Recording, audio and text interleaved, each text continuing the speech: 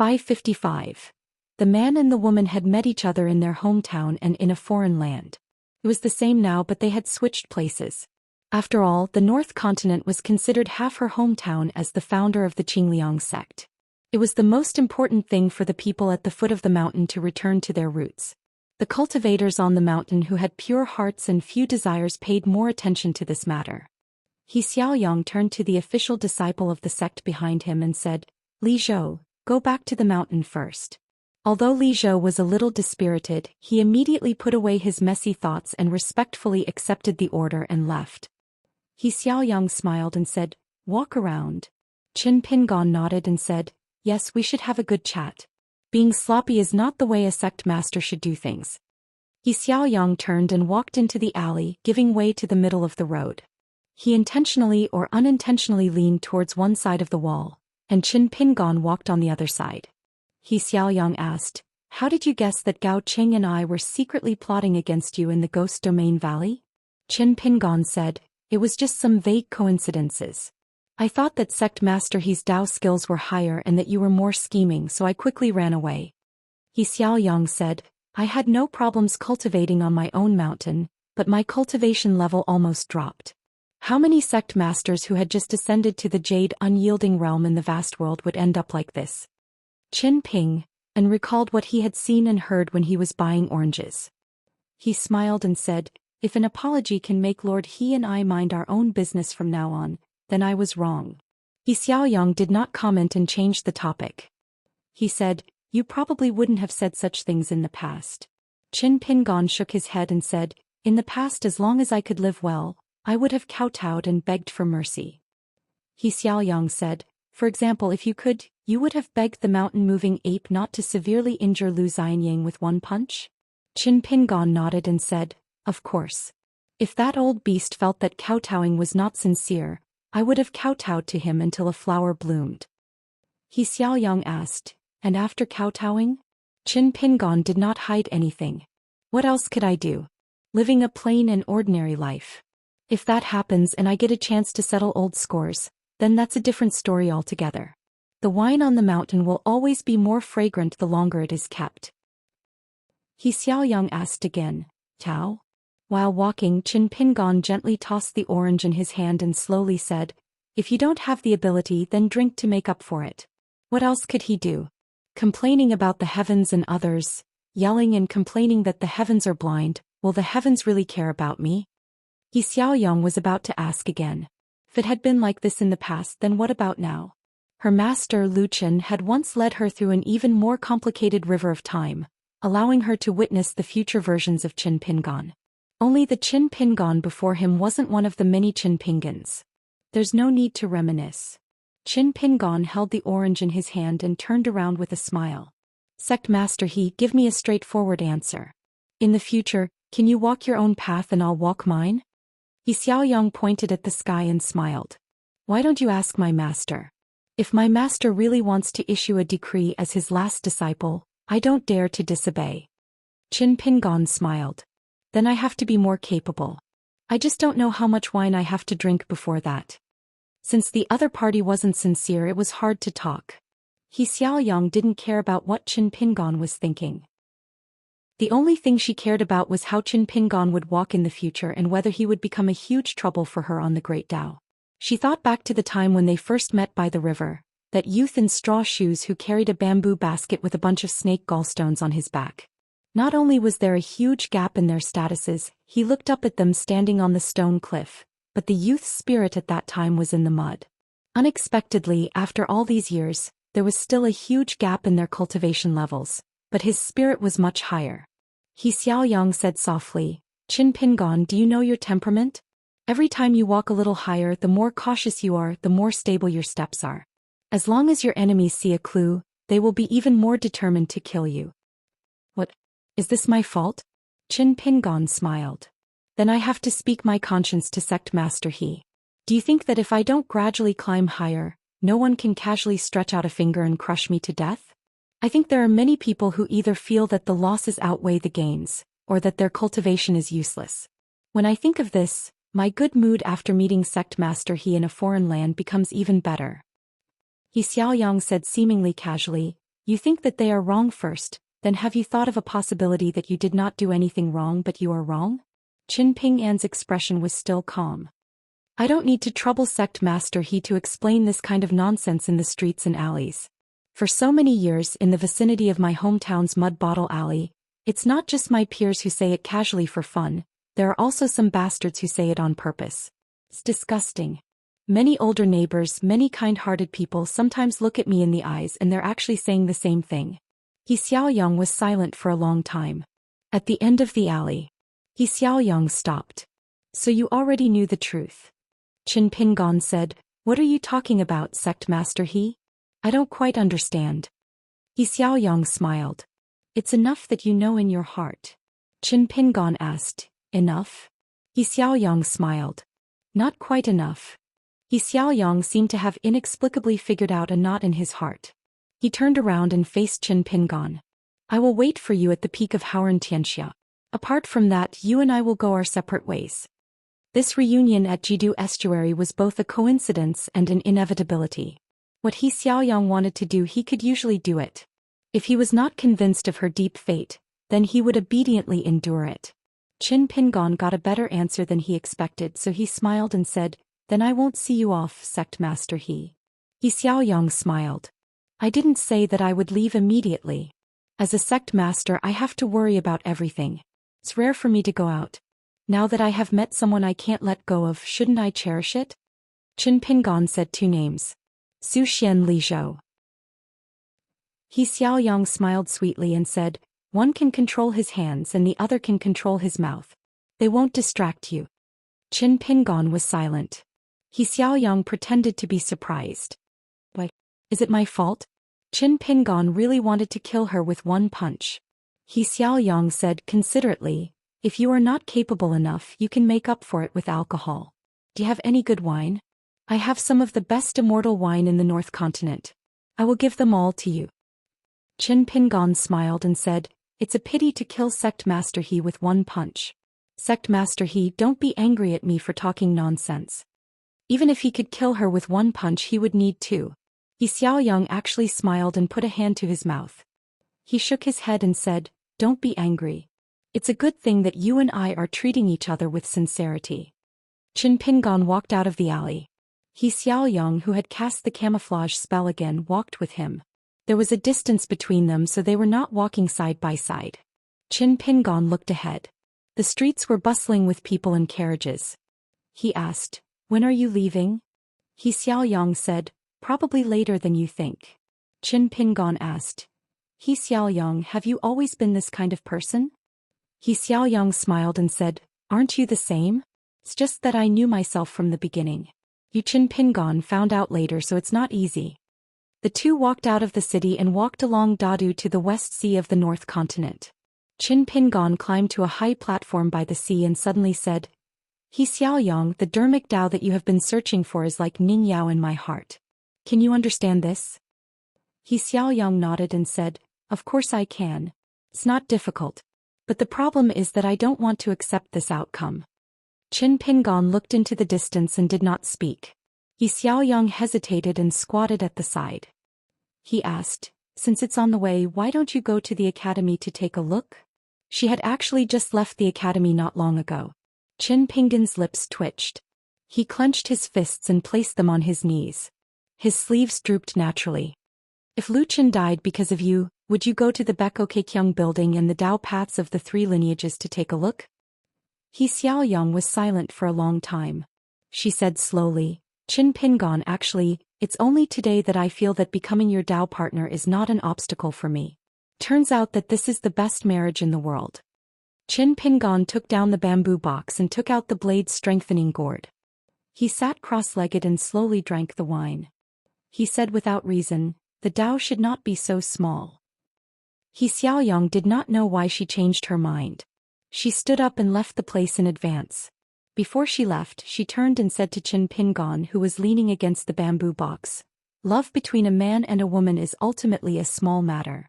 Qin Ping'an said indifferently, Regarding this matter, not even the Dao ancestor can make the decision, let alone your master Lu Chen.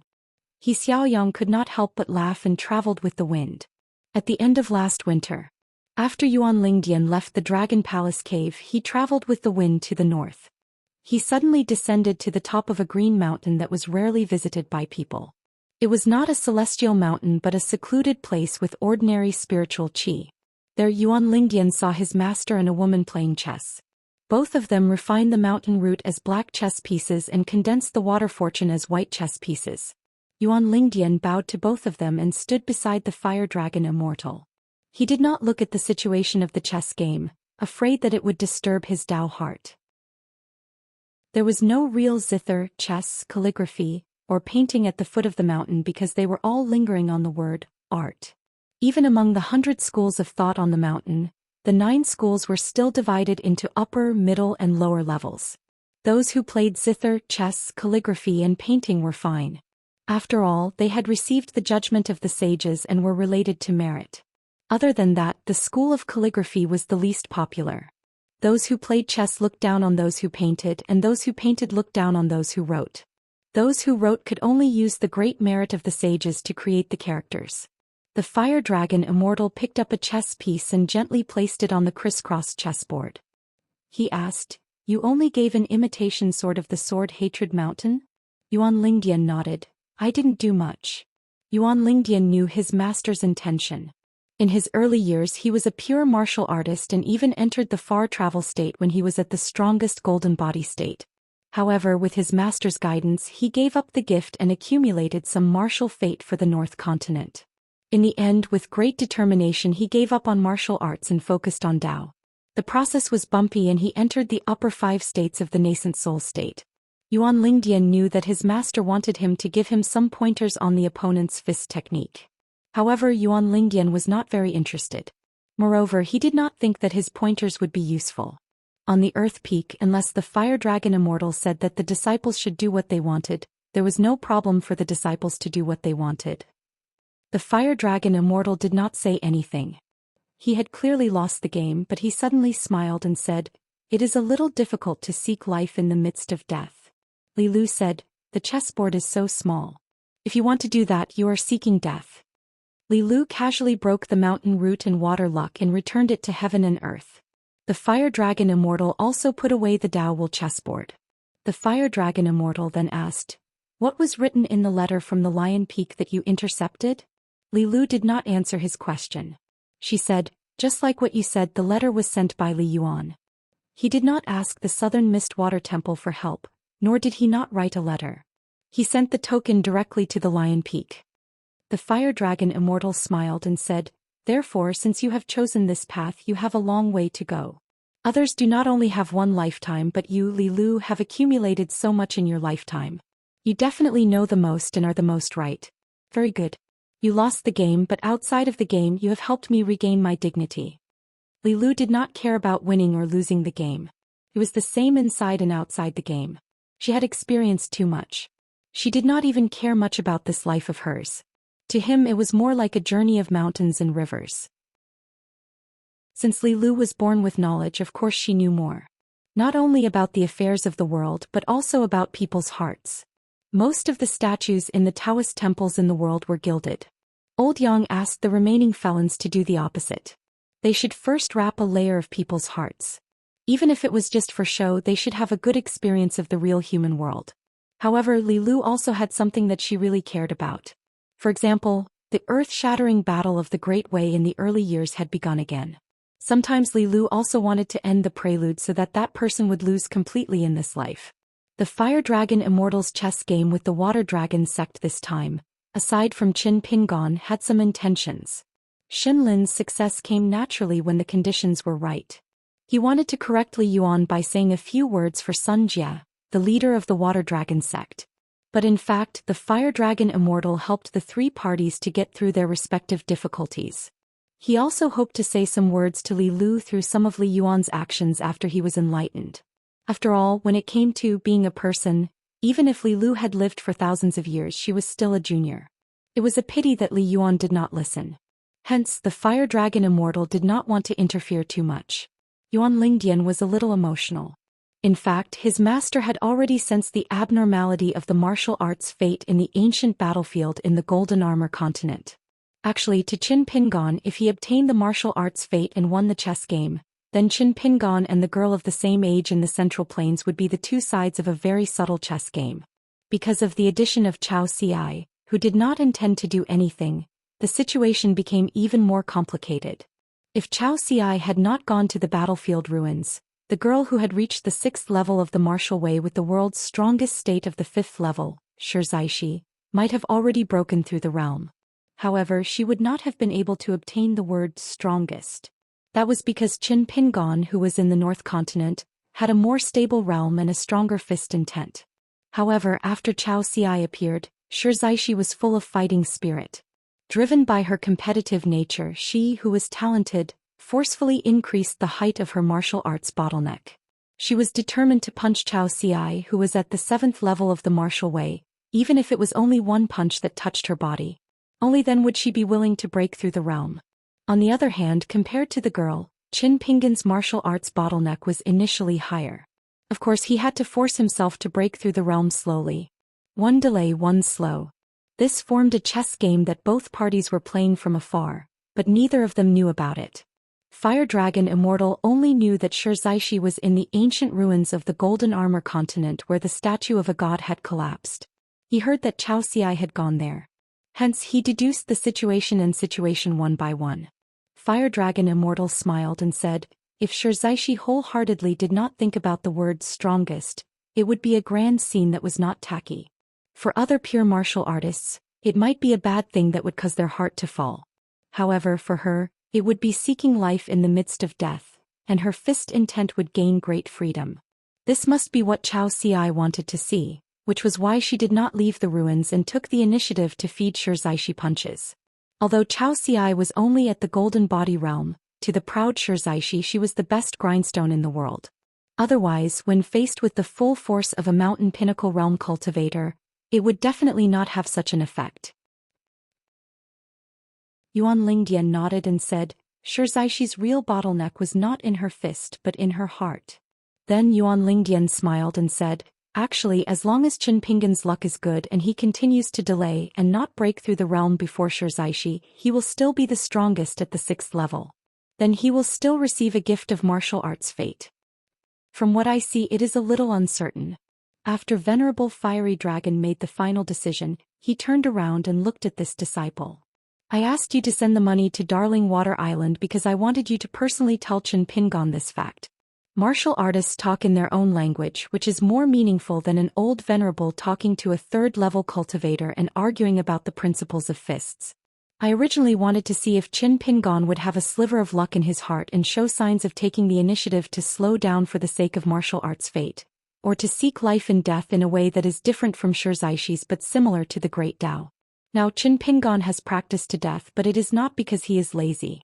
He has fought many battles to the death with others and it is close to no mistakes. He can clearly comfort himself with the fact that there is no limit to one's strength. But why did he have to break through the alley wall with his fists and create a path for his own heart? Yuan Lingdian smiled bitterly and felt a little guilty. I have delayed you, master. Should I return to the Dragon Palace Grotto Heaven now? Venerable Fiery Dragon smiled. Forget it. Let nature take its course. Do you think it will definitely be a good thing after you said this? Qin Pingon will definitely be able to fight for the strongest position? Do you think there will be no repercussions when he tries his best to walk on the path of the heart? If a person refuses to accept his fate and thinks that pursuing the extreme is the best, he will die on the path of cultivation. Fight for the strongest 6, fight for the 7th after 6, and then the 8th will be mine. If the 8th is mine, who will fight for the 9th with me? Does he deserve to die? Is it because of the Great Tao competition? Along the way he just gritted his teeth in anger. When did martial arts become so low? Li Lu shook his head. The logic is too extreme. Venerable Fiery Dragon also shook his head. A pure person should be beaten to death as soon as possible. Yuan Lingdian did not have any doubts about this logic. Zhou Xian did a good job. On the path of martial arts she did not stop others from climbing higher. If there was a chance she would even help others just like how she helped Xianxia temper his realm. This was also one of the reasons why Zhou Xian was unrivaled in the Central Plains. It was not only because her master was Valkyrie Pei Bei, who protected Zhou Xian from being accidentally killed by the cultivators of the upper 5 realms.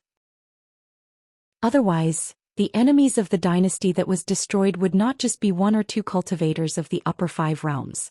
Killing Pei Bei was an extravagant hope, but killing Zhou Xian, the disciple of Zhou Xian who had traveled to other continents, would not be too difficult. Zhou Xi's thoughts and actions were the greatest protector of Dao. For example, this time when she traveled to the Golden Armor continent with her friend Lu Yuzhou, how important was the god of fortune of the pure snow continent to Zhou Xi's life? Was it the same as Lu Yuzhou? Although it seemed like the god of fortune made a choice after weighing the pros and cons in the end, it was still Zhou Xi's own decision. The pure martial artists of the Central Plains were mostly willing to show some kindness to Zhou Xian. They might even chat behind her back and say a few good words for this junior. They might even personally make a move to dispel some dangerous ripples. How to turn bad into good was a skill. Adding good to good was a skill. What really saw everything in the world was not the eyes but the human heart. When looking at Zhou Xian, one could only see that he had unprecedented potential and that Pei Bei was standing behind him. This was why the eyes were very useful but the human heart was closed. Li Lu was probably used to arguing with Fire Dragon Immortal. He smiled and said, "These principles are not applicable to many people." Fire Dragon Immortal laughed and said, "Let's talk about the matter and the person. If we don't use the person to destroy everything and if we don't use one thing to destroy the whole person we won't be so muddled."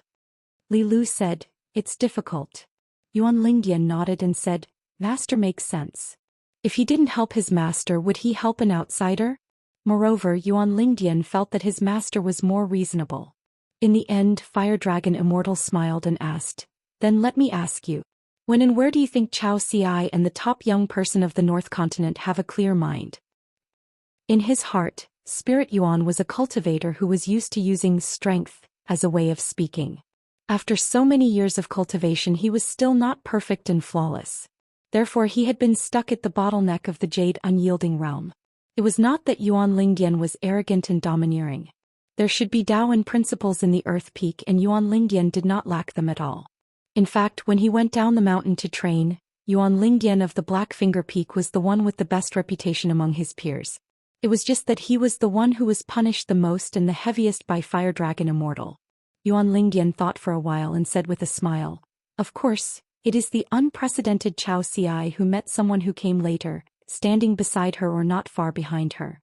Not only that, the person who came later had a chance to surpass Zhou Xian. That was the key moment when Zhou Xi's true nature was revealed.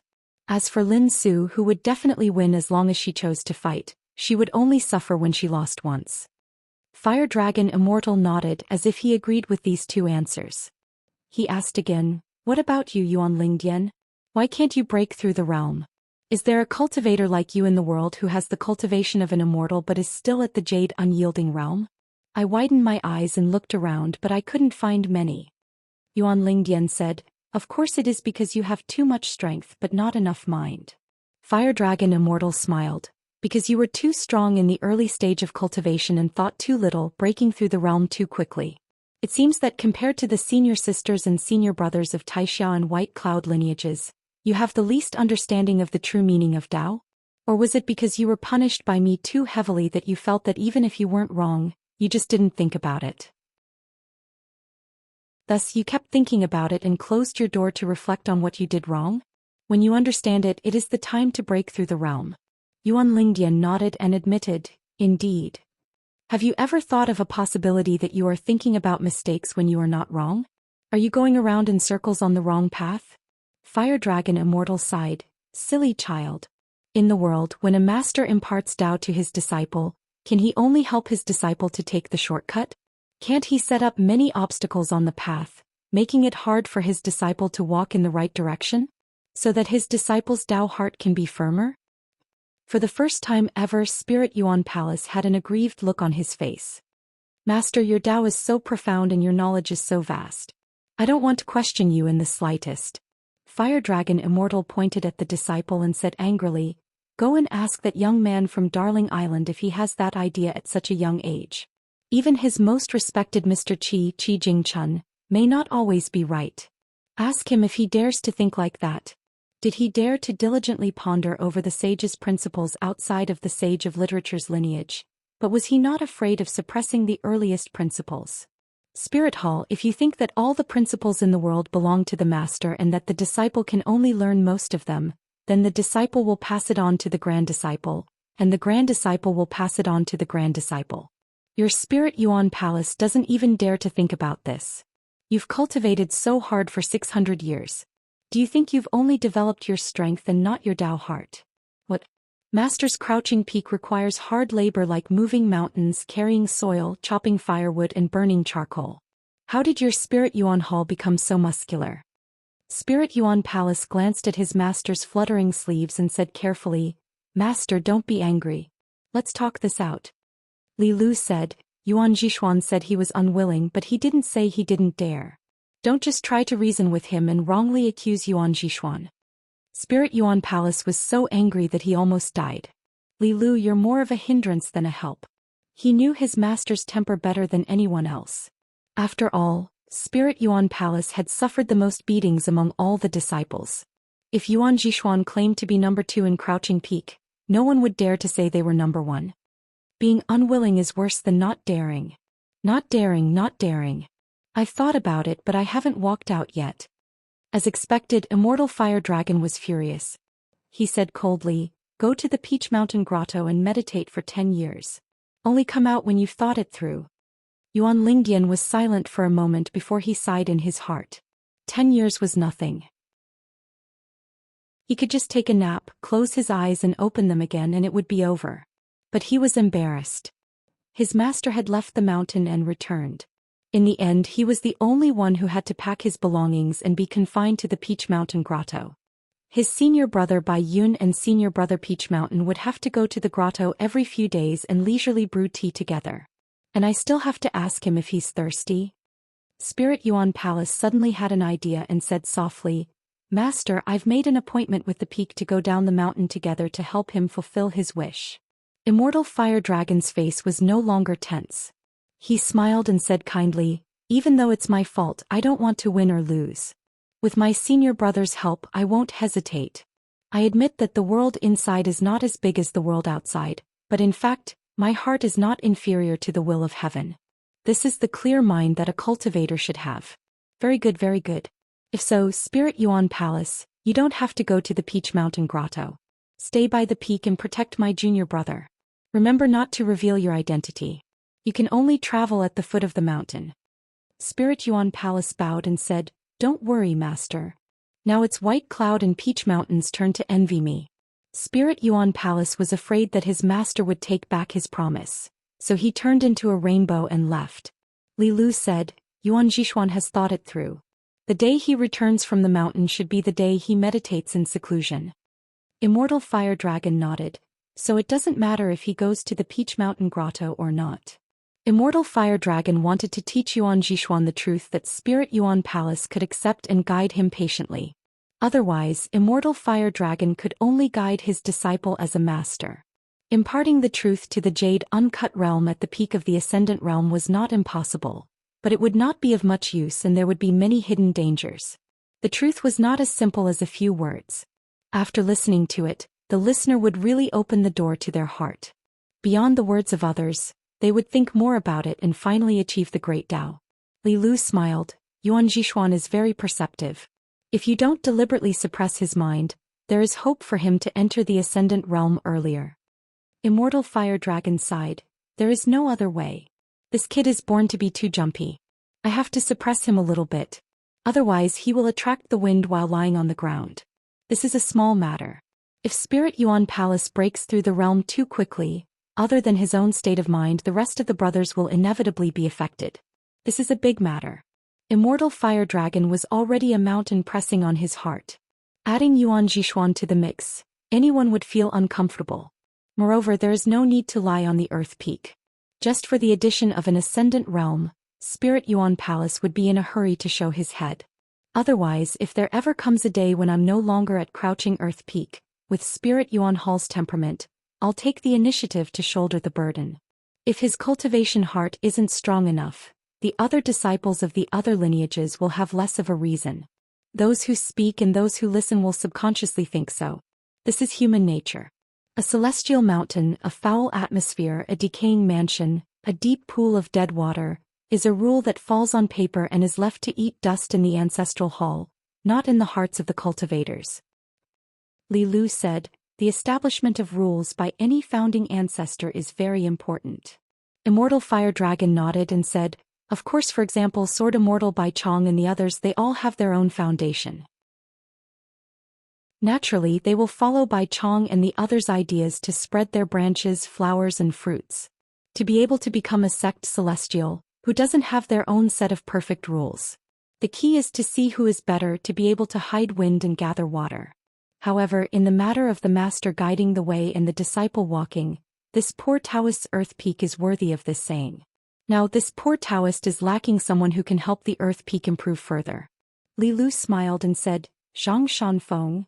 Immortal Fire Dragon said, I can only say that the mountain peak has the greatest hope, but I hope that Spirit Yuan Palace and the other senior brothers can also do it. However, this poor Taoist gives hope to the disciples inside and outside the earth peak. Everyone is different. It is not to say that the mountain peak has the highest hope, but it does not look down on others. Li Lu shook his head and said, it is easy for you to say. If it was an earth celestial cultivator, Jade Unyielding Realm Sect Master, would he be willing to think so? Immortal Fire Dragon smiled and asked, since when did this poor Taoist force other mountain peaks to think so? Finally, Immortal Fire Dragon said in a deep voice, but you have to understand that if the cultivators in this poor Taoist position are not willing to think so, then the world will not be good. Li Lu smiled playfully. Not good. Immortal Fire Dragon said, in the small chess game between you and me, losing a few games to you, even if it is 1,000 games, is nothing. However, in the chess game of the world, if this poor Taoist is not bragging, you really cannot win. Li Lu smiled and said, we do not care. Immortal Fire Dragon said, what a coincidence, we do care. Li Lu was about to leave for the Dragon Palace Grotto Heaven. The North Continent had already reached the official stage. Lion Peak, the Great Yuan Dynasty's Zhou Xian office, the Yang family and the Water Dragon sect were all pawns. In fact, most of the pawns were because of her unreasonable hands. In the end, only a few pawns were left on the chessboard according to the rules. She could only get one of the positions to help Lord Ling Yuan and Marquis Long Tinting.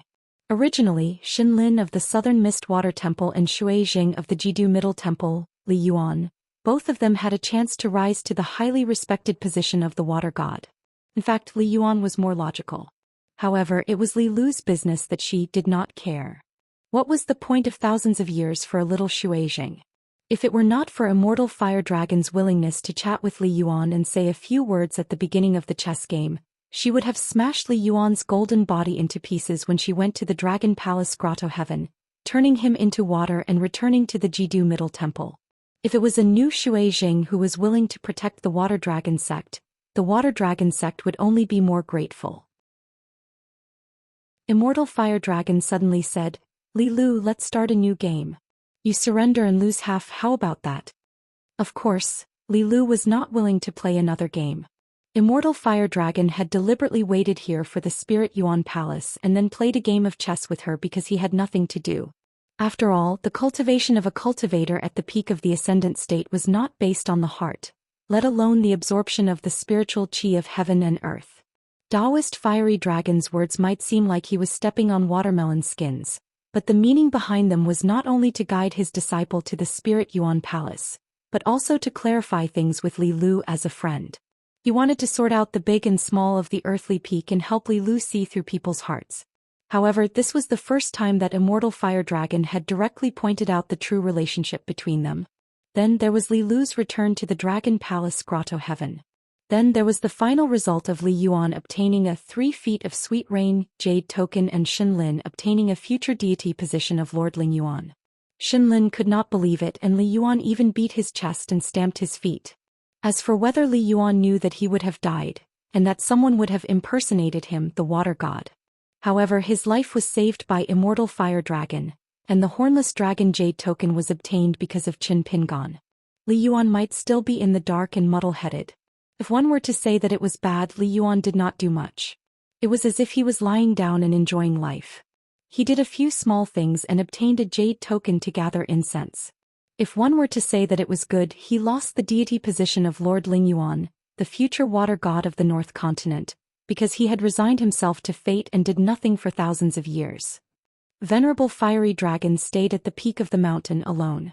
He thought of some old things that had happened in the past, and it was quite annoying. Some of them were from the ground peak, some were from the North Continent, and some were from the entire vast world. When the old immortal thought of these, he felt sleepy. Previously, he had come from the ground peak with a stomp of his foot. Now he had returned to the peak of the ground peak with another stomp of his foot. Once he dozed off, it would snow on the ground peak and the little guys would have a snowball fight happily. Zhang Shanfeng squatted on the square, surrounded by a large circle of Daoist children. Most of them were new faces, but Zhang Shanfeng had always been familiar with children. At this moment, the young Taoist was telling them about how difficult it was to slay demons and devils at the foot of the mountain. The little guys listened with their ears pricked up, eyes widened and fists clenched. Each one was more immersed than the other and was anxious.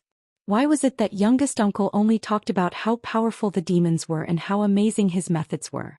He didn't talk about how the peachwood sword flew around and how the demons were beheaded to their heart's content. Zhang Shanfeng stopped talking, raised his head and smiled. "Master, you're back?" The little Daoist children were all in high spirits and they bowed to the Grand Master. One of the bolder ones secretly tugged on the sleeve of Uncle Master's Daoist robe. Zhang Shanfeng looked around and everyone nodded vigorously, giving him a look. Zhang Shanfeng said, "Master, it's almost New Year at the foot of the mountain, and it's ridiculous that it doesn't snow in winter." Venerable Fiery Dragon walked to their side, and stretched out his hand to touch the head of a little Daoist child and smiled. "Then Grandmaster, try your best and take a nap? Asking the heavens for a heavy snow in your sleep?" The little Daoist children with childlike innocence all nodded in unison, like chickens pecking at grains. Once Grandmaster dozed off, it would snow on the mountain. This was an old rule passed down by word of mouth from the generation of the Earth Crouching Peaks Master and the older senior brothers. Venerable Fiery Dragon smiled at Zhang Shanfeng. "After senior brother Yuan returns, he will go down the mountain with you to fulfill his wish." Zhang Shanfeng was stunned. "I begged senior brother Bai Yun for this and senior brother Bai Yun also agreed. It has nothing to do with senior brother Yuan."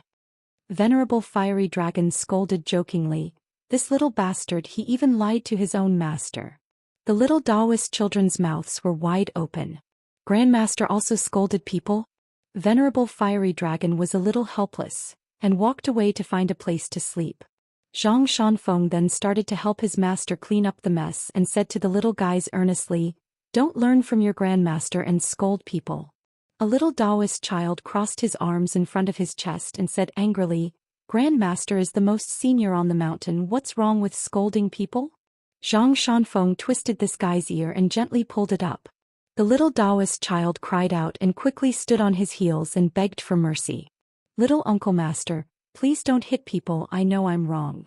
After Zhang Shanfeng smiled and let go, the little Daoist child said angrily, "My master said that if you don't respect your elders, your butt will bloom. Little Uncle Master, be careful."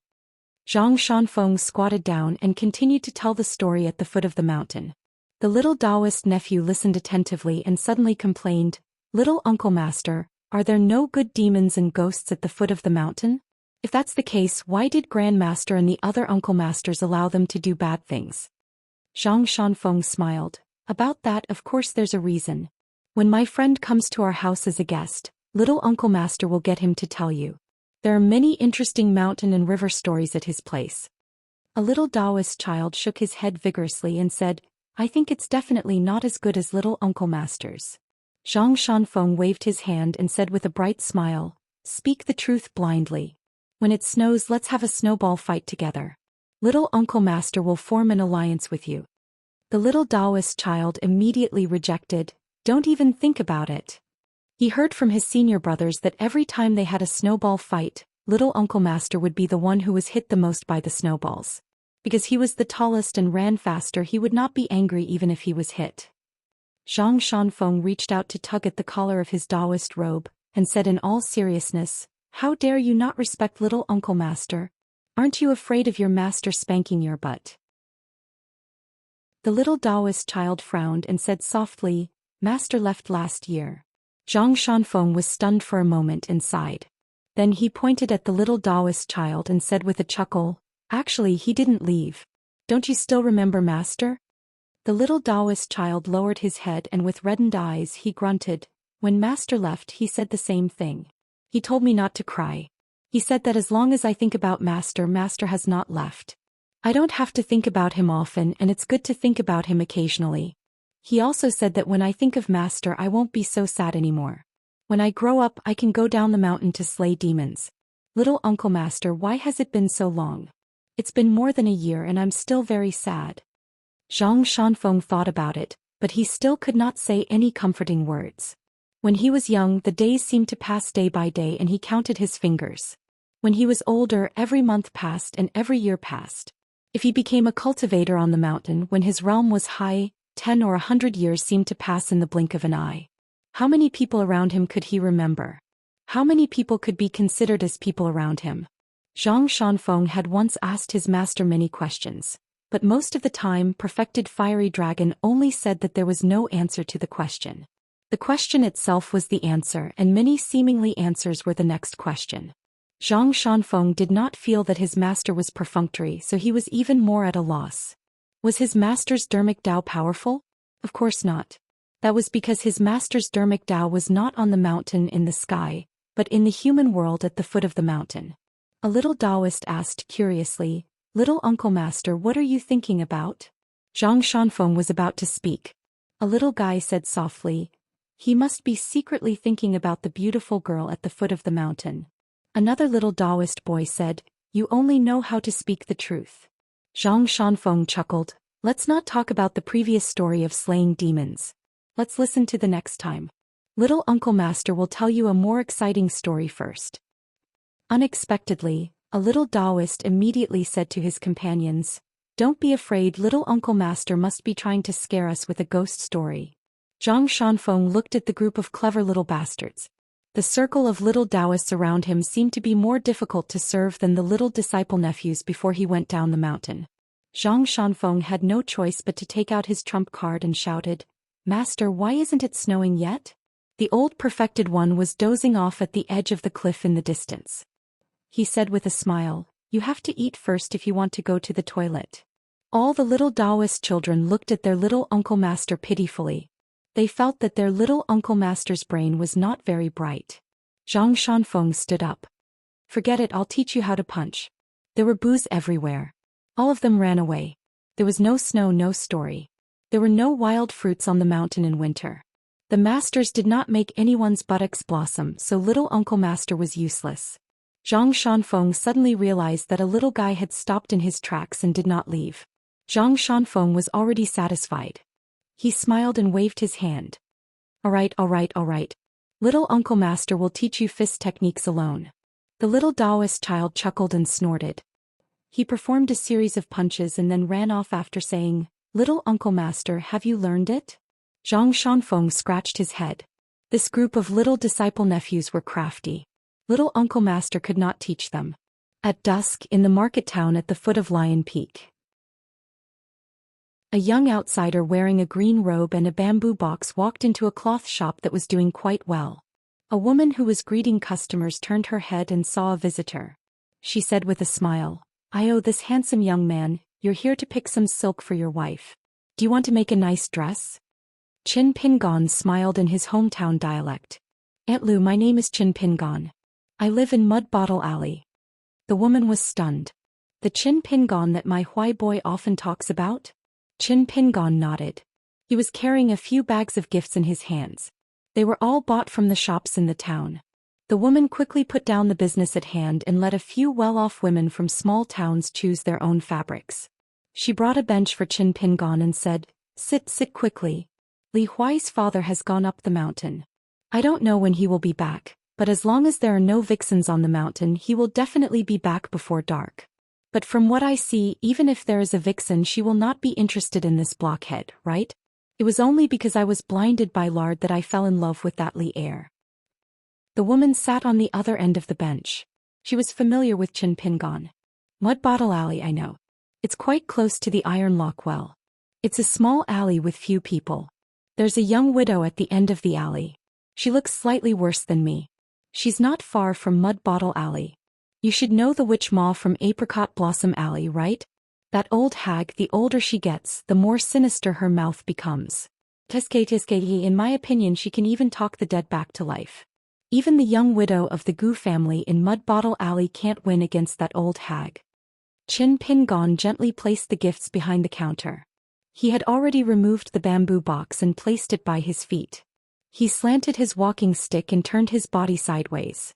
He quietly and patiently listened to the woman talk about her hometown. The woman suddenly slapped her thigh. Li Lu is heartless. Have you seen him before? I don't think he's ever liked her. Sighed Qin Pingon. You don't know, but our daughter rebelled and became a servant girl serving tea to the Immortal on the mountain. She immediately forgot about her parents and ran out from time to time. She hasn't been home for a long time.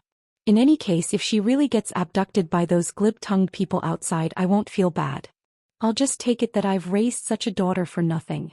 I just pity my Li Huai. He won't be able to count on his sister and brother-in-law.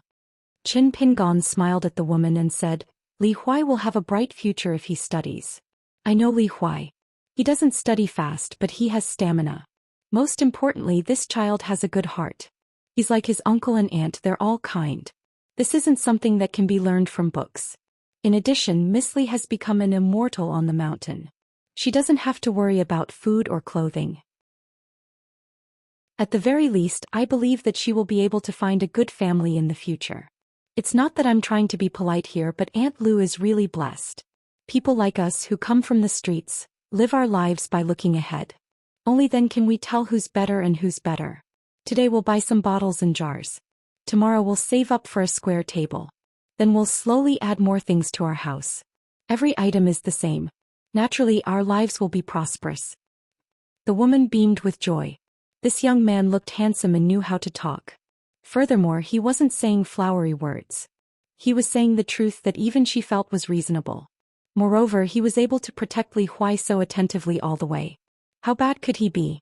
Although from the way he dressed, this young man from his hometown didn't look like the kind of person who had become rich and powerful. As long as he was honest, he would treat Li Huai so well even when he wasn't his brother-in-law. In the future, when he became Li Huai's brother-in-law, wouldn't he be even more devoted to helping Li Huai? Why not bring Qin Pingon and my daughter together? As soon as the woman thought of this, she began to look at this young man from afar with the eyes of a mother-in-law looking at her son-in-law. Not bad, not bad. He cleaned himself up so well. At first glance, she could tell that he was a considerate young man. It was not that she felt sorry for the kid named Lin Shi from the academy. It was just that the woman always felt that the two of them were so far apart. The capital of the Great Sui Kingdom was such a lively place. How could there be a lack of beautiful girls? If Lin Shi changed his mind one day, would he want her daughter to become an old lady and not get married? Li Lu, this girl, took after her mother. It was true that she was good-looking, but the woman knew that a girl's good looks really didn't mean much. She accidentally found a heartless man. Originally, the prettier her face was, the more vexed she was. She was also arrogant and would only lead a miserable life. After 7 or 8 years, she reckoned that she wouldn't even dare to look at herself in the mirror. The more she looked at him, the more she liked him. It wasn't that she was fickle. Dong Shuijing, who often helped out at home in the early years, was of course honest and dutiful, but she had always felt that he was lacking something. As for Lin Shi, everyone said that he was a scholar, but she felt that he was out of her league. She had heard that this fellow's father worked in the manufacturing yamen, and his position wasn't small either. Moreover, for a family to be able to move to the capital, how could the threshold be low? If Li Lu really married him, how could such a silly girl who didn't understand the ways of the world not be bullied? In the future, if Li Huai went to visit, he would be looked down upon by the gatekeeper, right? Qin Pingon didn't know what this Aunt Lu was planning. Seeing that this elder smiled and didn't say anything, he was afraid that the atmosphere would become awkward, so he took the initiative to talk about family matters. Qin Pingon suddenly turned his head and looked away. He smiled and said, "Aunt, Uncle Li is back."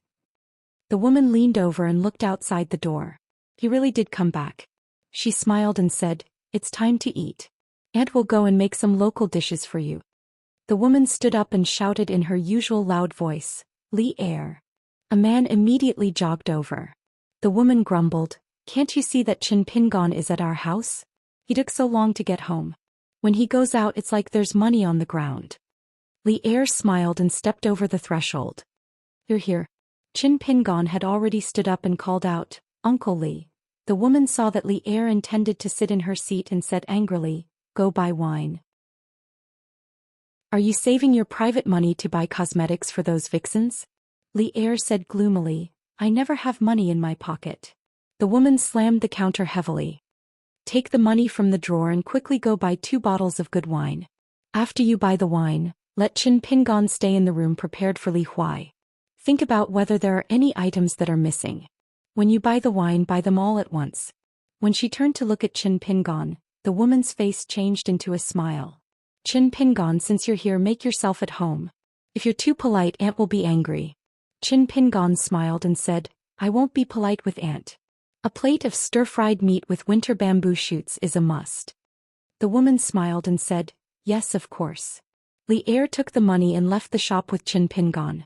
They were all neighbors and villagers, and they were at the foot of Lion Peak. There was no need to worry that something would happen to the shop when no one was looking after it.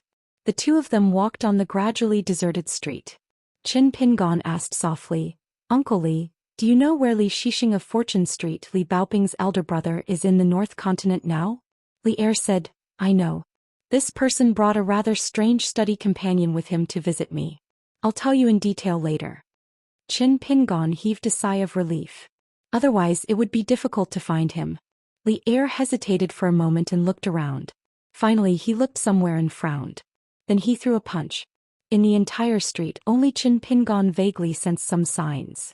Even if someone was nearby and happened to stare at Li Er, they would not be able to see Li Er throw a punch.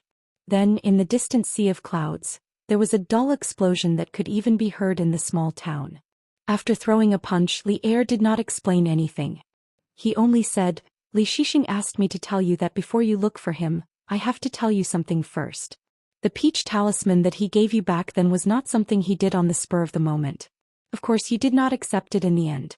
Then he drew a talisman for the bamboo building of Luapa Mountain. He cut off a lot of karma that was related to you. Therefore Li Shixing asked you not to be grateful. If you can't do it, you don't have to look for him. Qin Pingon nodded and said, All right. Li Er went to a wine shop at the corner of the street. He took out money and bought 2 pots of the most expensive wine from the shopkeeper. He said, It's all thanks to you. A young customer smiled and asked, Li Er, your Li Lu did not go down the mountain? Could it be that Miss Li is used to staying in the Immortal's mansion on the mountain and looks down on the doghouse at the foot of the mountain? Li Er ignored him. On the way back, Li Er nodded and said with a smile, Your 6th realm is very sturdy. Qin Pingon was with Li Er and did not have too many reservations. He said, At a place to the east of Jidu, I was taught 3 punches by Elder Gu Yu. Li Er grunted in acknowledgement but quickly said, 3 punches is still too little. Qin Pingon said, It can't be helped. At that time, Elder Gu had to hurry to keep the appointment to fight Elder Jiyu of Ape Caw Mountain. Li Er did not join in the fun of the fight. Because there was no need. Li Er said, It's okay. I don't lack food on the table. I have punches too. Qin Pingon thought for a moment. Let's talk after we're full. Li Er showed a rare serious expression. He turned and asked, I need to know one thing first. What do you want? The word strongest? Qin Pingon shook his head and said with a smile, From the first day I started practicing I never asked for that. Because of other people I thought about being the strongest and martial fate. But in the end I found that the two are not related to fighting. Li Er continued to look at Qin Pingon. Qin Pingon continued, If I only rely on myself to practice, no matter if it's heart chi, strength or fist intent, I can ask for help once since I know Uncle Li. I don't care about martial fate, but I need to break through with a stronger fist intent. To put it simply, this golden body realm must be the golden body realm that is above the peak of my physique, Qin Pingon. I only want this. Li Er did not mention anything about practicing. Instead he grinned and said, If you don't eat your fill, your Aunt Lu won't agree. If she doesn't agree, I don't even dare to clear the table. Qin Pingon smiled lightly and said, That's great. Li Er patted Qin Pingon's shoulder and said, Say this after you eat and drink and feed me punches. 556. Yuan Lai preferred reading and did not like practicing martial arts. It was not that he could not bear the hardships or pain, But he was not as obsessed with martial arts as his sister. He followed Master Lu Baixiang and came to Luopa Mountain again. He and his sister were still not able to record their names in the ancestral hall because the young mountain master was not at the top of the mountain. Yuan Lai did not think much of it, but his sister Yuan Bao was actually quite angry and felt that her master was neglected. Every day Yuan Lai, other than practicing martial arts with his sister, would read books whenever he had free time.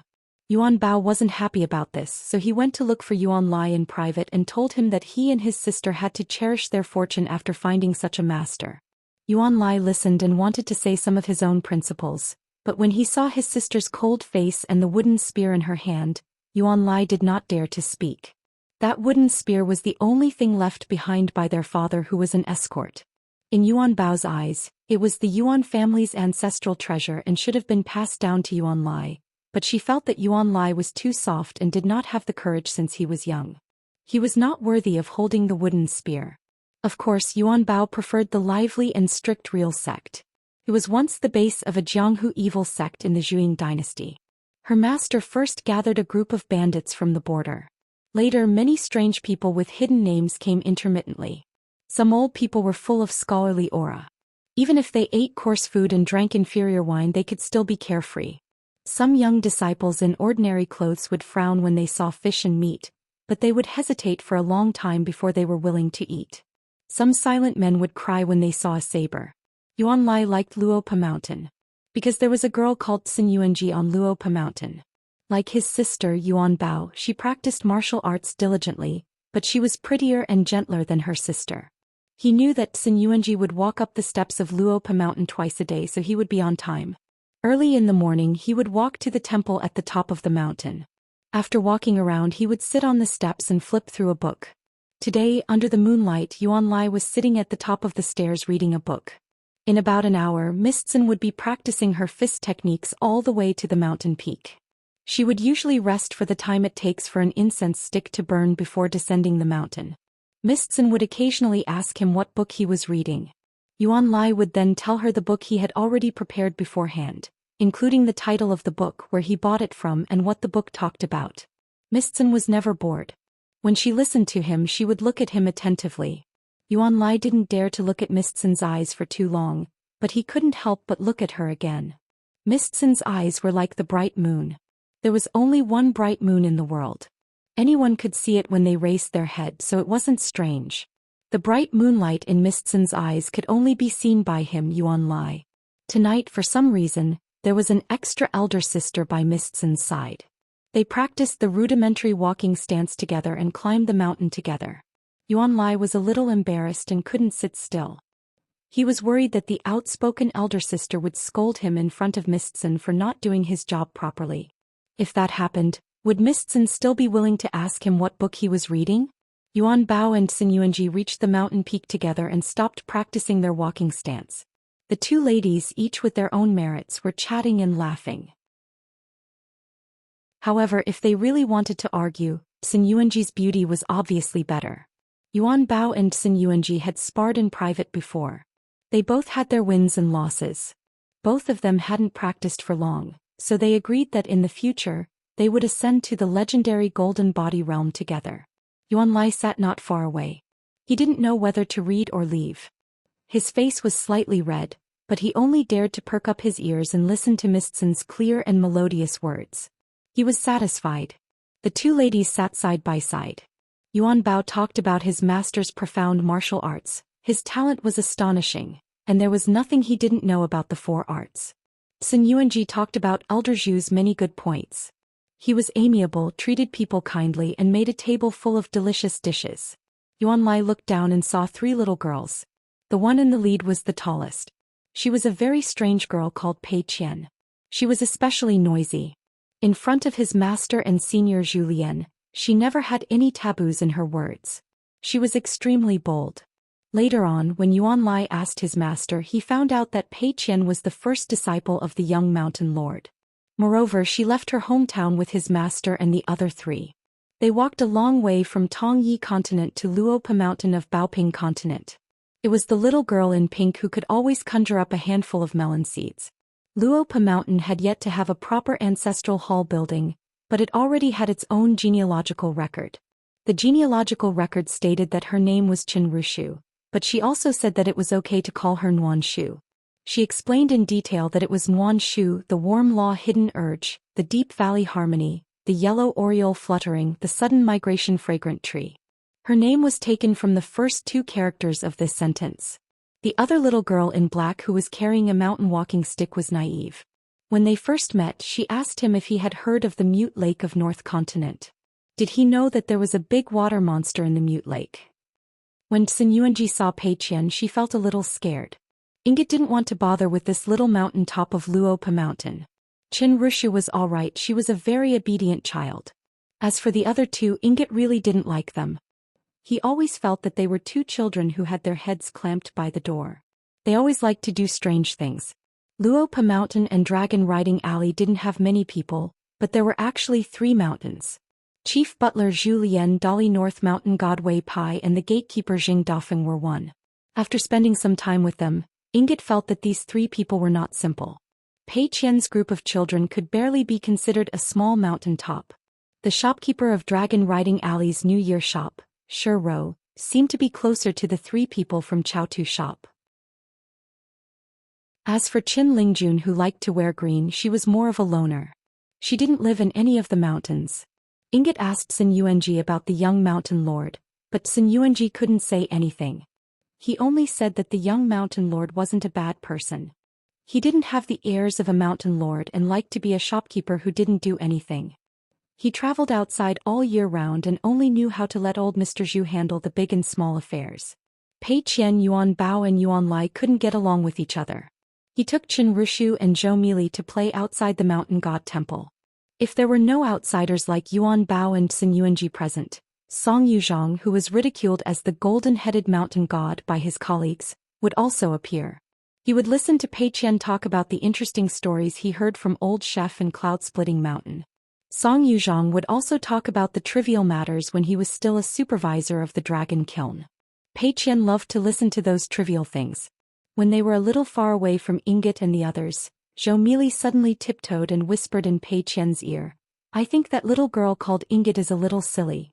Pei Qian glared and said, "As the right guardian of Luopa Mountain, how can you talk behind people's backs?" Zhou Mili was sick. Pei Qian laughed and said, "Silly or not, do I need you to tell me? We just need to know what we're doing." Zhou Mili beamed with joy. Pei Qian reached out and touched Zhou Mili's little head. He bent down slightly and said with kind eyes, "You eat so many rice grains every day, bowl after bowl, why don't you grow taller?" Zhou Mili stood on the tip of her toes and straightened her chest.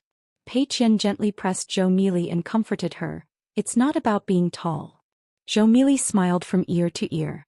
Pei Qian extended his hands and held onto Zhou Mili's cheeks, and slapped the Mute Lake monster's mouth shut and reminded her, "Mili, you are now the right guardian of Luopa Mountain, from the mountain deity Song Master, to Jing Dafeng at the foot of the mountain, and the 2 big shops in Dragon Rider Alley. Everyone knows of your position. The higher your position, the more you need to reflect on yourself. You can't be cocky, you can't lose face for my master, can't you understand?" Qin Rushu looked to the north at the Huimeng Mountain, which also belonged to his own mountain, and was extremely huge and had already rented the back of the fish to the Book Lake Pearl Island. Qin Rushu said softly, "It seems like Mr. Zhu will be going out for a long time." Pei Qian nodded his head. "There are many places to go. I heard that the furthest is the old dragon city at the southernmost part of our Aquarius continent." Pei Qian took out a money bag from his sleeve. "I told you before, the Aunt Gui who gave me the money bag is the old dragon city's Immortal senior. She looks especially good when she smiles." Zhou Mili asked, "Can I take a look?" Pei Qian handed it over. "You are not allowed to touch it, the things inside are all priceless treasures." Zhou Mili took the money bag. "It's so heavy." Pei Qian's mouth twitched and snorted, "This is called family property." Pei Qian jumped onto the railing of the mountain peak. Imitating his master, he slowly punched out, flowing like water. Every time he stopped, he would shake his sleeves and it would sound like thunder. With a slight stomp, the entire railing would be instantly filled with dust. It was a pity that the 3 people at the stone steps had already gone down the mountain. A group of people sat on the Ox Horn Mountain Immortal family's ferry, leaving the old Dali territory, and heading towards the central region of the Aquarius continent. The current Aquarius continent was actually all surnamed Song. Lu Zhongrun put on a woman's face that Zhou Xian gave him. He sat in front of the dressing table, his fingers gently rubbing his temples. He did not know whether to laugh or cry. But thinking about this treasure hunt, he still felt uneasy. After all, the water hall and dragon boat, as the princess royal of the old country, it was easy for her to find them, but how to bring them back to Longquan County was a huge problem. But since Zhou Xian said that he had a plan, Lu Zhongrun would take it one step at a time. He believed that the Xianxia Island's accountant, since he was willing to hand over the power of Luopa Mountain to this person, he would not be a boastful person. Inside Lu Baixiang's house, Zhou Xian sat cross-legged. On the table was a pot of wine, a porcelain cup and a plate of soybeans, drinking slowly. Lu Baixiang sat opposite. He had no intention of drinking. In Cui Dongshan's reply letter he mentioned Wei Xian, saying that this fellow had started out as a cultivator following the army, working under a military general named Chao Jun. He had accumulated quite a lot of military merits, and had been granted the title of martial scholar by the imperial court of Great Li. In the future he would be able to step down and become an official. The four people in the painting of Lotus Flower Blessed Land now had their own paths under their feet. Wei Xian joined the army. Sui Yu cultivated in the Yugui sect of Tongye continent and became a cultivator. Lu Baixiang established a sect in Jianghu. Only Zhou Xian stayed in Luopa Mountain. When Lu Baixiang received Zhou Lian's secret letter, he immediately prepared 3 treasures on the mountain and a box of immortal money, which were the money of several groups of survivors of the Zhuang dynasty. But later, when Qin Pingon sent a letter back to Luopa Mountain from the Dragon Palace, Zhou Lian not only confiscated Lu Baixiang's hard-earned wealth, but also gave Lu Baixiang 10 grains of grain rain money. But at the same time he told Lu Baixiang that it was fine for the sect he founded to recruit soldiers from all over the world, but it was best for them not to get involved in the revival of the country by those old and young survivors. What Great Li's cavalry was going to do next was definitely to deal with these fish that escaped the net and attempted to rise from the ashes. Qin Pingon's letter was just a suggestion. He did not ask Lu Baixiang to do it. When discussing the treasure hunt with Lu Zhongrun, Lu Baixiang was present, but it was Zhou Lian who was strategizing. Zhou Lian killed 3 birds with 1 stone. He helped Luopa Mountain determine whether Lu Zhongrun and Pearl Island were worthy of becoming long-term allies. Pearl Hairpin Island owed Luopa Mountain a lot of incense. Lu Zhongrun owed Qin Pingon, the young hillmaster, a debt. Of course, Luopa Mountain, Qin Pingon, and Zhou Lian would not covet these incense favors. If Lu Zhongrun and Pearl Island expressed their goodwill in the future, Luopa Mountain would find a way to return it elsewhere. He believed that Lu Zhongrun was still not very clear whether the direct disciple of Pearl Island could stay on the back of the fish to cultivate or not. It was all up to her. If he was blinded by profit and still insisted on taking risks after knowing that the treasure hunt was full of hidden dangers, then it would not be the current situation. Lu Baixiang asked with a smile. If Lu Zhongrun made the wrong choice, then you, Zhou Lian, would be drawing legs on a snake. Wouldn't you be asking for trouble? If you found out that Lu Zhongrun was not a suitable ally, then should Luopa Mountain take the Waterhall Dragon boat? If you don't take it, you'll lose the 5 elements account for nothing. If you take it, you'll have a deeper relationship with Lu Zhongrun and Pearl Island, and Luopa Mountain will have endless troubles in the future. Zhou Lian picked up a few golden fried soybeans and threw them into his mouth, crunching them. He said with a smile, "If? There's no if now." Lu Baixiang shook his head, obviously not approving of Zhou Lian's action. If he were to take charge of this matter, after Cui Dongshan's letter was sent to Luopa Mountain, the situation would be settled. Either the water hall or the dragon boat, one of them would be transported to Luopa Mountain. As for the other things, whether Lu Zhongrun and Pearl Island's cultivators were right or wrong in the future was actually a small matter. Because Lu Baixiang firmly believed that Luopa Mountain's rapid development would soon make Pearl Island's cultivators look up to the high mountain, and they wouldn't dare to make mistakes.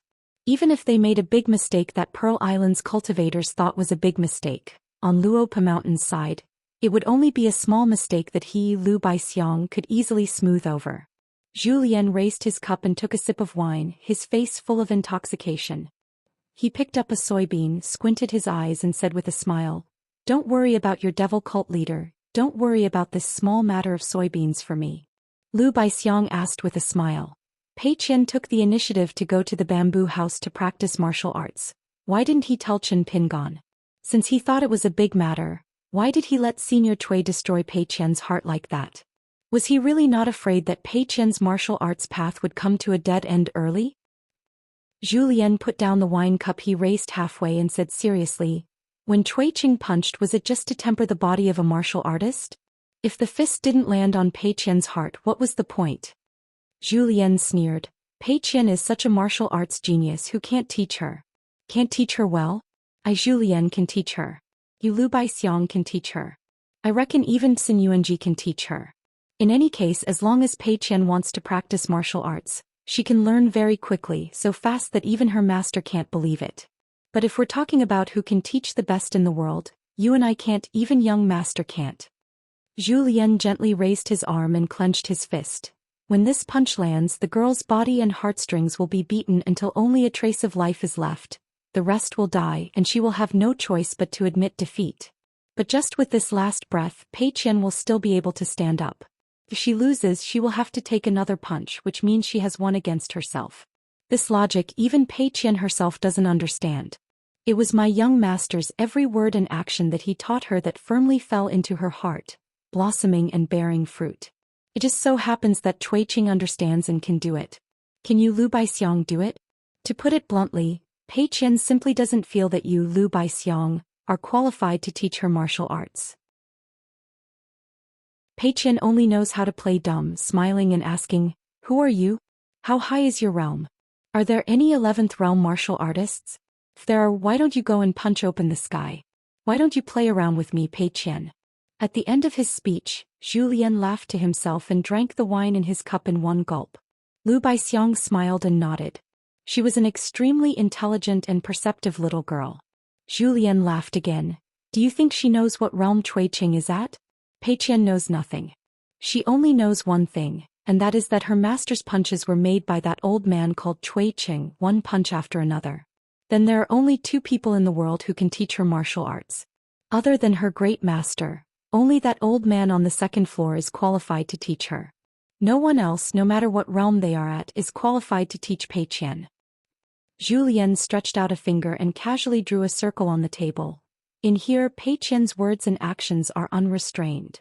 Lu Baixiang asked, if one day Pei Qian's martial arts realm surpasses her master's, what will happen? Will she still be able to control her temperament? Zhou Xian sneered.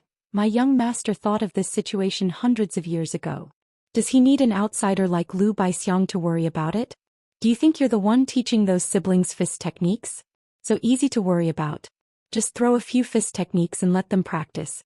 If you're in a good mood, just give them a few punches and that's it.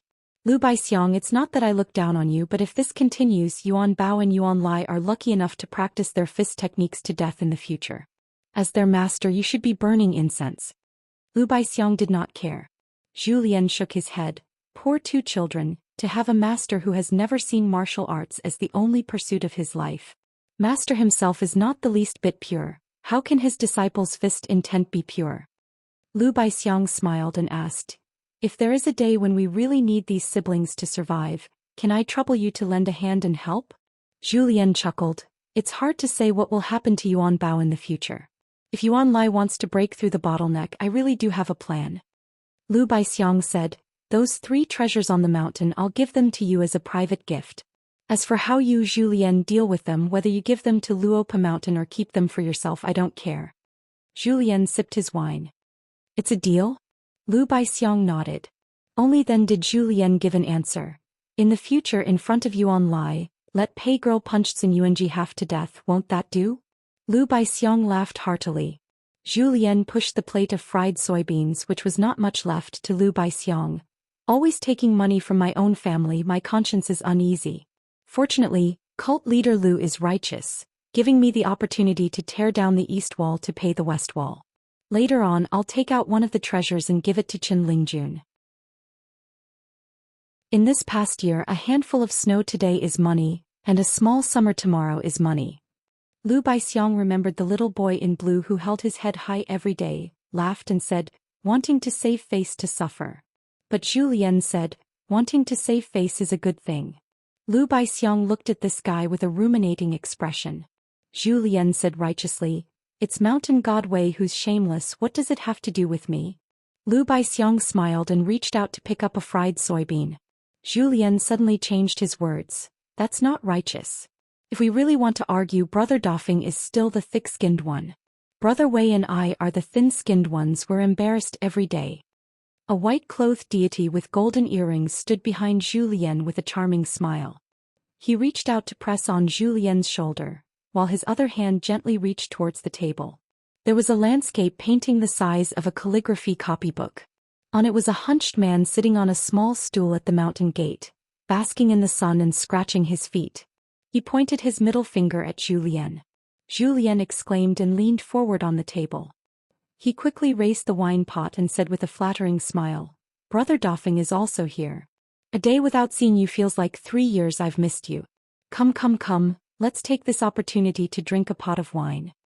Xing Dafeng continued to point his middle finger as if to say, "Scram."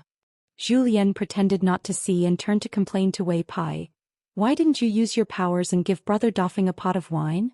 Wei Pai waved his sleeve and a pot of wine fell from Luopa Mountain onto Xing Dafeng's head. Xing Dafeng caught it with one hand. Zhou Xian held the painting in one hand and the wine pot in the other. He stood up and left, drinking as he walked and chatted with Xing Dafeng. The two brothers were separated by thousands of miles of mountains and rivers, but they each took a sip of wine.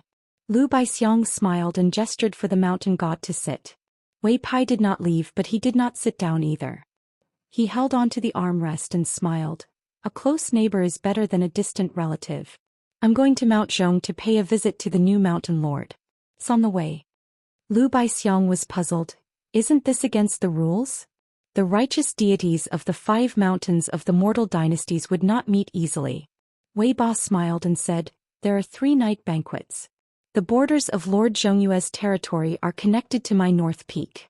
No matter what, it is in accordance with the rules to attend one. Since the other party is busy, I will pay him a visit. Then there's the former Longquan Prefecture father and mother official Wu Yuan, who is now near the foot of Mount Zhongyu. I can go and catch up. There's also Moism's Mr. Su, who is now adjacent to Mount Zhongyu. I'm old friends with Mr. Su and we had a night banquet before. Mr. Su sent someone to give me a gift, so I should thank him in person." Lu Baixiang nodded. It made sense. As the great Li cavalrymen marched southward, they had wiped out countless vassals of the dynasty, banned thousands of temples of various sizes, and destroyed countless golden statues of deities. Wei Pai of Northern Yu was the only righteous deity to receive 100 gold essence copper coins from Dali's Ministry of Revenue.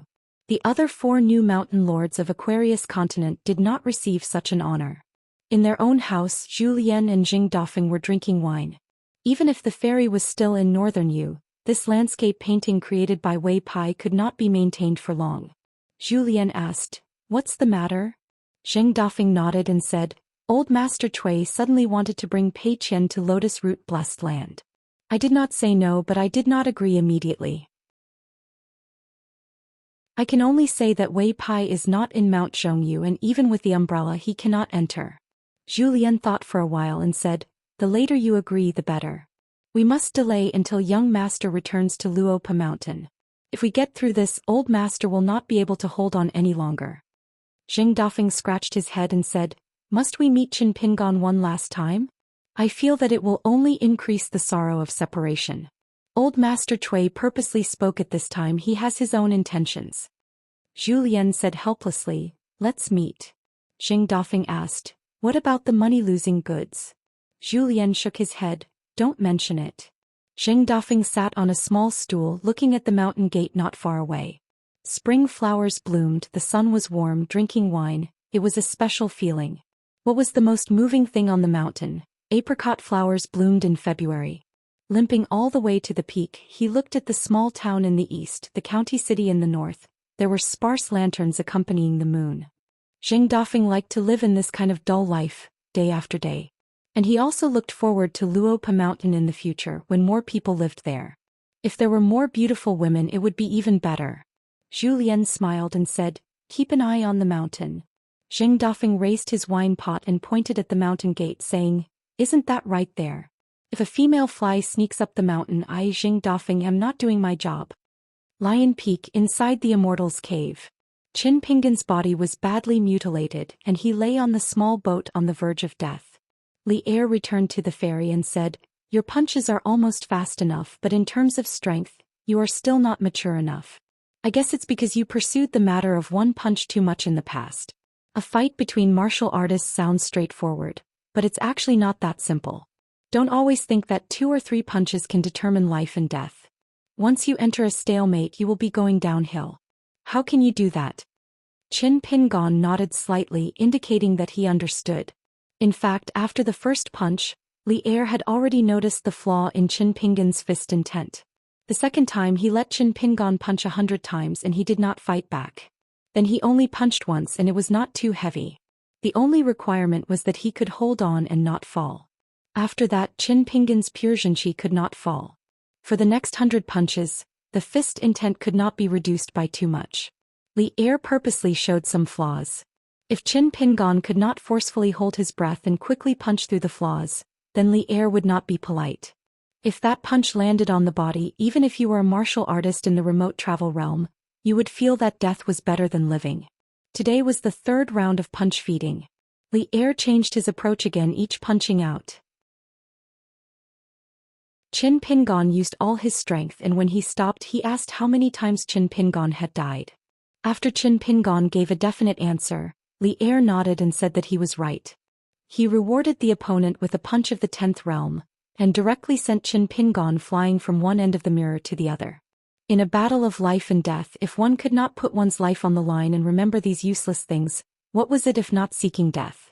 Fortunately, this punch was the same as last time. It only landed on Qin Pingan's shoulder. Soaking in the tub of medicine, the flesh and bones grew back. What kind of suffering was that? When the broken bones healed, it could barely be considered a little pain. During this period, a pure martial artist had to guard his mind. He had to deliberately magnify his perception to deeply experience the growth of muscles, bones, and flesh. Only then could he be considered to have reached a higher level of skill. A crude thatched hut was built at the ferry. Qin Pingan was now recuperating there. Li Er felt that he had been very restrained when he fed his punches. He would not beat Qin Pingan to the point where he needed to recuperate for a few days in one go. Every day, even after Qin Pingan's wounds were healed, there was still a surplus of pain. The second time he fed his punches, he was injured on top of his injuries. He required Qin Pingan to stabilize his fist intent every time. This was equivalent to using a gradually broken martial artist's body to maintain the original peak of his fist intent without any drop. Li Er did not say what would happen if he could not do it. In any case, Qin Pingan did it. There were not so many complicated things in the world. As for whether this method of punch feeding would work if it were someone else, Li Er never thought about these questions. Firstly, he was too lazy to teach. Secondly, with the same punch, Qin Pingan would be fine. It would not delay the next time he fed his punches. A normal person would die. What was there to teach? Li Er did not say whether Qin Pingan had done well or not. In any case, how many punches he could take in the end would depend on Qin Pingan's own ability. Li Er rowed the boat to the ferry. Qin Pingan had already struggled to get up. Li Er said that the feeding of punches had come to an end. More haste, less speed. There was no need to blindly ask for more. He would do it every 2 or 3 days. Moreover, he had to go down the mountain to take a look at the shop. Qin Pingan asked if he could stay at the foot of the mountain for a day or 2 after he recuperated. Li Er smiled and said that there was nothing wrong with that. He could just treat it as his own home. Li Er went down the mountain first. Qin Pingan squatted beside the ferry. He endured not only the pain in his body but also the agitated pain in his soul. He gently patted the bow of the boat. The boat suddenly sank into the water and then floated up with a bang. After this trip, the blood in the boat had been washed clean. Only then did he go to the thatched cottage. He still had to carry water to boil. Every step was torture. The next morning, Qin Pingan changed into a clean set of clothes and went down Lion Peak. The cloth shop had just opened. Qin Pingan went to eat breakfast and then helped Auntie Lu attract business. The woman saw that it was an eye-opener. She actually learned a lot of business knowledge from a junior. Some of the neighbors who had quarreled with the woman and had a dark expression now saw the woman on the road. They actually had more smiles on their faces. The woman was happy on one side and worried on the other. Such a good junior, how could he not be her son-in-law? Therefore, when Li Lu came home late, she saw the young man who was selling cloth with the customers. Li Lu was stunned. As soon as she stepped over the threshold, she stealthily extended 2 fingers to her mother and gently pinched Li Lu's slender waist. She was not willing to use too much strength. In the end, Li Lu was her daughter and not her man. The woman complained, "You useless thing." Li Lu smiled and narrowed her eyes. She was gentle and weak. At home she was always the submissive big sister Li Huai. With Chen Pingon helping to attract business and Li Lu overseeing the shop, the woman went to the kitchen in the backyard to cook. Li Er sat on a stool and blew on the fire with a bamboo tube. Taking advantage of the fact that there were no customers in the shop, Chen Pingon walked to the counter and said softly to Li Lu, who was standing behind and calculating an abacus, "It seems that Auntie Lu misunderstood. I'm sorry, but Uncle Li has already explained it clearly." Li Lu raised her head and smiled, "It's fine." Chen Pingon let out a breath of relief. Chen Pingon hesitated, lowered his voice and asked with a smile, "Can I ask you something?" Li Lu gently calculated an abacus. Looking at the account book that looked like scribbles on her mother's hand, she calculated the income and expenses of the cloth shop these days. She raised her head and smiled, "Lin Shui and Dong Shuijing, I don't like either of them." Chen Pingon was a little surprised. He thought that Li Lu would like one of the two. But who she liked and who she didn't like, there really was no reason. Li Lu asked with a smile, "The reason why you didn't stay on the Lion Peak is because you feel that this city where no one knows you is more like your childhood hometown? You feel that the small town of your hometown is very unfamiliar?" Chen Pingon leaned against the counter, looking at the street outside and nodding his head. Li Lu did not speak anymore. After a moment of silence, Li Lu closed the account book and smiled, "We earned an extra 3 taels of silver." Chen Pingon was still leaning against the counter, his hands in his sleeves. He smiled, "In business I'm more talented than porcelain." Li Lu asked, "Have you heard about the change in the Qingliang sect?" Chen Pingon nodded his head. "On the way to the Lion Peak on the ferry, I saw it on the court bulletin." After dinner, Chen Pingon bid farewell and went up the mountain. He did not choose to spend the night in Li Huai's house. The woman sighed faintly. She turned her head and saw that Li Lu did not move. She poked her daughter's forehead with a finger. "What are you in a daze for? Send him off." Li Lu looked at Li Er. Li Er was as motionless as a mountain. The woman sighed, muttering, forget it, a forced melon is not sweet." Li Lu smiled sweetly. Li Er grinned. The woman glared at Li Lu. "Li Huai follows me, you follow your father." Chen Pingon reached the peak of the Lion Peak. He walked past the mountain and river restriction and came to the thatched cottage. He closed his eyes and meditated for a moment. Then he got up and went to the ferry. Alone he went to the mirror on the lake. He took off his boots and stayed on the boat. He rolled up his sleeves and trousers, imitating that Zhang Shanfeng boxing. 557. A group of women and girls were washing clothes by the river. At the intersection of the mountains and rivers, there were orchid buds soaking in the stream, and pine and cypress trees on the mountain were lush. The woman called Aunt Lu by Chen Pingon and her daughter, Li Lu, were spreading clothes on the bluestone by the stream.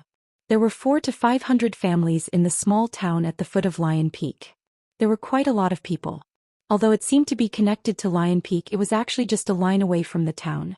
Over thousands of years, people had gotten used to it. Moreover, the way to climb Lion Peak was quite far from the town. No matter how naughty and playful the children were, they would at most stop at the mountain gate. If anyone dared to offend the immortals on the mountain, they would be taken home by their elders, pressed on a bench and beaten until their buttocks were blooming. Those who could be recognized by everyone in the small town were either family members who worked in the county government office and made a lot of money outside and returned home to build a big house, or their juniors were scholars, or they were beautiful widows who had a lot of gossip in front of their doors. Aunt Lu, who opened a shop to do business in the countryside, was often not spared by others. Gradually they all got to know Aunt Lu. The women in this small town always liked to laugh at Aunt Lu. They often said that her son was a scholar in a big academy, but no one believed her. They didn't even want to believe that she had a son with a beard. So what if her daughter was beautiful? She was still a married daughter. Otherwise, if she already had such a beautiful daughter who was said to have gone to Lion Peak to be a servant of an old immortal, if she also had a son who was promising to become an official, how could they live on if she had a son who was promising to become an official? She often said that her son was a scholar in a big academy, but no one believed her. They didn't even want to believe that she had a son with a beard. So what if her daughter was beautiful? How could they be happy? Recently, a very kind-looking young man came to the cloth shop. He helped the shop carry water several times. He was very polite and looked like a scholar. He was quite strong and would even help some old women carry water. He also recognized people. After greeting and chatting today, he could greet people warmly the next day. When he just arrived in the town, he picked a lot of gifts for his visit. When they heard that he was a distant relative of Li Mu, the women felt that he didn't look like it. He was most likely Li Lu's daughter's lover. Some of the better-off women even went to the shop to take a look. In the end, not only did they not find anything wrong with the young man, they even spent a lot of money there and bought a lot of cloth back home. They even complained to the men at home about the prodigal woman. If that young man was glib-tongued and only cared about helping the shop earn money, it would be fine. They could join forces and poke at Madame Lu's spine behind her back. She found a son-in-law who only cared about money and was not presentable.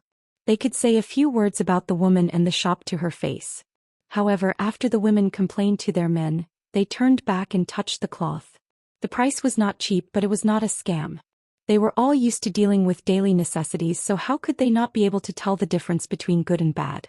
The young man helped them choose the cotton cloth and satin, and he did not deliberately let them choose expensive ones. If he really liked them, he would choose expensive ones that were not practical. The young man would also stop them from wasting money. The young man's eyes were sharp and he sold the cloth according to their figures, clothes and hairpins. These women who had daughters at home also saw it and felt that it was good. It really made their mothers look a few years younger. The price was fair and they compared the goods from one shop to another. The shop clearly gave them a discount. Therefore, the women did not feel that Madame Lu had found a good son-in-law who was not worthy of her status. After all, his clothes were not bright, and when he talked to others, he did not have the style of those rich scholars. When he chatted with others, he looked at them straight in the eyes. Bad eyes could lead to bad intentions. This kind of superficial logic was the most important thing in the marketplace. Therefore, the Li family's shop chose such a son-in-law. Although he was not good enough to make the neighbors jealous, they had to admit that such a young man was not bad. He could live a long life. Other people's son-in-law was not very good, but he was not bad either. The women felt a little different in their hearts. Li Lu listened to her mother, who was in a good mood chatting with others. She was thinking about these things while she was washing clothes. She thought about these things from small things to big things.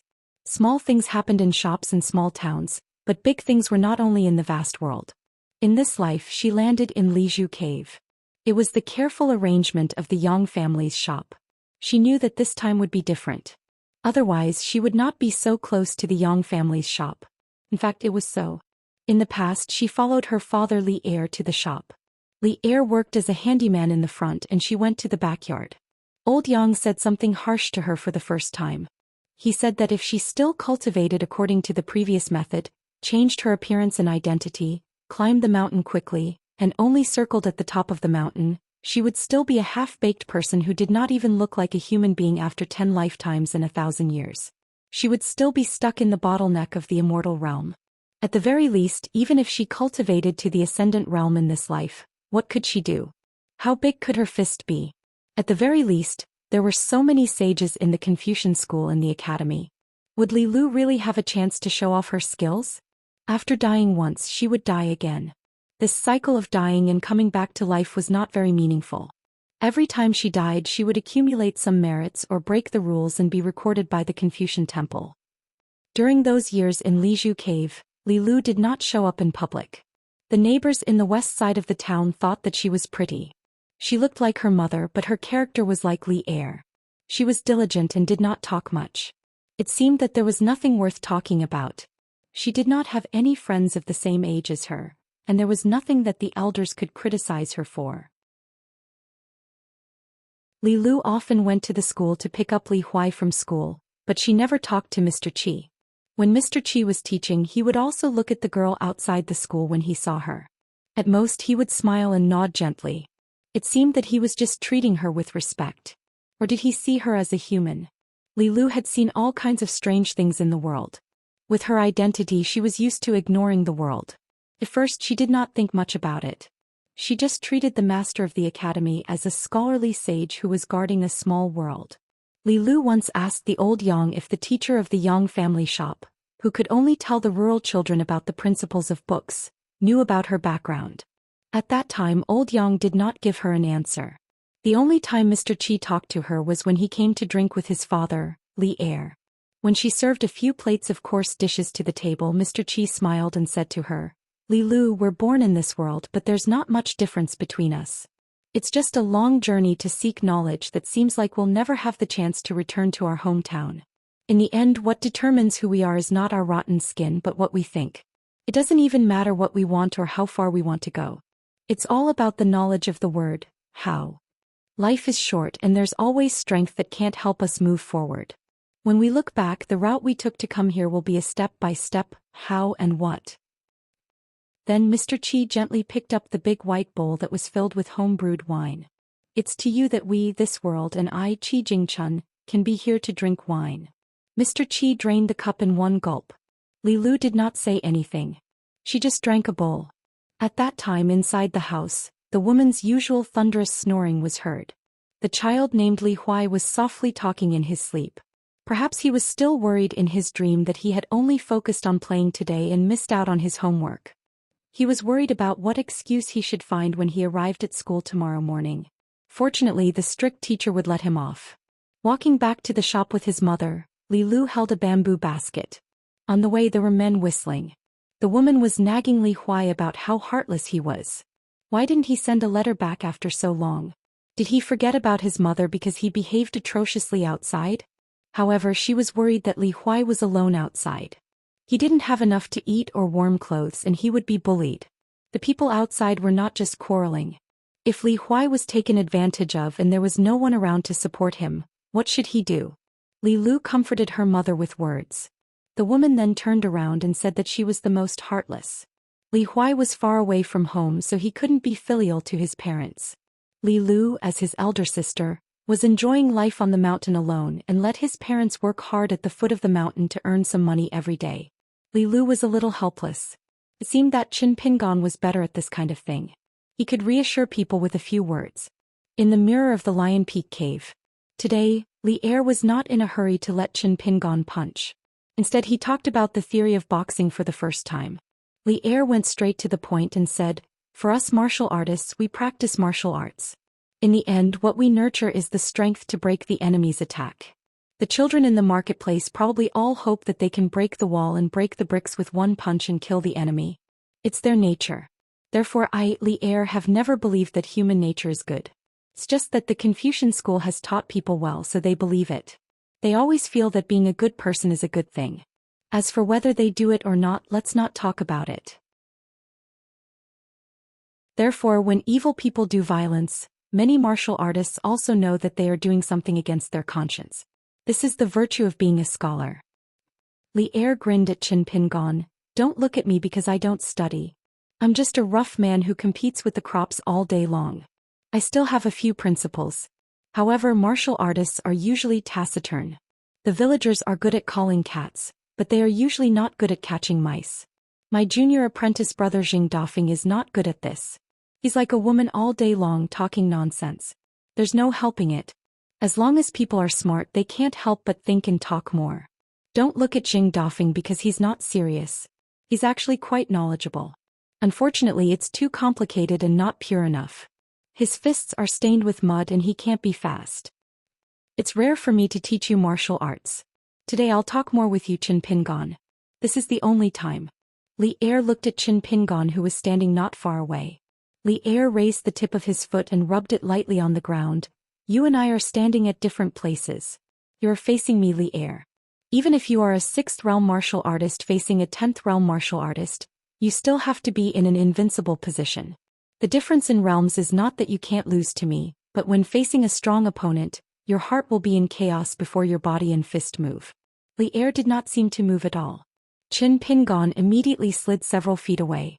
The flowing water around the huge mirror appeared to stagnate for a moment. There were even signs of flowing backwards.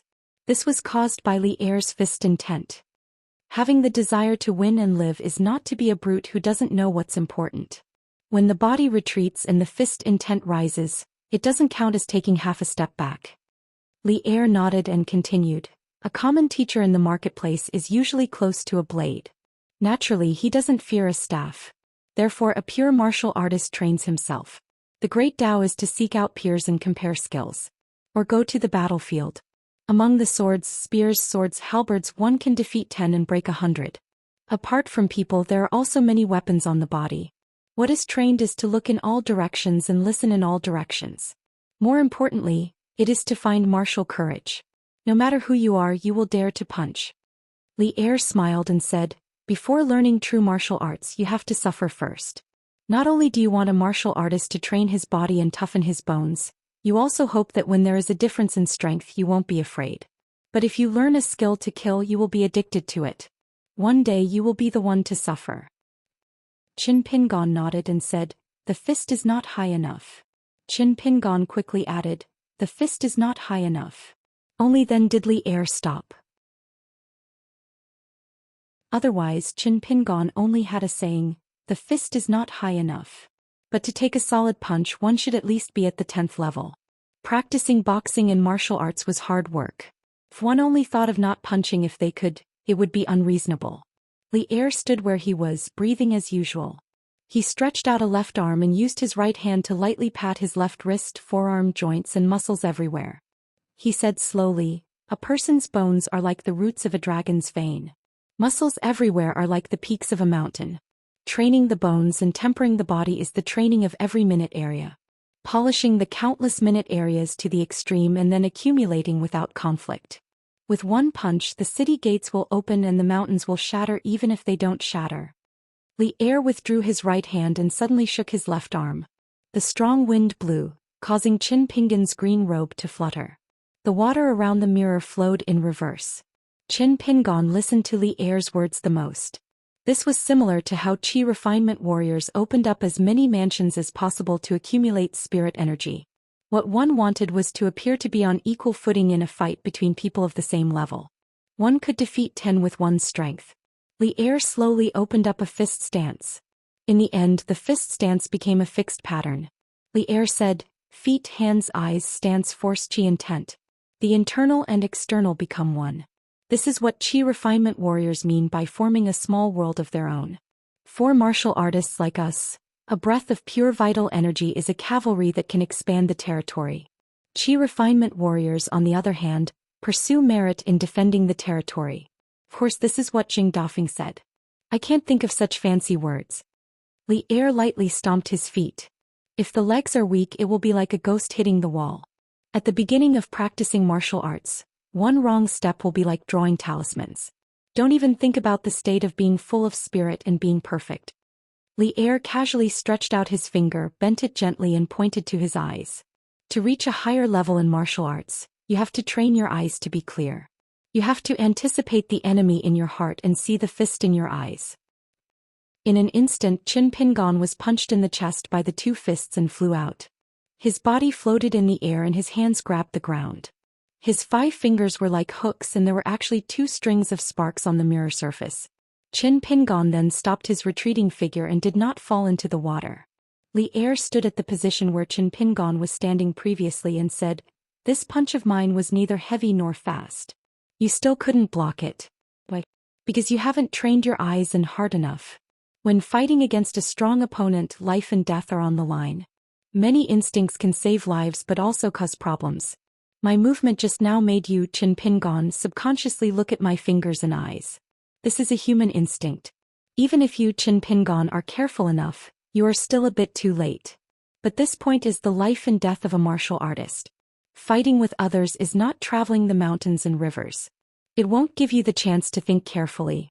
Going one step further, the desire to do it but not the hand is also a major problem in martial arts. Speaking to this point, Li Er asked, do you, Qin Pingon, think that you have a good eye for people? That you are careful enough at all times? Qin Pingon used his palm to wipe away the blood at the corner of his mouth and nodded. Li Er said, This is the drawback of the flaw in your fist. You always feel that this skill is enough, but it is the exact opposite. It is far from enough. You probably still don't know. In the world, when martial artists of the 8th and 9th realms fight to the death, they often die in the way they are best at. But you have to be more careful in your shortcomings. When you punch at your strengths, you will inevitably be complacent and unaware. Next, Li Er took a fist stance and started with a fist move. It was the school dragon that Qin Pingon was extremely familiar with and the deity drum beating style that he was best at. Li Er said, "The proverb in the martial arts book says that 3 heads and 6 arms is supernatural power. It is not a joke in the marketplace. There are thousands of fist moves in the world. There are different fist stances and fist moves. The stance is the foundation, and the moves are the facade. When the 3 are combined, there are different types of fists and there are countless fist manuals in the world. You have been through a lot of Jianghu. You should know that the marketplace likes to call ordinary people of Jianghu martial arts styles. This is the reason." Li Er stretched his body and casually threw out a punch with the deity drum beating style. It was the same deity drum beating style. When Li Er used it, it looked gentle but was full of spirit. When it fell into Qin Pingon's eyes, it was actually a world of difference from when he used it. Li Er threw out another punch with the deity drum beating style. It had a very different fist intent. It was as rapid as thunder. He suddenly stopped and laughed. When martial artists fight with their enemies, as long as there is not too big of a disparity in their realms, fist theories and thousands of moves, there are thousands of possibilities for victory and defeat. It is just that once it is reduced to a martial arts style, it is just a flowery fist with impractical legs. It is only good-looking. Is the fist afraid of the young and strong? Killing an old master with random fists? The old master did not fight. It was just one blow. After shouting and showing off his martial arts style for half a day, he was completely dead. Qin Pingon's head suddenly tilted to the side. Li Er was already standing in front of him. The fist of the 10th realm was just horizontally across Qin Pingon's cheek. Li Er laughed. "You understood after I taught you. You understood and did it. Not bad." This was still a slow but powerful punch. If Qin Pingon could not avoid it, then today's fist feeding would end here. It would be Li Er's turn to return. Li Er withdrew his fist. Although Qin Pingon avoided the punch that should have landed solidly on his forehead, the fine squall wind still cut a bloody groove on his face. He was bleeding non-stop. Li Er said, "You are good at stealing fists. I have been feeding you fists for so long. Come and learn my boxing style. Try it." Qin Pingon nodded and imitated Li Er's punch. Li Er stood at the side and followed Qin Pingon as he punched. He pointed out some flaws in the boxing style and kicked Qin Pingon's calf lightly. Then he put 2 fingers together and bent Qin Pingon's wrist, elbow and shoulder lightly. Finally he said, "Don't learn the boxing style to death. Everyone's physique is very different. Just your height and mine are different. Although you have deliberately turned your fists into your own and made some changes, there is still a lot of meaning. Dead force is not expensive. The fist intent is the most powerful. It is superior in the word alive. The fist is alive. It is equivalent to the second life of us pure martial artists. It is more important than the external body of the Qi refinement warrior's yang spirit and the wandering yin spirit." Qin Pingon closed his eyes. After a moment he punched again. "The direction is right." Li Er nodded. Practicing boxing is not cultivating Dao. No matter how high your realm is, if you do not work on the details, your muscles and bones will rot, your qi and blood will decline and your spirit will be weak. None of these things can escape. The martial arts style at the foot of the mountain is harmful to the body, especially the external style. It is just exchanging one's life for energy. If the fist is not profound, it is the road to death. Pure martial artists can only rely on the fist intent to nourish their lives. It is just that this thing is unclear. Speaking of this, Li Er sat cross-legged and reached out his hand to invite Qin Pingon to sit together. Li Er was silent for a long time. He seemed to recall some past events. It was rare for him to feel emotional. Beyond realism, beyond imagination. This was taught by Xing Dafeng after he learned the boxing style. He repeated it many times. "I did not think much and remembered it. Listen to it and see if it is beneficial. Xing Dafeng's boxing style is not the same as mine. Actually, there is no difference between us. If you have the chance when you return to Luopa Mountain you can chat with him. Jing Dafeng's fist intent is lower than mine. That is why his boxing style is not as good as mine. When Jing Dafeng first started learning martial arts, he had always complained that his master was biased. He always thought that his master was deliberately helping the two of them choose the martial arts styles to learn so that he, Jing Dafeng, would be one step behind. Later on he actually thought it through himself but he just didn't admit it. That is why I am quite annoyed with his rotten mouth. He is just a gatekeeper. All day long he does not have a filter on his mouth. That is why when we sparred I often beat him up. Li Er clenched his fists and leaned forward slightly. It was just a habitual action, but it had the majestic aura of an arched back like a mountain. It was all fist intent. Li Er slowly said, when practicing the boxing style when you are sleeping your fist intent will slowly flow. When you meet an enemy, you will wake up as if there is a god protecting you. It is like this when you are sleeping, let alone when you are awake. That is why people who practice martial arts, why would they need a magical weapon? This is the same principle as a sword cultivator who does not need anything else to attack. Li Er smiled and lightly knocked on the mirror with a fist. Then he loosened his fist into a palm and clenched it again. He said, the sky above my head and the earth below my feet, the fist is like holding a baby. This is the combination of hardness and softness. Blindly pursuing a certain extreme has never been the true boxing style. For a long time, the longer you practice the boxing style, the more you can connect the power and the more you can control it. Why do I feel that Cui Cheng's god-beating drum style is a good boxing style? It can even be considered one of the best boxing styles in the world. Because it seems fierce, but it has the true meaning of boxing. It is not a person following the fist. Qin Pingon was somewhat puzzled and also curious. However, the question in his heart was not suitable to be asked. Because Qin Pingon wanted to know in Li Er's eyes, what kind of pure martial artist was Senior Cui on the second floor of Luopa Mountain. Since they were talking about the god-beating drum style, they naturally had to talk about that old man. Li Er looked into the distance and said, Senior Cui Cheng is an extraordinary person. He passed on the boxing style to you and can be said to be a true inheritance. He did not just teach you the boxing style. Cui Cheng seems to only teach you the most fierce boxing style, but in fact, it complements Qin Pingon's heart. This is the demeanor of a top grandmaster. Li Er cannot do it. Speaking of this, Li Er shook his head and repeated, I definitely cannot do it. Qin Pingon sighed. Back then on the second floor of the bamboo building, even Qin Pingon, who was not afraid of pain, had to obediently lie on the wooden bed on the first floor, roll up the quilt and secretly cry once. Li Er said, therefore when you learn boxing you can only let Cui Cheng teach you the basics of boxing first. Li Er will help you mend the fist intent. This is the right path. I'll teach you first and Cui Cheng will come again. He will use 10 kilograms of strength to farm and only harvest 7 to 8 kilograms of crops. It's not very interesting and not very promising. Qin Pingon had a new question. Why did Li Er not spar with Cui Cheng? After Li Er left the Dragon Pearl Grotto Heaven, he had made a trip back to the Dragon Spring region.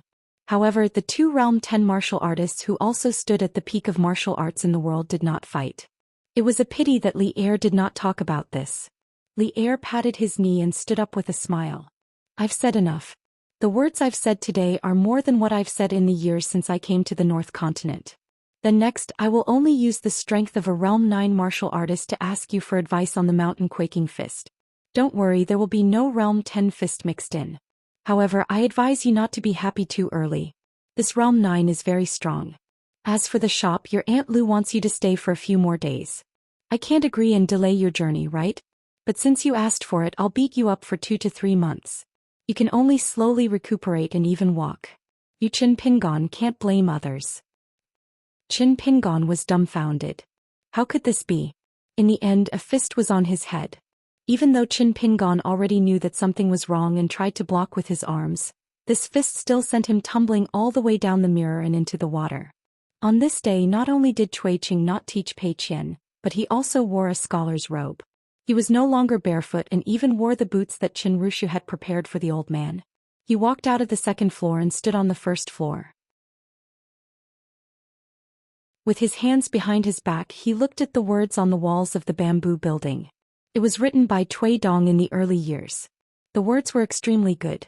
As the old master of the Tui family in the Aquarius continent, Tui Cheng's grandson Tui Dong's early knowledge was laid down by the old man.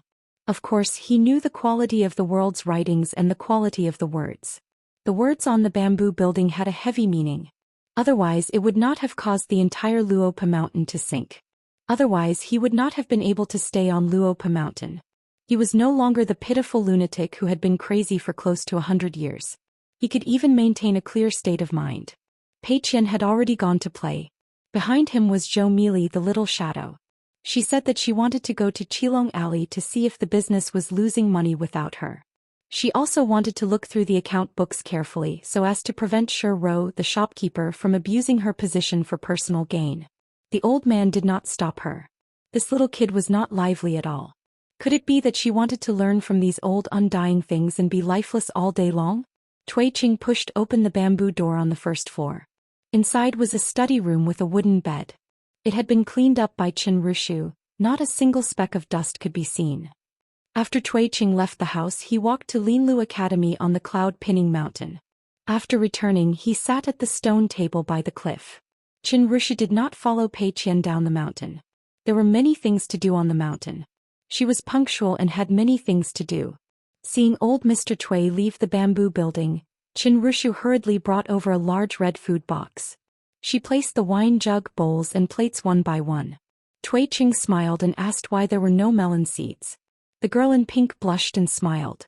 She took out a large number of melon seeds from her pocket and placed them on the table. Qin Lingjun still liked to wander around by himself. Today he saw the old man sitting on the stone bench and drinking alone. He rubbed his eyes hard and only then did he realize that he did not see wrongly. Qin Lingjun did not dare to get close to this old man. The old man was the kind of person who could kill him with a single punch in Longquan County. Unexpectedly, Tui Cheng waved his hand. Come and sit. Qin Lingjun had a bitter face. Old senior, if I don't go over, are you going to beat me up? Tui Cheng nodded. Qin Lingjun immediately dashed over. A real man knew when to yield and when to stand tall. Otherwise, how could he have survived until now in Longquan County? By relying on his cultivation? Tui Cheng smiled and said, deliberately losing money every now and then. It's very fun. Qin Lingjun blinked. What? Seeing that he was playing dumb, Tui Cheng did not say anything more. He casually asked, didn't Qin Pingon persuade you to draw a clear line between you and your brother, the Imperial River Water God? Qin Lingjun shook his head. He gently raised his sleeve and wiped the table that was cleaner than a mirror. He's even more of a goody two-shoes than I am. He blindly spouts nonsense and squanders money recklessly. He wouldn't say that about me. He even helped me puff myself up at my own cost. Tui Cheng said, Qin Pingon's trip to the North Continent this time was partly because of you. Walking thousands of miles along the Desolation River is not an easy thing to do. Qin Lingjun remained silent. Tui Cheng picked up a spare wine cup, poured some wine, and handed it to the little boy in green sitting across from him. Qin Lingjun said with fear and trepidation, Senior, aren't you punishing me by drinking? When I was in Luopa Mountain I was conscientious every day working like an ox or a horse. I really didn't do anything bad. Tui Cheng smiled and said, drink yours. Qin Lingjun took the wine cup and took a small sip of wine pitifully. Tui Cheng asked, Qin Pingon treats you like this. In the future, can you treat others like this? Qin Lingjun whispered, probably. Tui Cheng smiled and said, that's enough. This time, it was Qin Lingjun's turn to be puzzled. That's enough. Tui Cheng smiled and did not say anything. Qin Lingjun muttered, you're not Qin Pingon. You can't be sure. Tui Cheng joked, want to make a bet? Qin Lingjun wailed, I really don't have much spare money. I only have some unshakable money left. With this little bit of money I can't touch a single copper coin. I really can't touch it. Tui Cheng said, have you ever thought about why you pretend to be afraid of me when you're actually not that afraid of me? If there's really someone or something you can't deal with, maybe you still dare to ask me for help? Qin Lingjun lowered his head, clenched a fist and swirled the wine cup around, whispering, because of my good master. Tui Cheng asked again, then have you ever thought about why Qin Pingon was willing to leave you on Luopa Mountain? He treats you no worse than anyone else. Qin Lingjun said sullenly, he's a good guy. Cui Qing smiled and said, because in Qin Pingan's eyes, you're not bad either. Qin Lingjun whispered, bullshit. Cui Qing, what? Qin Lingjun immediately raised his head, holding the cup with both hands, and said with a bright smile, Old master, let's have a toast? As a result, Qin Lingjun froze there. Let's have a toast? Do you want to die? Sigh, this little bit of Jianghu aura was not only a joke to others, it was also fatal. Qin Lingjun would never have thought that not only was Cui Qing not angry, he even raised his cup and said with a smile, then let's have a toast. After drinking, Qin Lingjun was still restless. Cui Qing did not keep this little bastard any longer. Qin Pingan is not very good at saying those polite words to people close to him, so you can think about it more. Aren't you looking down on yourself too much? There are always some things about you that even Qin Pingan feels that he can't do. Qin Lingjun nodded vigorously, stood up, bowed respectfully and left slowly. Then he suddenly ran wildly, but after running far away he could not help but stop and turn his head to look. It seemed that old man Cui was a little strange today. Cui Qing drank alone. When he was young he only felt that his heart was sharpened and its sharpness was unparalleled. After another round of boxing practice, it was rare that Qin Pingan was only covered in blood, but he could still sit. He could even use the water technique to wash his face. Li Er sat at the side. Qin Pingan took out 2 pots of glutinous rice wine, one for Li Er and one for him, and chatted casually. Because Li Er said that he did not need to drink the immortal wine. Although they were chatting casually, it was actually Qin Pingan talking about the past. Unknowingly, they chatted from the North Continent to the Tongyi Continent, and then to the Aquarius Continent and his hometown. Qin Pingan laughed. I remember the first time I went to Falu Street in Peachleaf Alley to deliver letters to earn copper coins. I was used to the mud roads of Clay Bottle Alley and Dragon Kiln. It was the first time I stepped on the limestone road. I was afraid that my straw sandals would dirty the road and did not know how to walk. After that, I sent Aquarius, Li Huai and the rest to the Great Sui Kingdom, where they were guests at an old assistant minister's house in the Huang Court Kingdom. I had the same feeling when I ate at the table. The first time I stayed at the Immortal Inn, I pretended to be calm and composed, and controlled my eyes not to wander around. It was a little tough. There was a meal at the Book Lake which was organized by Gu Kan. At the table were the princes of the royal families, the sons of the great generals, and the disciples of the immortal masters. If I did not mention my disappointment with Gu Kan, I would have been happy to see the little slug who handled everything so naturally. This was what Venerable Fire Dragon said about my selfishness. At that time I felt that the little slug at the tail of Clay Bottle Alley could live well without Qin Pingan. At the Book Lake, that was the only time I wanted to leave and not care about anything. It was not about what happened after that. There were many things that I was not used to. I could not say whether I liked it or not, I could only adapt. What is the underworld and what are immortals? I widened my eyes and looked at all the unfamiliar people and things. There were many things that I did not understand at the beginning, and some things that I could not accept even after I understood them. Li Er asked, was it hard to bear? Qin Pingan shook his head. It was just that I was a little unhappy. But sometimes I would think that along the way, there were not only things that were hard to bear. Moreover, I had seen with my own eyes that there were so many people in the world who had suffered more than me, but they could not live better. They had to live as if there was no end to their suffering. Who could I reason with? I could only bear with it and endure it day by day.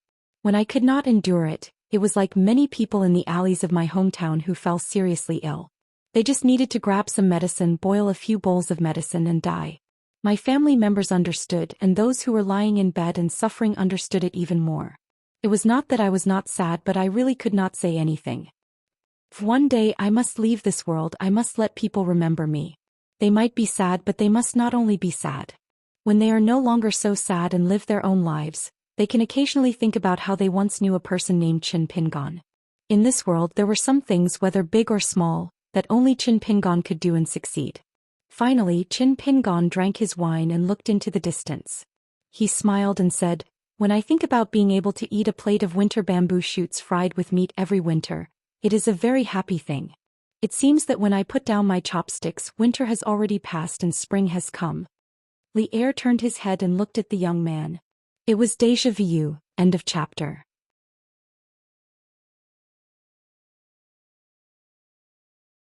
558. In the dusk, Li Lu took the food box to the mountain. Li Er and Qin Pingon were eating at the cottage. Li Er didn't teach Qin Pingon any punches today. He just took out a fire dragon painting filled with meridians and acupoints and laid it on the ground. He explained in detail to Qin Pingon about the ancient types of punches in the world, the different circulation routes of pure genuine qi, and the subtleties of each type of punches. He especially explained the different divisions of the 520 muscles on the human body. From the specific details, he dissected the fist theory, fist intent, and the methods of strengthening the muscles and bones and refining the genuine qi of different types of punches. He also roughly explained the secret techniques that were hidden at the bottom of the box. He also explained why some grandmasters would suddenly go mad when they practiced too deeply. It was Qin Pingon's first time hearing that ancient martial artists would actually divide their muscles into two major categories: casual and non-casual. Regarding the many barbarian ways of tempering muscles, it was more of a corner and there was more knowledge. It was very difficult for ordinary martial artists to completely temper their muscles with the fist stance and fist stance passed down by their masters. Therefore, there was a difference in the thickness of the foundation of martial artists in the same realm. When Cui Qing taught Qin Pingon the fist technique, it was like a waterfall rushing down. If Qin Pingon was a little careless or made a mistake in his response, Qin Pingon would suffer a fate worse than death. It was more of a kind of instinct that had been honed, forcing Qin Pingon to grit his teeth and persevere with a tenacious will. To the greatest extent, Cui Qing had helped Qin Pingon train his fist technique, especially the first time in the bamboo house. Not only did Cui Qing beat Qin Pingon's body, he also did not let Qin Pingon's soul go. It was like Cui Qing handed out 10 pounds of fist intent, and Qin Pingon had to obediently eat 10 pounds of fist intent. He couldn't even miss 1 ounce of fist intent. It was Cui Qing who dragged Qin Pingon up the path of martial arts. The old senior didn't care whether the child in his hand would have blisters on the soles of his feet, be badly mutilated and bones exposed. On the other hand, Li Er's teaching this time was also to strengthen the body, but he also taught the basic fist theory and Qin Pingon had to figure it out by himself. It was Li Er who pointed out the path. There was no superiority or inferiority between the two. It was just a difference in order. Just as Li Er had said, Qin Pingon would not have been able to achieve the martial arts he had today if he had switched places with Cui Qing. At the dining table, Qin Pingon was still asking Li Er about the true qi circulation path of the fire dragon diagram. Li Lu did not disturb the two of them and sat quietly at the side. At some point in time, the wooden tables, benches and bamboo chairs in the room were all prepared. Qin Pingon asked curiously, "Uncle Li, have you been so meticulous since the beginning?" Li Erxiao said with a smile, "It's not up to me to be rough. Master will keep an eye on the progress. Master doesn't care about the details on the path of martial arts. At a certain time, Master will feel that there should be some weight of fist intent. If Master thinks that I'm lazy and slack off, I'll suffer. I'm fine. According to the rules, I'll just practice hard." Back then, Jing Dafeng was in a rather miserable state. I remember that when Jing Dafeng left Black Pearl Grotto Heaven, one of his spiritual souls and one of his physical souls were detained by Master. I don't know if Master returned them to Jing Dafeng. Although we're brothers from the same sect, there are some questions that I can't ask casually. Qin Pingon was even more puzzled. If his spiritual soul was not complete, how could he practice martial arts? Li Erxiao took a sip of wine and said, "There's no harm in telling you this. Jing Dafeng's method of practicing martial arts is based on the different spiritual souls. Strands of spiritual souls train in their own ways. 3 spiritual souls and 7 physical souls train in their own thoughts. Therefore, when junior brother was guarding the door, he often looked sleepy and dozed off, but he wasn't really sleeping. As for junior sister Sue's shop, it's different. It emphasizes on day practice, night practice and dream practice. Junior brother went to Shirling Mountain and went to the River of Time to refine his spiritual soul and body. He often drowned in it. Fortunately, Master was able to fish out his corpse. These are all good methods, but in the end, who can reach the highest point still depends on one's luck. According to Master, there are many people who accidentally become disabled on their own paths." Li Lu smiled and said, "Qin Pingon, my mother asked me to ask you if you feel that the shop is too shabby, so you don't want to spend the night there every time you go down the mountain." Qin Pingon said helplessly, "If I spend the night there, it's easy for gossip to spread, and it'll ruin your reputation in the town. Even if Miss Li doesn't care, Auntie Lu has to deal with the neighbors often. If there's a quarrel and outsiders talk about it, Auntie Lu will be upset for a long time. Even if you get married in the future, it will still be used against you. The better Miss Li marries, the more women like to use the almanac. Li Lu smiled and said, "That's true, but you should tell my mother yourself." As for marriage, Li Lu had never thought about it. Qin Pingon looked at Li Erxiao. There was still one last lesson. Li Erxiao wanted him to rest up and said there was no hurry. Qin Pingon felt that something was wrong. Li Erxiao asked, "There are some senior martial artists in the history of Howren world. Their basic fighting style is similar to your school dragon. Where did you steal it from?" Qin Pingon drank a mouthful of wine and smiled. "Uncle Li, can't I figure out the fighting style myself?" Li Erxiao smiled. That gaze was like an old father-in-law looking at his son-in-law. The latter had nowhere to hide. Qin Pingon did not continue to hide and said, "This fighting style was created by an old man in Tongye Continent's Lotus Blossom Blessed Land. His name is Zhou Xian, the imperial tutor of Nanyuan Kingdom. In that world, the old man is known as the sage of literature and martial arts. I once wanted to invite the old man to leave Lotus Blossom Blessed Land with me.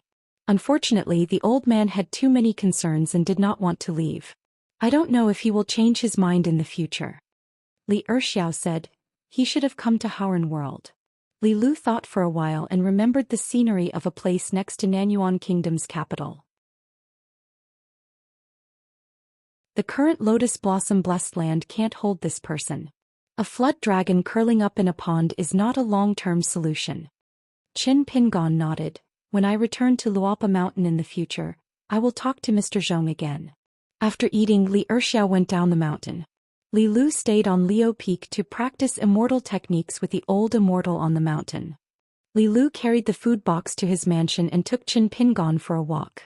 This time Leo Peak was sealed off for no reason. Not only was the mountain gate not allowed to enter, but the cultivators on the mountain were also grounded. No one was allowed to walk around. Therefore the two did not meet any Leo Peak cultivators on the way. Li Lu asked, "After leaving the Dragon Palace Grotto Heaven Duck Island, the spiritual energy on Leo Peak is much thinner. Are you not used to it?"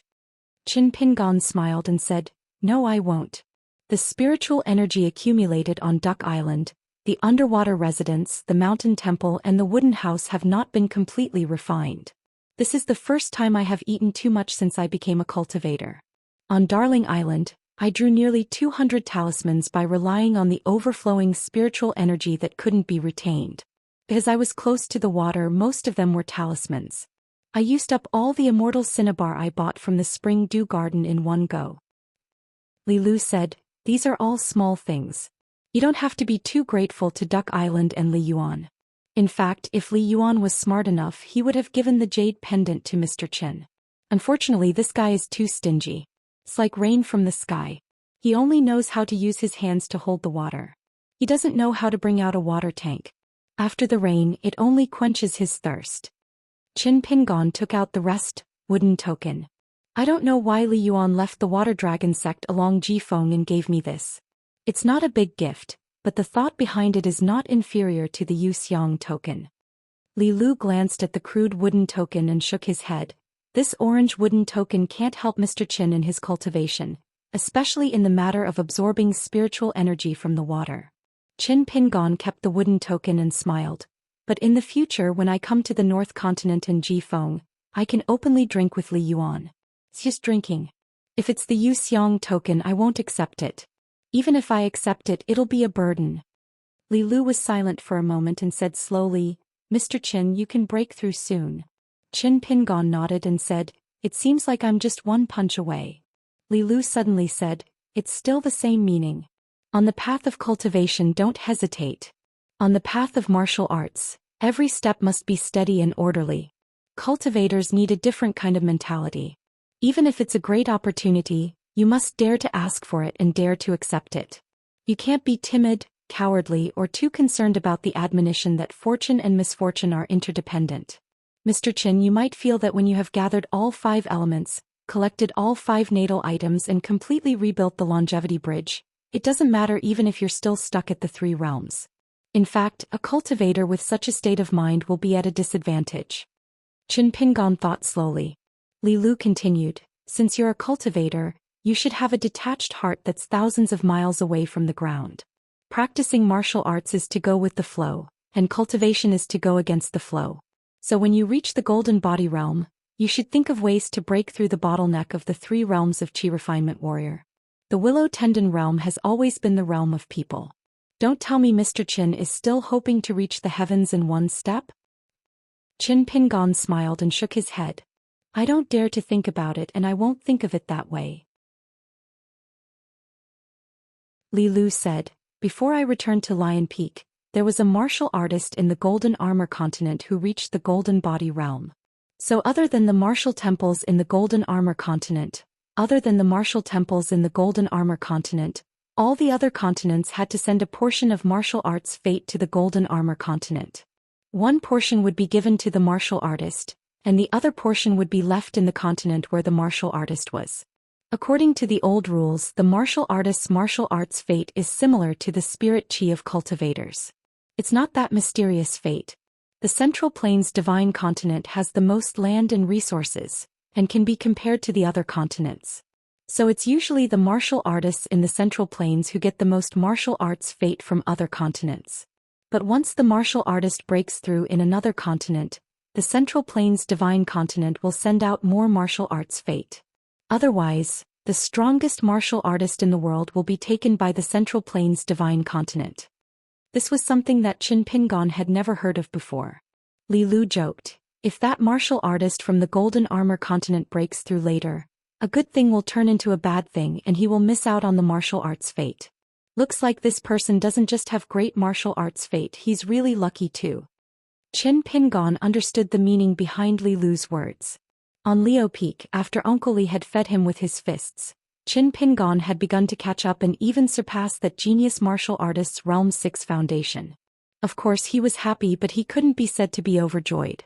Qin Pingon asked curiously, can the cultivators at the top of the mountain see the martial arts fate tracks flowing in the 9 continents?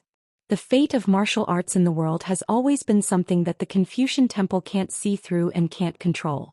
In the early years, the Confucian sage wanted to get involved and wanted to include it in his own rules. But the sage of rites didn't agree, so it was left unsettled.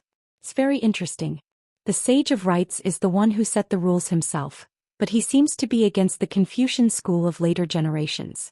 Many choices that are beneficial to the development of the Confucian school of rites are rejected by the sage of rites himself. Li Lu spoke tirelessly and revealed many secrets of heaven. Unless it's a cultivator at the peak of the ascendant realm who can see the secrets of heaven, it's very difficult to detect the signs. Then there are the 72 sages of the Confucian school of rites who can see the most clearly. The so-called strongest martial artist is just a matter of the moment, compared to the martial artists of the 9 continents of the same era. So if martial artists like Zhou Xian and Mr. Qin stay in a certain realm for a long time, other martial artists of the same realm can forget about the martial arts fate. Qin Pingon shook his head and said, compared to Zhou Xian, I'm still far behind.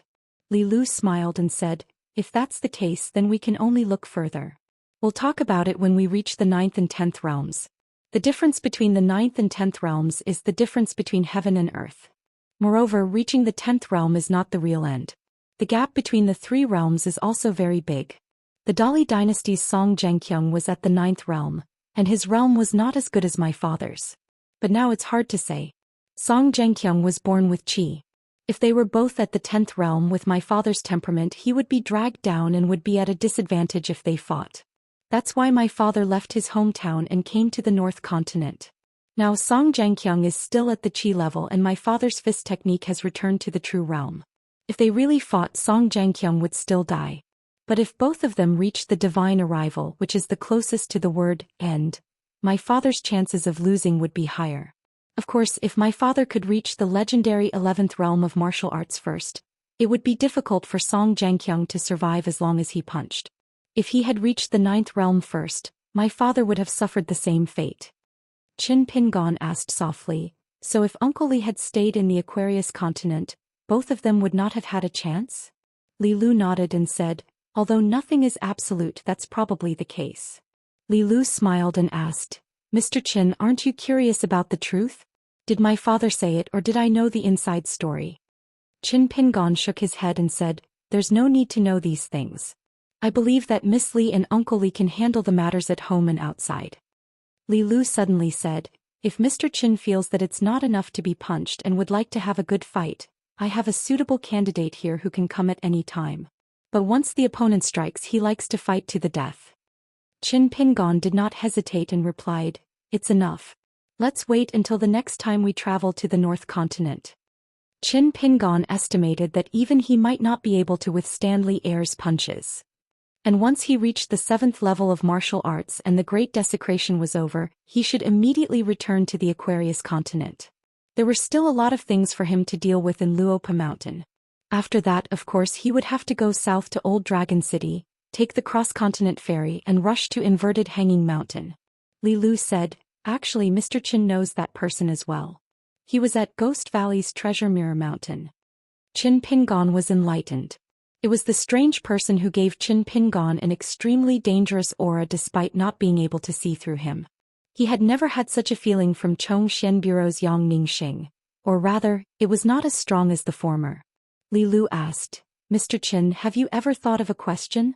If your cultivation level is not too far apart, how would your opponents feel? Qin Pingon was stunned and shook his head, never thought of that. In these years of traveling he had killed too many people and made too many enemies. The first person Qin Pingon thought of was Ma Kuxuan from Apricot Blossom Alley, whom he had not seen for a long time. A cultivation genius from Aquarius continent, after becoming the heir of the military ancestral court's Jinwu Mountain, Ma Kuxuan broke through to the next level like a hot knife through butter. After the battle on the streets of Tsai Nation, they never had the chance to meet again. It was said that Ma Kuxuan was doing very well, and was recognized as the most talented cultivator in Aquarius continent after Li Tuanjing and Wei Jin. The latest news was that he had killed an old general of the Ocean Tide Cavalry, taking revenge for his family. Li Lu smiled, if it was me and my cultivation level was similar to Mr. Chen's, I would not have done it. Qin Pingon shook his head, Miss Li, you flatter me. Li Lu said, it's not good to be too humble. Qin Pingon said, it means that I am not strong enough to show weakness. Li Lu could not help but laugh. Mr. Qin, please give your opponent a way out.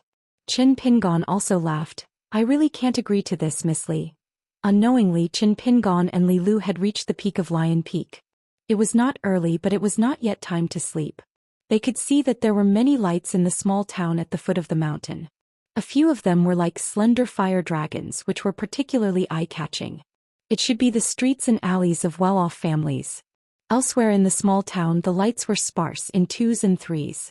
Li Lu asked, Mr. Qin, you have traveled so far. Do you know the true origin of the Blessed Enclave and the many hidden realms? Qin Pingon nodded. A friend once mentioned that not only the 9 continents of the vast world, but also the other 3 heavens, are all fragmented territories of various sizes after the collapse of the old heavens and earth. Some of the hidden realms even used to be the heads and corpses of many ancient gods, and those stars that fell on the earth, were they once gods?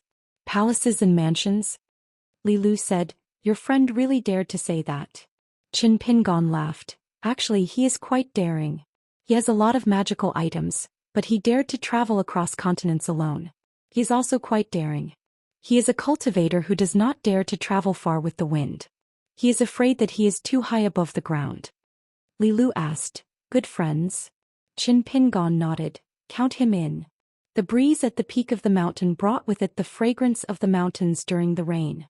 Li Lu was silent for a moment, then asked casually, Mr. Qin, have you been reading recently? Qin Pingon laughed, yes, there is a book. Qin Pingon paused for a moment then sighed, it is a strange book, a collection of short stories about life and death. It was obtained from a great demon who liked to cultivate famous mountains. Li Lu did not have much interest in it. She had seen too much of life and death. It was certainly not beneficial to her current Dao. To her, this life was just like Old Man Yang was a teacher who asked her to do homework. It wasn't about moral knowledge, nor was it about the writings of sages. It wasn't even about cultivating to the ascendant realm. It was about how to be a person. This was actually a very awkward thing to do. Li Lu felt that she could only get used to it by closing the door and spending time with her parents and brother Li Huai. When she walked out of the door, she looked at the world as if it was no different from her previous life. Qin Pingon looked at the lights at the foot of the mountain and said softly, "I once read in a scholar's notebook that ordinary people have a short life and spend half of their lives on the bed. Seems that cultivators are not bad. Cultivation is like sleeping for half of their lives. But after thinking about it carefully, it is still not the same. Standing in different places and looking at the same thing, one's heart could be two different things. I once read two scholars' notebooks, both of which talked about ghosts and the world. One scholar was once in a high position and wrote it after he retired. The other was a scholar who was down and out. He failed the imperial examination and never entered the official career. I read these two notebooks. At first I did not have much feeling, but later on when I was traveling and had nothing to do, I flipped through them and chewed on them. The higher you stand, the farther you see, the more comprehensive you see human nature. The closer you stand, the more detailed you see, the more detailed your analysis of people's hearts." Speaking of this, Qin Pingon sighed. Probably this is the good thing about traveling thousands of miles and reading thousands of books. Qin Pingon suddenly laughed. That friend who did not dare to ride the wind was knowledgeable and made me feel ashamed.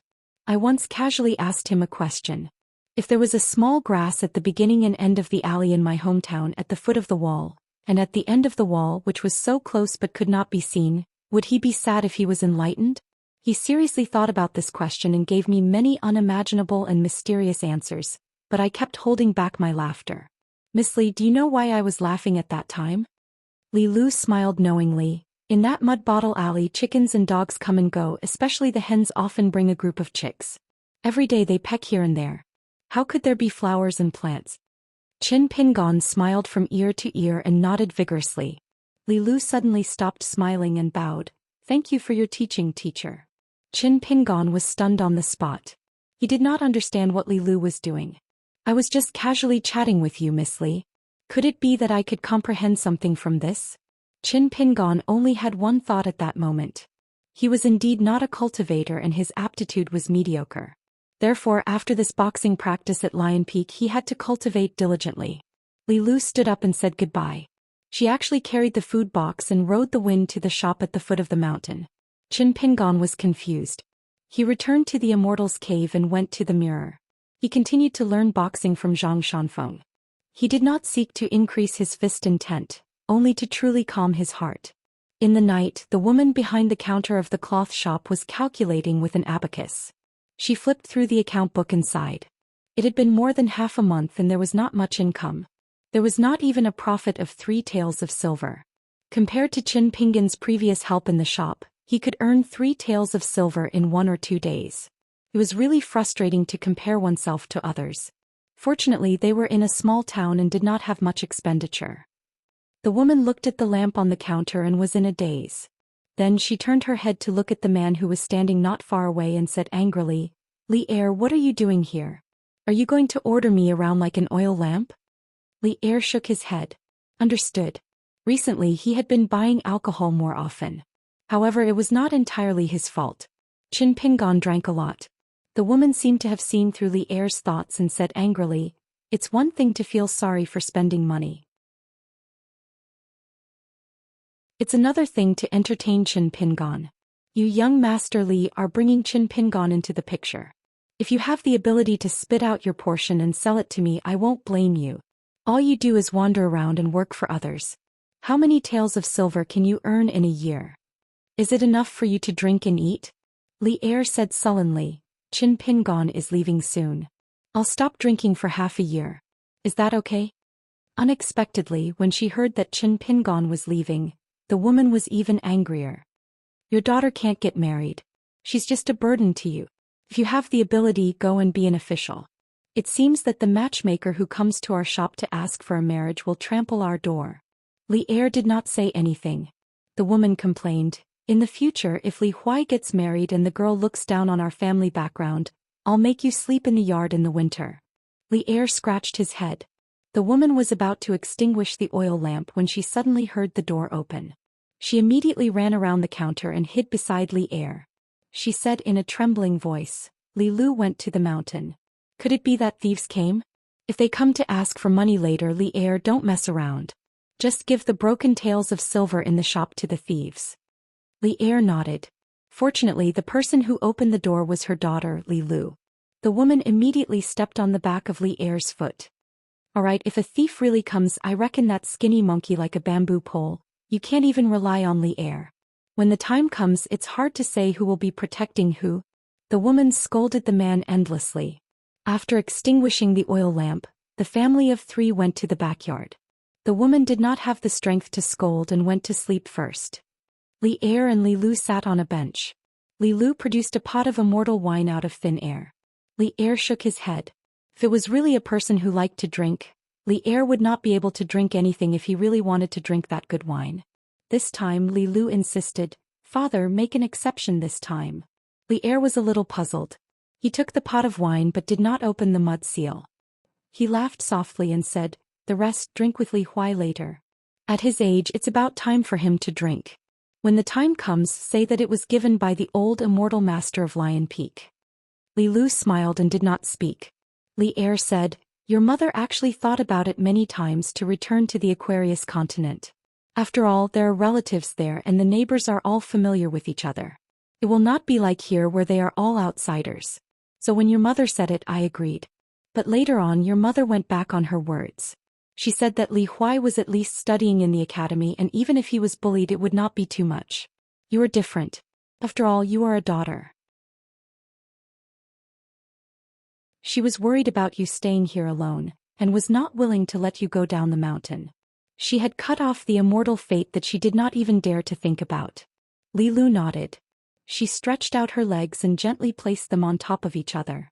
She intertwined her fingers and asked softly, "Father, have you ever thought that one day I will recover my true body? At that time my divinity will far surpass my humanity. Everything in this life will be as small as a mustard seed. Maybe I will not forget you and Li Huai, but I will not care about you as much as I do now. What will you do then? Even when I reach that moment I will not feel sad at all. What about you?" Li Er laughed. "Of course I have thought about it. Father's not a fool. What should I do? There is nothing to do. I will just take it that my daughter is very promising. Just like a farmer's father and mother who have been facing the yellow soil and the sky all their lives. Suddenly one day they find that their son is the top scorer in the imperial exam, and their daughter has become a concubine in the palace. But isn't the son still a son, and isn't the daughter still a daughter? There may be less and less to talk about. Father and mother are guarding the old family in their hometown. Son who is an official has to worry about the country and the people far away. Daughter who becomes a concubine rarely visits home, but father and mother's worries and thoughts are still there. As long as the children are living well, father and mother know that they are living well, and that is enough." Li Lu lowered her head. "Is it that simple?" Li Er grunted. "It is not that complicated, and it does not need to be as complicated as you think. I did not tell you this in the past because I felt that you should think more about it. Even if you are imagining things, it is not a bad thing." Li Er hesitated for a moment. "But I still hope that one day, even if you're stubborn and put on an act, you still have to treat your mother better. No matter who you really think you are to your mother, you'll always be the daughter she carried in her womb for 10 months. It wasn't easy for her to give birth to you and raise you up. If you can agree to this as a father, I really have no more requests." Li Lu said softly, "Okay." Li Er sighed. "It is a pity that Qin Pingon does not like you and you do not like Qin Pingon." Li Lu complained, "Father." Li Er grinned. "Father is just saying, what is there to be angry about?" Li Lu's pair of beautiful eyes narrowed into a pair of crescent moons as she smiled. Li Er said, "Knowing that Qin Pingon does not live here, is there any reason that he cannot say?" Li Lu was puzzled. What is he worried about? Is he afraid of causing trouble for us? Li Er shook his head. "Our family is reunited, but there is an outsider. That Qin Pingon can endure all kinds of hardships, but this is the only thing he cannot bear." That day Li Lu returned home. Qin Pingon smiled and left. A young man in a green robe in a foreign land walked alone on the street. He turned his head to look at the shop and did not withdraw his gaze for a long time.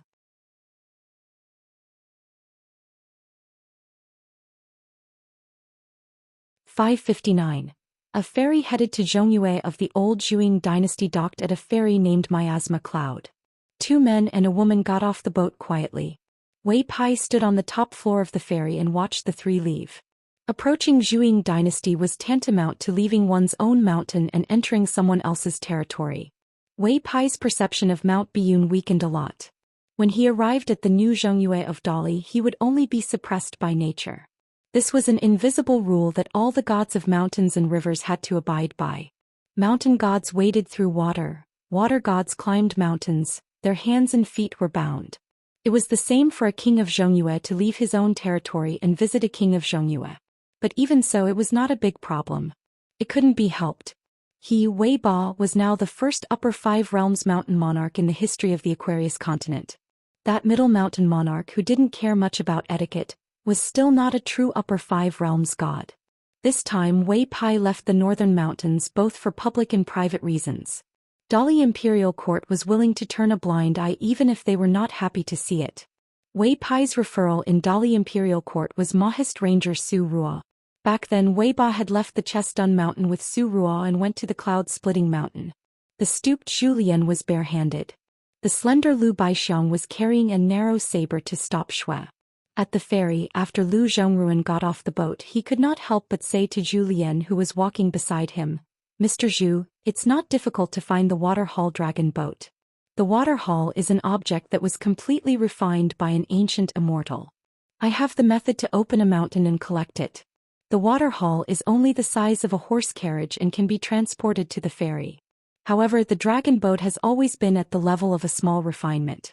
If you want to bring it back to Longquan County, you can only spend some immortal money and use the dragon boat as a ferry and parade it through the city." Zhu Lian smiled and said, "It doesn't matter. The Dali cavalry will have people to protect us and search for treasures.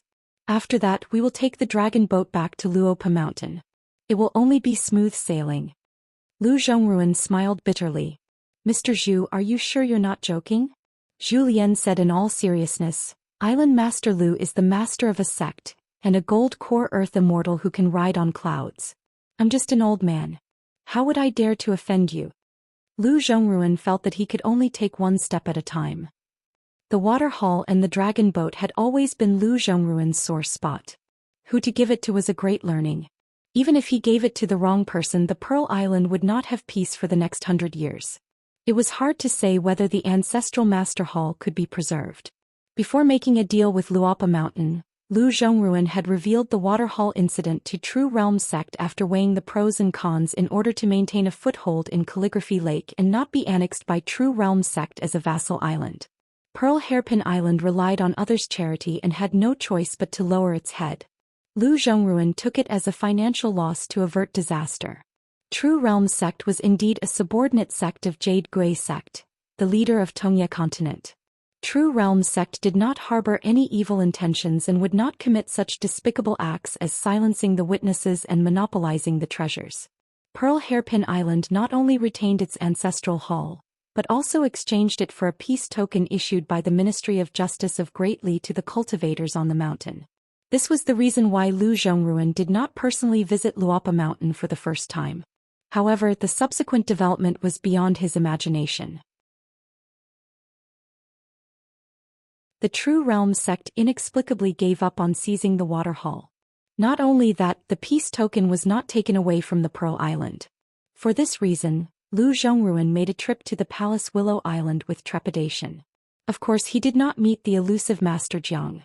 He only met the chief executive of the True Realm sect, Lu Laoqing. Lu Laoqing said it was the master's order and told Lu Zhongruan to rest assured that the peace token would not be a problem. Lu Laoqing dismissed Lu Zhongruan with a few words. When he left the Palace Willow Island, he was not worried. Lu Zhongruan was not at all reassured. However, there was nothing he could do. He could not force the True Realm sect to take the water hall. Therefore, Lu Zhongruan finally decided to move to the Longquan County.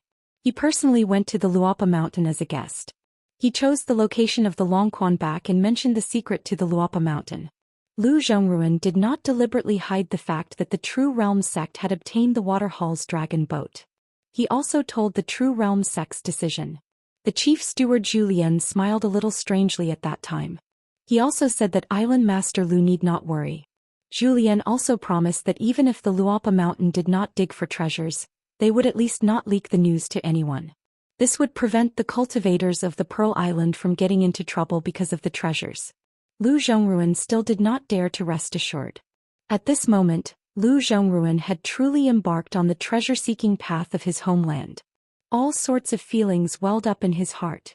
If it were not for the Waterhall's dragon boat seeing the light of day again, Lu Zhongruan would probably never set foot on this sad place again in his life. Regarding the choice of the Waterhall's dragon boat, Lu Zhongruan had no hesitation. The Waterhall was the foundation of a sect. It could be said that it was a natural immortal's cave. It gathered the ancestral hall, the cultivation place of earth immortals and the mountain and water formation. If it was placed in the calligraphy lake, even earth immortals would covet it. It was also enough to support the cultivation of a Yuanying realm cultivator. Therefore the True Realm sect did not hesitate to give Lu Zhongruan a priceless medallion. This was their sincerity. Although the huge dragon boat could not cross continents, it was enough to carry a large amount of goods back and forth between continents. For the small Pearl Hairpin Island, it was of little value, but for the ambitious Luopa Mountain, it was an urgent matter. While Lu Zhongruan's mind was wandering, Lu Baixiang was secretly talking to Zhou Xian through the martial arts method of telepathy. Lu Baixiang asked with a smile, "Even if you successfully get the dragon boat back, you still have to run around. Won't it affect your cultivation? If you become the leading figure of the Luopa Mountain, you can no longer be the unscrupulous martial arts madman. Won't you feel uncomfortable every day?" Zhou Xian replied with a smile, "Being busy every day I feel very comfortable." Lu Baixiang said, "If you Zhou Xian have any ulterior motives, as long as the matter is exposed, even if Qin Pingon let you go because of old friendships, I will kill you with my own hands." Zhou Xian said, "You won't have this kind of opportunity." Lu Baixiang asked, "Are you saying that I'm destined not to be able to kill you, or that you really know your place in the Luopa Mountain?" Zhou Xian asked back, "Cult Master Lu is a great talent and a great strategist. The Lu Baixiang in the history of the Lotus Flower Blessed Land has always been decisive in killing. How did you become so chatty?" Lu Baixiang said no more. In that world, Lu Baixiang was the ancestor and Zhou Xian was the descendant. Zhou Xian said with a smile, "Sure enough, only my family's young master understands me the best. Cui Dongshan can only be considered half of it. As for you three fellow countrymen, you're even worse." Lu Baixiang dismissed it with a smile, his palm gently stroking the hilt of his saber. Zhou Xian glanced at Lu Baixiang's small movements. "Do you believe that you can't even pull out your saber right now?" Lu Baixiang laughed. "I don't really believe it." Zhou Xian said, "I'll find a chance to practice with you." Lu Baixiang shook his head. "Let's leave it for now. We'll talk about it again in a few years." Zhou Xian laughed. "I'm just afraid that Cult Master Lu will be alone. The sky is high and the emperor is far away. You're used to living in a remote and desolate place. If your life is too comfortable, it's easy for you to not know the immensity of heaven and earth." Lu Baixiang turned his head to look at Zhou Xian. Zhou Xian met his gaze. Lu Baixiang, from the Lotus Flower Blessed Land where there are no cultivators, to the vast world where ghosts and immortals run all over the mountain, especially in the last few years, have you always kept your saber by your side? What's wrong? With the magical saber in hand, does the world belong to me? Why don't you be more straightforward and learn from that Sui Yu, directly cultivating to seek immortality? Wouldn't that be better? Lu Baixiang frowned. You hide on the Luopa Mountain and have to constantly be on the lookout for killing? How can you compare to me? Zhou Xian sneered. Practicing martial arts is my family's business. Don't ask me. The answer, whether it's good or bad, whatever you want to hear, I can tell you whatever you want. As for the truth, you have to ask yourself. Lu Baixiang sighed. It's a bit troublesome. Zhou Xian laughed. In a small place, if your aptitude is good and your luck is not bad, some impurities won't show. In a big world, it won't work. Among the four of us in the picture scroll, I only find you slightly more pleasing to the eye. If you want to please me, you should say less. Lu Baixiang nodded. He had understood. Although Lu Zhongruan didn't know what the two of them were talking about, Lu Baixiang's momentary exposed killing intent actually made her, and Jindan Earth Immortal, somewhat fearful. And who was Lu Baixiang? He was just one of the names on the Luopa Mountain Ancestral Hall's registry. Lu Zhongruan's mood was somewhat gloomy. When would the Pearl Hairpin Island become a truly stable immortal sect? They didn't have to look at other people's faces and didn't have to rent a mountain, bringing all the direct disciples away from the Book Slip Lake, leaving behind only the ancestral hall's empty frame, settling down in Longquan County, and opening up a mansion on the back of a fish. Was it really a wise choice? Lu Zhongruan didn't know the answer now. At present, Lu Zhongruan only knew that Zhou Xian and Lu Baixiang, who were not far from him, were first-class martial arts masters. If placed in any dynasty in the history of the Aquarius continent, they would be honored guests of the emperor and did not dare to slight them. Their strong fists were one reason, but more importantly, martial artists of the three realms of spirit refinement were already involved in the martial fate of a country. Compared to the gods of mountains and rivers who consolidated the fate of a territory, they were not the least bit inferior and even more important. However, Lu Zhongruan was not sure what realms Zhou Lian and Lu Baixiang were in. As for who was more powerful, Lu Zhongruan had no way of knowing. After all, he had not had the chance to see them fight yet. His impression of Zhou Lian was more of the chief steward of Luopa Mountain, smiling to everyone. In the few times they interacted, other than being watertight and knowing how to do business, Lu Zhongruan actually did not know much about him. It seemed that the more they met, the more confused she became. On the other hand, Lu Baixiang was a master that was not to be trifled with. His imposing manner was not ordinary, even a blind person could see it. Lu Zhongruan discovered that Luopa Mountain seemed to be hiding many unknown secrets. As long as he had the chance to come in contact with them, they would appear one after another, making people dizzy.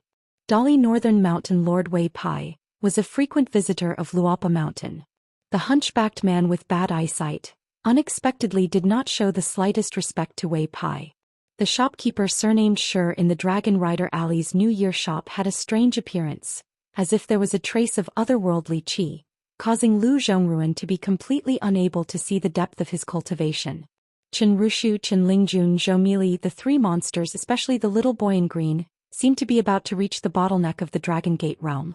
Once he reached the Golden Core realm, a Jiao dragon monster was not comparable to an ordinary Golden Core realm cultivator, and could be treated as half a nascent soul realm cultivator.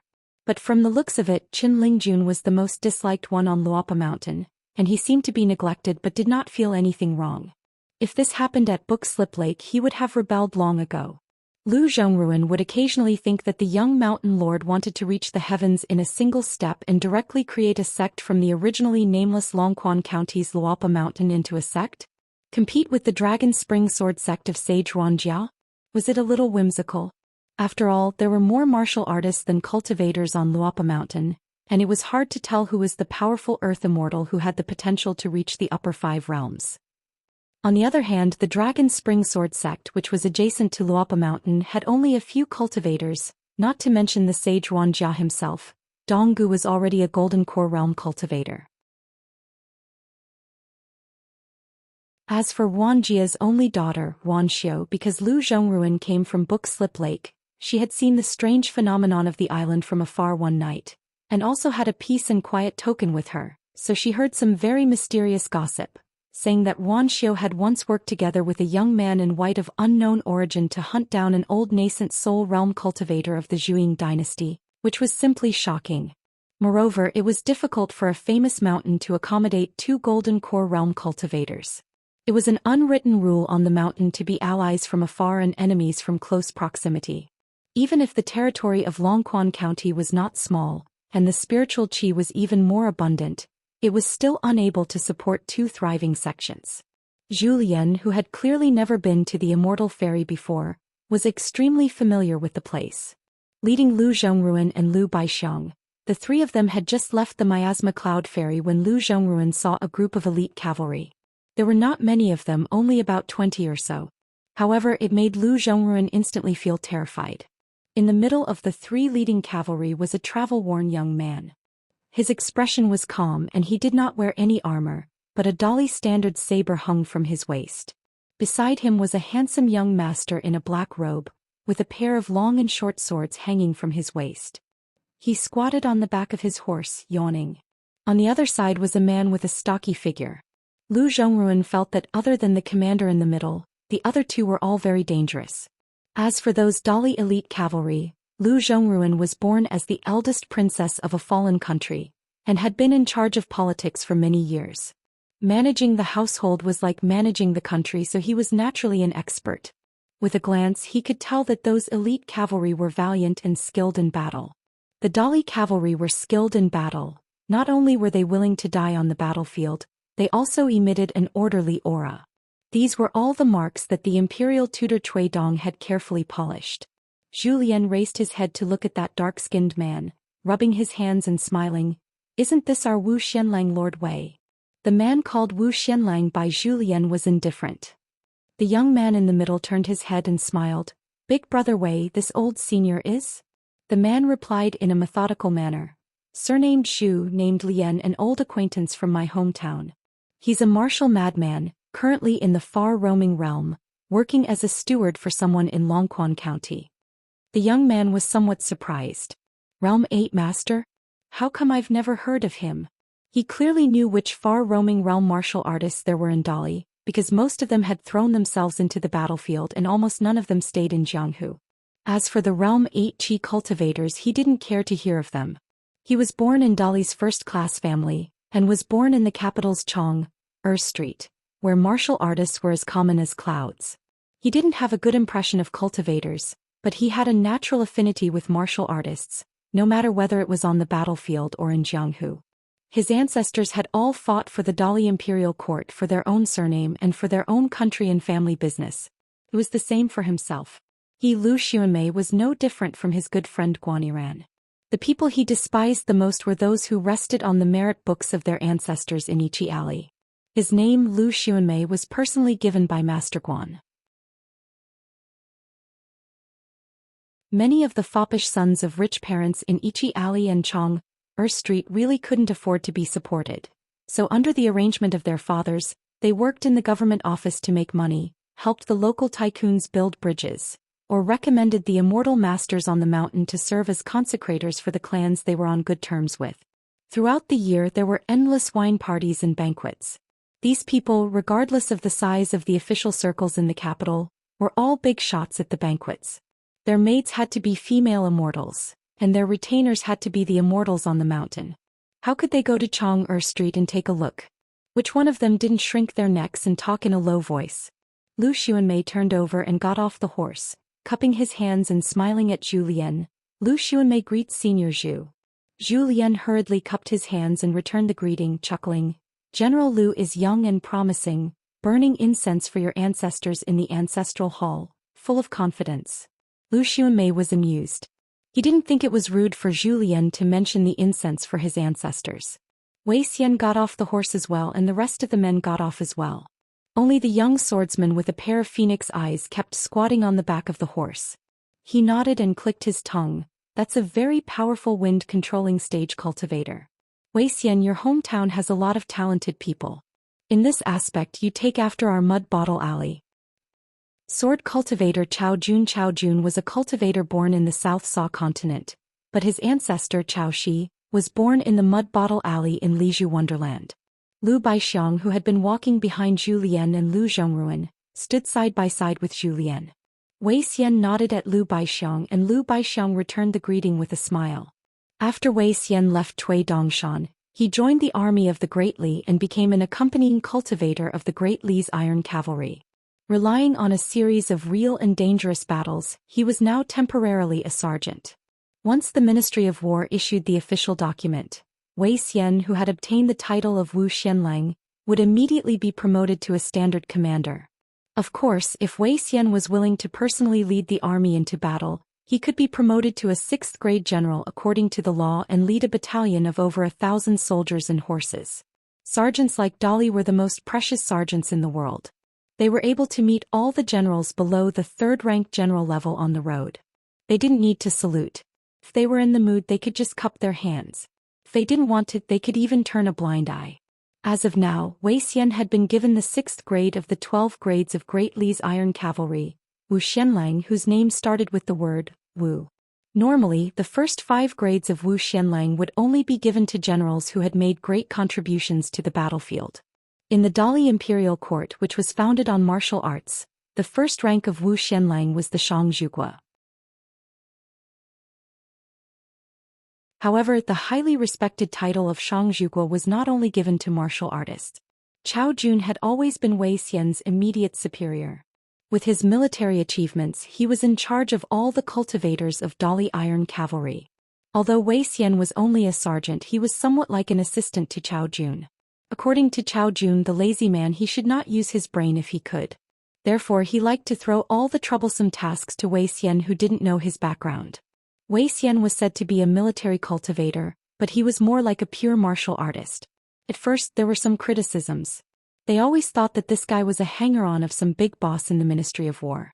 After the battle ended, he shamelessly came to gain military achievements. However, after a few battles, there were no more rumors. The reason was simple. The cultivators who fought side by side with Wei Xian were all alive. Dali's elite cavalry prepared the horses. Everyone rode to the place where the treasure was hidden. It was not too far from the Miasma Cloud Ferry, more than 200 miles away. The water-haul dragon boat was buried at the bottom of a river. The secret passage was extremely well hidden. Only Lu Zhongruan knew how to break the many mountain restrictions. Otherwise, even if they found the treasure, they would not be able to enter the secret realm unless they destroyed the foundation of the mountain. However, if they did so, they would trigger the mechanism and the water-haul dragon boat would be destroyed. When Lu Zhongruan learned that this young cavalry general Lu Xuanmei, who was not even 30 years old, was a Dali 4th grade military official, he was even more shocked. On one hand, he was surprised by this person's meteoric rise in his official career. Dali's military general must have a foundation of military achievements. This was an iron law. The general family with ancestral influence may have a higher starting point, but there was a limit. On the other hand, he was surprised by the loyalty of the officials in Luapa Mountain. The one who showed up was the military general Lu Xuanmei. Then the one who nodded and promised this matter must be a powerful general. Even if it was not Chao Gui or Su Gaoshan who had already been appointed as the hunting envoy, it should be a prominent Dali military general who was second only to them. In fact, it was not only Lu Zhongruan who did not understand. Even Lu Xuanmei himself could not make sense of it. This time he led the team because a confidant of Grand General Chao Gui personally conveyed the message. Among the cavalry, there were also 2 Green Wave Pavilion spies who were monitoring the troops. Looking at the signs, they were not monitoring the actions of the 3 people, but monitoring whether Lu Xuanmei would cause problems. This was very interesting. Could it be that the new hunting envoy Chao Gui was very resourceful and wanted to fill his own pockets with a certain leader of Green Wave Pavilion? Then Grand General Chao chose to hide behind the scenes and sent his confidant to personally handle this matter? If he was really so daring, shouldn't he, Lu Xuanmei, be replaced by another loyal general? If Lu Xuanmei felt that this matter violated Dali military law, he would definitely report it to the imperial court. Even if he was secretly killed by Chao Gui, how would he clean up the mess? The Lu family of Qiao Street was not a family that Chao Gui could casually deal with. The key point was that this action violated the rules. Dali's civil and military officials had been for hundreds of years. No matter their family style, methods, or temperament, they were all used to following the rules. Being pursued by the imperial court and having his confidant killed to take the blame? This did not seem like Grand General Chao's style. But to say that there was someone who was so resourceful that even Chao Gui had to listen to orders and make a hunting envoy, who was equivalent to a pillar of the imperial court, personally make a plan, Lu Xuanmei did not dare to believe it. Could it be the imperial tutor's idea? Was there a need to be so sneaky for a mountain treasure that had someone leading the way? Dali's cavalry went south, collecting mountain treasures and piling them up into a mountain. Banning and destroying thousands of mountains and temples were all done according to Dali's established rules. Was this one thing missing? Lu Xuanmei was full of curiosity, and he hoped that he could live to know the answer. Lu Xuanmei and Lu Zhongruan rode side by side, discussing the route. Wei Xian and Lu Baixiang followed closely behind, chatting about the past. Lu Baixiang was the easiest to get along with among the 4 people in the picture scroll. He could chat with anyone. The other 3 almost did not talk to each other. Somehow Zhou Xian was hanging at the tail of the cavalry with Chao Jun. They chatted happily, calling each other brothers and talking about everything. Of course, the 2 men did not talk much about women. No matter what you say, Chao Jun I Julien's reply will never reach your heart. Even if this old chef's cooking skills aren't that good, I don't know how to cook according to the person's taste. Chao Jun's eyes lit up. He even wanted to leave the army and go to Luopa Mountain to be a servant. After Li Shixing left Lion Peak with Cui Ci, he returned to the capital of the Artemisia nation. The Artemisia nation was a small and remote country in the North Continent, but it was not a vassal of a big country. In the capital, Li Shixing bought a small house in a place called Dongxian Street. Across the street lived a family with the surname Qin.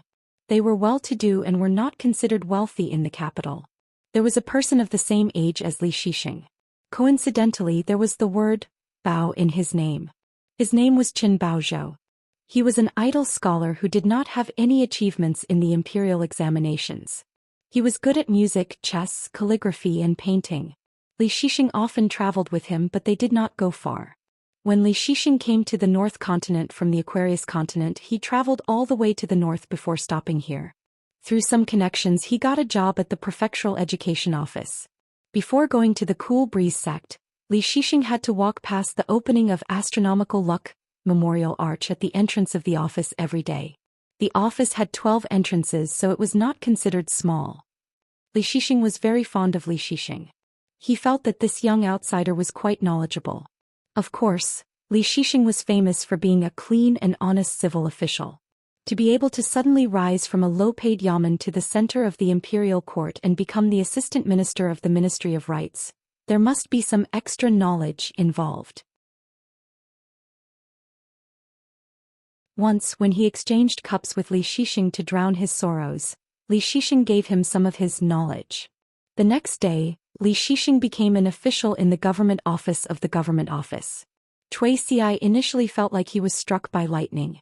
Why would his honorable teacher do such a thing? How could a scholar do such a thing? Li Shixing did not explain anything to Cui Ci. This time, when he returned to the capital, there was no longer a position for Li Shixing in the government office.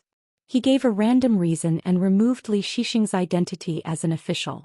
Li Shixing did not care. On the way, Cui Ci asked his teacher how long he would stay in the Ardent Kingdom. Li Shixing replied that it would be a long time, at least 30 to 40 years. At first, Cui Ci was a little flustered. He was afraid that it would be a few hundred years. But when he heard that it would be a short 30 to 40 years, he felt relieved. After all, he and his teacher were not ordinary people at the foot of the mountain. As for Cui Ci himself, when he thought of his origin, there was always a lingering worry. But every time he worried about this, he would no longer be worried. Because he had that worry. Today, Li Shixing spread out another calligraphy painting and looked at the reflection of the moon in the water. Cui Ci knew his teacher's habit and burned incense at the side. In fact, Li Shixing was not so cultured, but Cui Ci liked to do this and did not stop him. On the scroll, there was an old teacher sitting and discussing the Tao. The old teacher was a sage of Yufu Academy. At first, Cui Ci listened attentively, but later on he really felt that it was boring. His lecture was like an old woman's feet wrapped in cloth. Every time he lectured, he would only talk about one principle. Then he would go around and around in circles, talking about the various small principles of this big principle. Cui Ci felt that it was very boring. Who would not understand these principles after a few days of reading? Was there a need for the old teacher to explain in such detail? No wonder his teacher later took him on a tour of the Yufu Academy. He learned that the old teacher was laughed at as an old vulture who only knew how to pick up phrases. The old teacher was also regarded as a sage with the least real talent in the academy. Later on, the Confucian students in the academy could not stand the teaching, so the old teacher arranged this task for the academy. He was in charge of the reflection of the moon in the water and preached to those cultivators on the mountain. Not only the academy knew that this was just a formality, but the old teacher himself probably knew that no one would listen to his nonsense. But he still lectured for 30 years. The old teacher was happy and leisurely. Sometimes he would even bring a few books, letters, and copybooks that he liked. He would choose a sentence from them and talk about it according to his mood. Cui Ci heard a lot of old stories about the old teacher in the streets of the Yufu Academy that were filled with bookstores. It was said that the reason he obtained the title of a sage back then was because of great luck. It had nothing to do with how knowledgeable he was. At the beginning, there were smart people from all walks of life who became friends with the teacher who was not considered old at that time. The scholars of various countries and the major academies all warmly invited this person to lecture and preach Tao. In the end, even the cold stove in the officialdom lost interest. This person's copybook, calligraphy, fan inscriptions, couplets, and so on could be sold for 1,000 taels of silver in the earliest days. Later on it was sold for a few hundred taels of silver. Later on it was sold for less than 100 taels of silver. Now, not to mention 10 taels of silver, no one would buy it. They might not even be willing to accept it as a gift. But Zhou Xian discovered that every time his teacher listened to this old teacher's lectures, he would not miss a single time. Even when he was lecturing the 9 registered disciples of sect master He in the Qingliang sect, he would still look at the Yufu Academy's catoptric deflection. In the painting, the old teacher sat in the same position that he had not changed for 30 years. He sat upright and still, moistened his throat, and picked up a book that he had just obtained. It was a travel book about mountains and rivers. After quickly reporting the title of the book, the old teacher opened the book and said that today he would talk about what was so wonderful about the line in the book. The small stove in the village has just started to burn. The peach blossoms in the temple are falling, and why the words village and temple were such imperfections. The old teacher blushed slightly, his expression unnatural. He raised the travel book high up, holding the book with both hands as if he wanted to let people see the title of the book more clearly. Zhou Xian had a helpless expression. Teacher, is this old teacher about to starve to death? Why is he still helping the bookstore do business? Li Shixing smiled. This is the first time. It has never happened before. It's probably an old friend's request, so it's not good to refuse. Zhou Xian leaned over the table, sighing. For a wise person to be like this, it's indeed time for his old face to turn red. Zhou Xian smiled. But today the old teacher is finally not talking about those empty principles. That's pretty good. Otherwise, I guarantee that after the time it takes to burn an incense stick, I'll be sleepy. Li Shixing listened to the old teacher in the painting talk about the way of poetry. He asked, who said that knowledge must be useful for it to be good knowledge? Zhou Xian thought that he had misheard. Teacher. Li Shixing was still looking at the painting, listening to the old teacher's words. He smiled at Zhou Xian. Zhou Xian, let me ask you a small question. 1 tael per caddy, 2 weights, how heavy are they? Zhou Xian was even more confused. Was this even a question? Li Shixing continued, who set the rules for the 2 weights? In the beginning, who had the scales and weights in their hands? 10,000 years ago, 10,000 years later, would there be the slightest deviation? If there was the slightest deviation, how would it affect the operation of all things in the world? Zhou Xian pondered for a moment and felt a splitting headache. Li Shixing slowly said, some of the most pure knowledge in the world seems to be very far away from the human world, but you can't say that it's useless. There will always be some seemingly useless knowledge, but someone has to do it. If I tell you something, will it help you earn a copper coin? Or will it help you improve your cultivation? Zhou Xian shook his head. Not really. Li Shixing looked at the old academy scholar in the picture scroll and felt a little sad. He turned his head and looked at the inhuman teenager who was only pieced together by a pile of broken porcelain. He said, refining spiritual qi and turning it into your own use, ascending to heaven step by step and becoming immortal, is the cultivation of Tao. We Confucians use moral articles and paper knowledge to feed the secular world.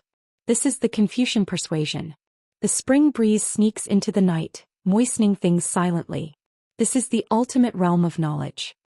Li Shixing was silent for a moment. He looked at the incense above the incense burner and said, collecting is the unity of heaven and man and attaining immortality. Since ancient times, sages have been lonely, leaving only articles for thousands of years. The real disciples of Confucianism never only seek immortality. The old man was old. He felt tired as he talked. In the past, he could talk for an extra hour of the academy's 2-hour homework. Today, after an hour, he no longer had the energy and spirit to continue his lecture. The old master's expression was sorrowful as he looked into the distance and muttered to himself, I actually know that no one is listening. No one is listening to me. The old man said softly, 20 years ago I heard from the hill master that occasionally there would be some snow, and the spiritual qi would increase. 10 years ago there was very little snow. Every time I heard that someone was willing to spend money on my poor knowledge, I would find someone to drink with. Speaking of this, the old man squeezed out a smile and grabbed the travel book. I'm the old guy who engraved this book and sold it for money. In the blink of an eye, I've become old after a few drinks.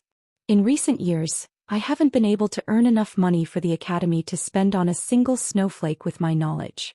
I feel bad about it. The old man looked sad. He put down the book and suddenly laughed. Old bastard Qian, I know you're looking here. Are you afraid that I won't help you sell the book? Put down your legs. It's okay if you don't want to. Remember not to finish the wine and food. Leave some for me to chew after I leave the academy. The old man stood up and bowed. This lecture is the last time I humiliate myself in the academy. It's better if no one listens so I don't have to waste money. It's not easy to cultivate on the mountain. The knowledge that I've taught for 30 years is really useless. Look at me. Do I look like a scholar? I don't think so. The old man was about to put away the book. He had the title of a sage of the academy, but he was not a cultivator. He could not raise the wind and rain with a wave of his hand. At this moment, Li Shixing of the Artemisia kingdom gently threw down a grain rain money. He stood up and bowed. The scholar Li Shixing has benefited a lot. Thank you, sir. The old man was stunned on the spot for a long time. He even had tears in his eyes. He waved his hand and said, I don't deserve it, I don't deserve it. Then the old man was a little embarrassed. He mistakenly thought that someone had thrown a small grain rain money. He whispered, don't buy that book. It's not worth it. It's too expensive. It's not worth it at all. No matter how much money you have, you shouldn't squander it like this. The two things in the world, cultivation and family, are big things, but in fact they should be small. The old man was habitually nagging about those principles. Suddenly he shut his mouth. He looked lonely and said self-deprecatingly, I won't say it anymore. Suddenly another person threw a grain rain money and said loudly, Lu Jinglong has listened to Sir's teachings for 30 years. I'm here to thank you. This time I didn't miss your last lecture. Not only was the old man shocked, even Cui Xi couldn't help but ask, Sir, are you the young sword deity Lu Jinglong from the Taihui sword sect? Li Shixing smiled and nodded. The old man was in tears. Finally he straightened his clothes and straightened his back. He smiled and said, if you have the chance in the future, you must come and drink with me. I'm not in the academy anymore, but I'm not far away. It's easy to find me. Just say that you're looking for Mr. Bound Feet and you'll find me. When the time comes, I'll complain about why you didn't reveal your identity earlier so that I can be proud in the academy. Suddenly, a third person didn't throw money, but his voice echoed, this lecture is the worst. You're quite good at helping people sell books. Why don't you open a bookstore? I, Zhou, am willing to buy a few books. The old man lowered his voice and asked tentatively, Mountain Lord Zhou? The man laughed and said, of course. In the North Continent, who can say the words I, Zhou so confidently? The old man hurriedly ran away and closed an open sage book, not letting the three people see his embarrassment. As an old scholar, he still had to care about his face. Just as Shan Jun and Wei Pai were leaving MT covering clouds. A fleet of carriages moved majestically, leaving Huaihuang town in Longquan County. It wasn't that they didn't have the money to take the Immortal ferry to Oxhorn Mountain, but that someone didn't agree. This made a woman who was in charge of money and power feel very regretful. She had never taken an Immortal ferry in her life. She had no choice. Her son didn't agree. As his mother, she had no choice but to go along with it. In the Ma family of Apricot Blossom Lane, after the old woman's death, her grandson quickly left the town. The ancestral home had been empty since then. The old woman's son and daughter-in-law had long moved out of the ancestral home in Apricot Blossom Lane. The Ma family was rich, but they didn't show it. They were just like Lin Shi's father, who worked in the kiln supervision department. He had power but didn't show it. The impression he gave people was that he was just a lowly official. The two families were similar. The Ma couple had moved out of Apricot Blossom Lane in the past, but they didn't purchase property in Fortune Street or Peach Blossom Lane. Now they had secretly sold the dragon kiln that had been passed down from their ancestors to the Su family of Clear Breeze City for an astronomical price.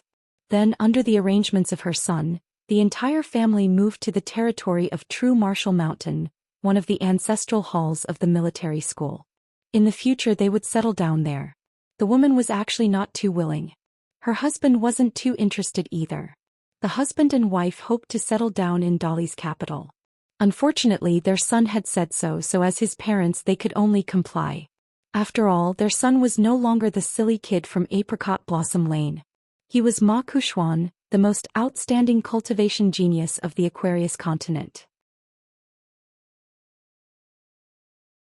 Even the Jindan sword cultivators of the Zhuang dynasty who were famous for being skilled in killing had been slaughtered by their son. The woman lifted the curtain of the carriage and saw a rider outside. It was a young woman who was outrageously beautiful. She was now her son's servant girl. Her son had given her the name Xu Dian. The woman found it rather amusing. Only this matter made her feel that her son was still the silly son of the past. He was still sulking with someone. In the early years, Song Jisun from Clay Bottle Lane, who was rumored to be the illegitimate son of the supervisor, had a servant girl called GQ. According to her mother-in-law when she was still alive, her son had actually always liked that GQ. The woman riding slowly beside the carriage felt the woman's gaze. At first she didn't want to see it. But the young man riding at the front of the group turned his head and looked at her coldly. She was so scared that she kept quiet out of fear. She immediately turned her head to look at the curtain of the carriage and asked softly, "Madam, do you need to stop and rest?" The woman smiled and shook her head.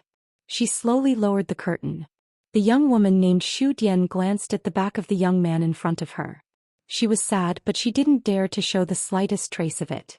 Back then she, the mother and son of the Su family from the Windy City, and the mountain-moving ape from the Xingyang mountain entered the Black Pearl Heaven together. Everyone was there for the opportunity. But in the end she was the most miserable one. Not only did she fail to get any good fortune, but she also got into a big trouble which was a real disaster for her family. Her grandfather, the master of the Tide Cavalry, had lost his military power after being wiped out by the unstoppable Li dynasty. But he kept an official position in the imperial court and then retired to his hometown. But that young man appeared. He returned to his hometown with honor. The guards from the imperial court and her grandfather's retinue, more than 100 people, were all dead.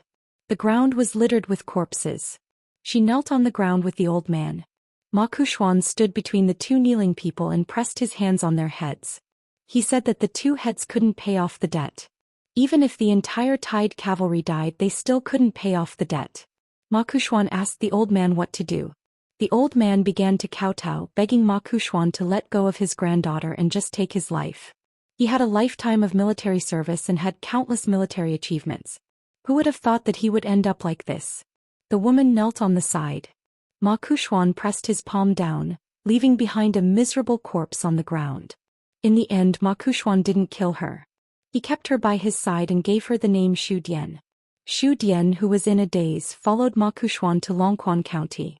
The first place the young man who had killed many people along the way went after returning to his hometown was not Apricot Blossom Lane, nor was it his parents' residence. Instead he walked along the banks of the Dragon Whisker River. At the waterfall where the Dragon Whisker River and the Tiefu River met, Xu Dian saw a god holding a sword appear. It was the #1 water god of the Li dynasty named Yanghua. At that time Ma Kuxian was squatting at the boundary between the river and the river, gently throwing pebbles into the water. He smiled at the great Li deity who had an extremely high divine position and said, "I know you're the Empress Dowager's maid, and I'm just the grandson of the river god under your command. Logically speaking, I should show you some respect, but I heard that you weren't very polite to my grandmother, so you should be careful. In life, regardless of whether you're a cultivator, a deity, or a ghost, if you owe a debt you have to pay it back. When I return next time to visit my grandmother, if you still haven't paid off your debt and dare to order this Dragon Whisker River around, then I'll detain your golden body on Marshall Mountain and temper it every day. I'll feed you as much incense as you break, and I want you to pay it back for 1,000 years. Even if I, Ma Kuxian, die, as long as Marshall Mountain still exists, you'll have to suffer for 1,000 years. The water god Yanghua snorted. Ma Kuxuan added, "Since you can become the main god of the river, you naturally aren't afraid of suffering. It's alright, you're a woman after all, and you don't have a human nature. Some of your natural instincts are hard to get rid of. Every few years I'll capture some deities or spirits of the mountains and lakes and bring them to Marshall Mountain. Then I'll teach them a divine secret technique that has long been lost. I'll let them profit from their misfortune and let you know what it means to repay a debt with your body. Ma Kuxuan finally said, I'm telling you all this in hopes that you won't be like some people who are stupid enough to think that many small things are just small things. Otherwise, if I, Ma Kuxuan, break through too quickly, you'll pay back your debt very quickly. The water god of the Iron Seal River didn't say anything, only sneering. Ma Kuxuan tilted his head. You don't believe me, right? Ma Kuxuan smiled. Then wait. I've changed my mind now. One day I'll ask the Empress Dowager to personally issue a decree for you to go to Marshall Mountains territory and become the main river's water god. At that time I'll visit you as a guest. I hope that the water god will treat me with great hospitality, and I'll return the favor by inviting you to the mountain as a guest. Yang Hua's expression became serious. Ma Kuxuan shook his head. Sorry, it's too late. Yang Hua narrowed her eyes. A Dao protector of Marshall Mountain appeared behind Ma Kuxuan and smiled. The water god has killed someone without permission. It's against the rules. Yang Hua sneered. Ma Kuxuan is already your Marshall Mountain's mountain lord? That military cultivator shook his head and smiled. Of course not. It's just that Ma Kuxuan's words seem to be more effective than our mountain lords. I've been dissatisfied for a long time, but I can't do anything about it. Yang Hua noticed that the cultivator secretly gave her a look. Yang Hua sighed and said to Ma Kuxuan, Ma Lanhua will be able to have her own river god temple very soon. Ma Lanhua, the river granny of the Dragon Whisker River, had been unable to build a temple ever since she became a river god. If the water god of the Iron Talisman River spoke up and built a temple for incense, then both the local government of the Dragon Province and the Ministry of Rights of the Dali Imperial Court would not make things difficult for her. Ma Kuxuan stood up and clapped his hands. All right. Then I, Ma Kuxuan, will also go back on my word. In the future, the water god will be my esteemed guest. Afterwards, the tall and slender Ma Xian, dressed in black clothes and a white jade belt, looked like an elegant young master who had come out of a wealthy family to enjoy the scenery. He walked along the Dragon Whisker River, and when he no longer concealed his aura, he purposely leaked it out. Not long after he walked, water plants began to appear in the river, swaying in the water as if they were spying on the movements on the shore. As if she was afraid to acknowledge Ma Kuxuan, the woman who no longer seemed old and decrepit poked her head out of the river and looked at the young man on the bank. The river gods did not cry, but the woman wiped her face subconsciously.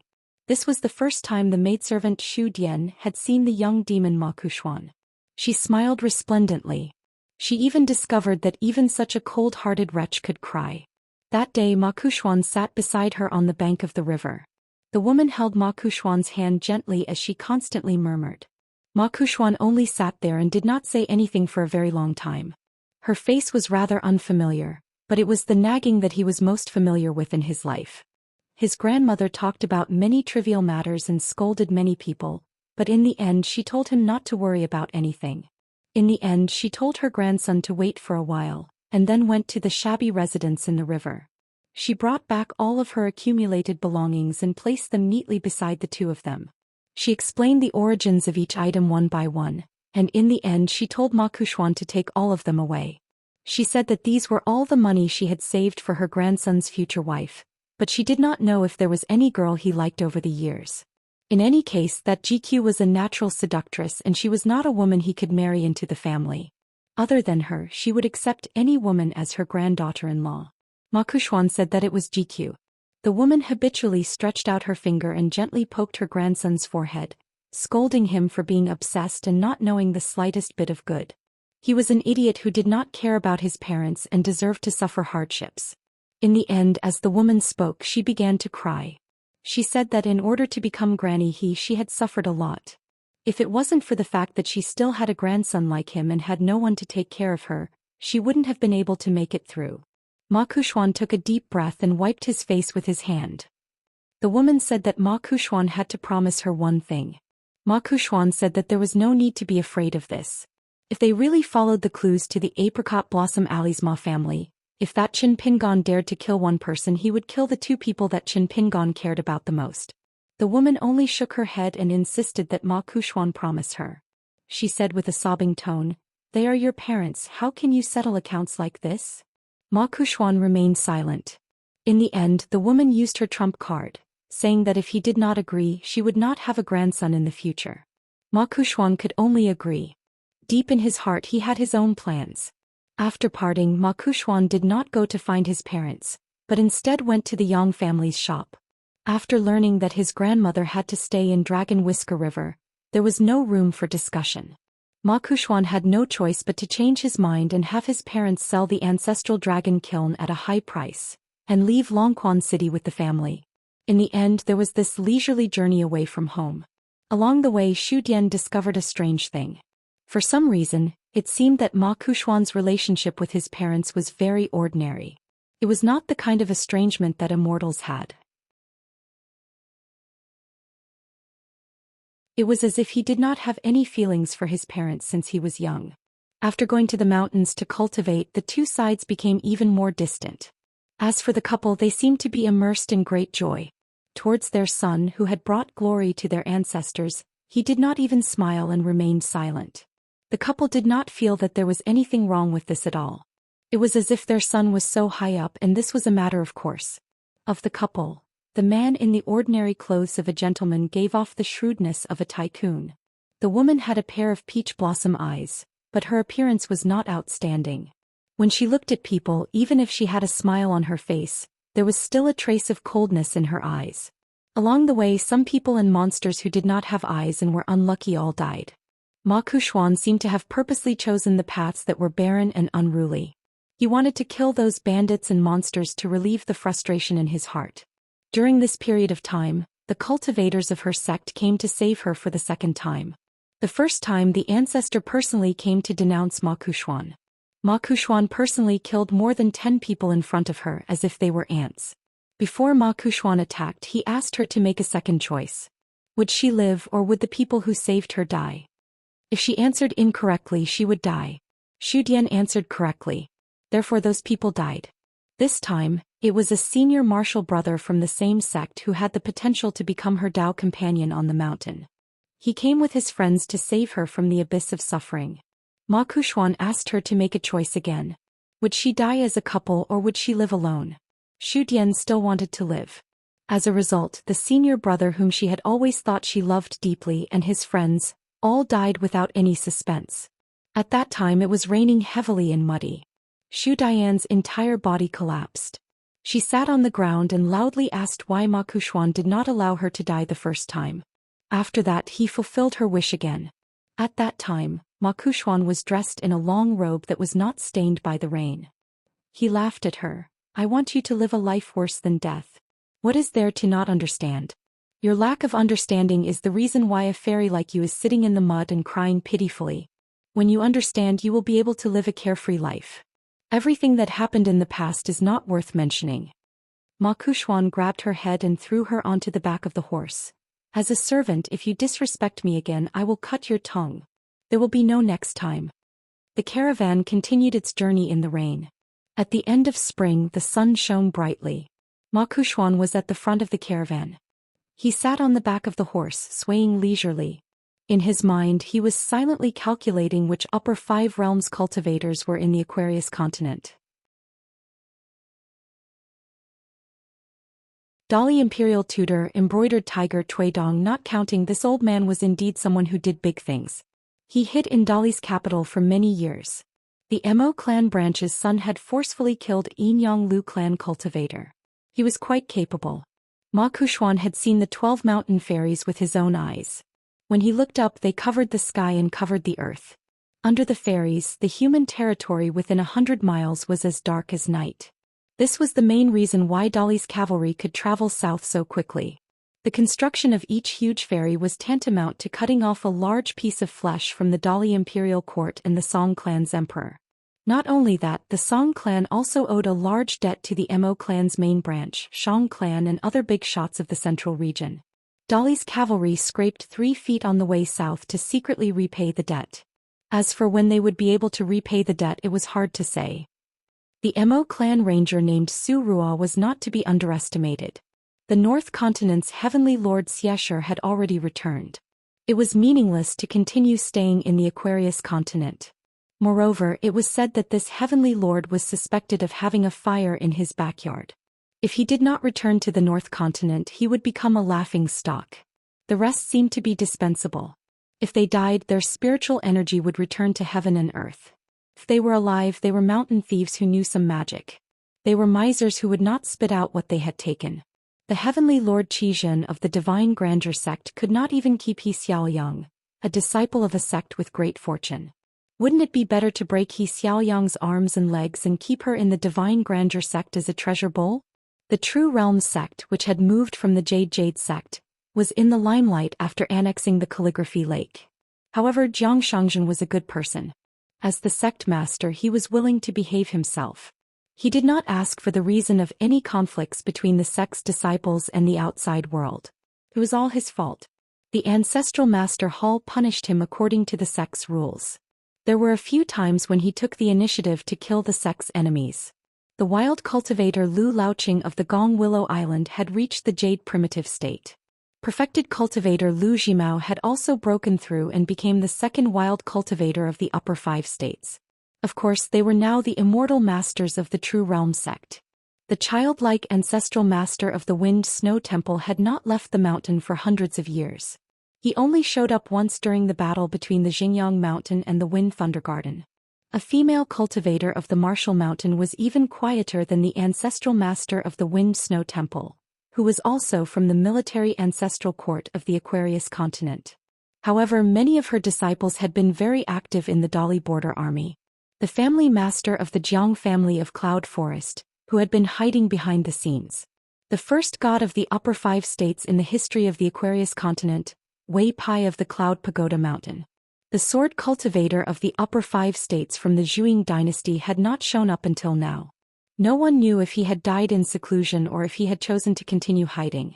As for the storyteller of the Great Sui Kingdom, he was now a prisoner of the Cloud Pagoda Mountain, protecting a prince of the Gao family. It was not that Ma Kuxuan looked down on this old man, but what else did he have other than the jade primitive state? In the end, Ma Kuxuan thought of the bumpkin from the clay bottle alley. Ma Kuxuan opened his eyes on the back of the horse. He crossed his fingers and pressed them down lightly. He felt that it was a little fun. After leaving the small town, it seemed that all the people of the same age as him were trash. Instead, it was this guy from his hometown who was a real opponent that could pique his interest. He wondered if he would need to use all his strength the next time they fought. He probably would not. This was a little boring. Ma Kuxuan closed his eyes again and began to think about the genius of the central divine continent. As for the maidservant behind him, one day she would sadly discover that she had unknowingly lost all desire for revenge. Instead, one day she would sincerely feel that staying by Ma Kuxuan's side was the only stability in the world. When that time came, it would be time for her to die. Ma Kuxuan would still leave behind a part of her soul and memories. Using some lost secret techniques that even the ancestors of Martial Mountain could not grasp, he would follow the clues and find her reincarnation. When the time came, he would return her memories so that she would never be free. She would reincarnate again and again as a human living a life worse than death. As for that Qin Pingon, if he dared to take revenge, he would only be worse off than her. But before Qin Pingon took revenge, Ma Kuxuan would not do anything. After all, the Ma family was in the wrong first. No matter how cruel and merciless Ma Kuxuan was, he would not go so far as to kill innocent people. It was just that there were many people in the world who wanted to die. If they happened to offend Ma Kuxuan, he would help send them on their way. Early in the morning on Luopa Mountain, Pei Qian had already prepared all her belongings.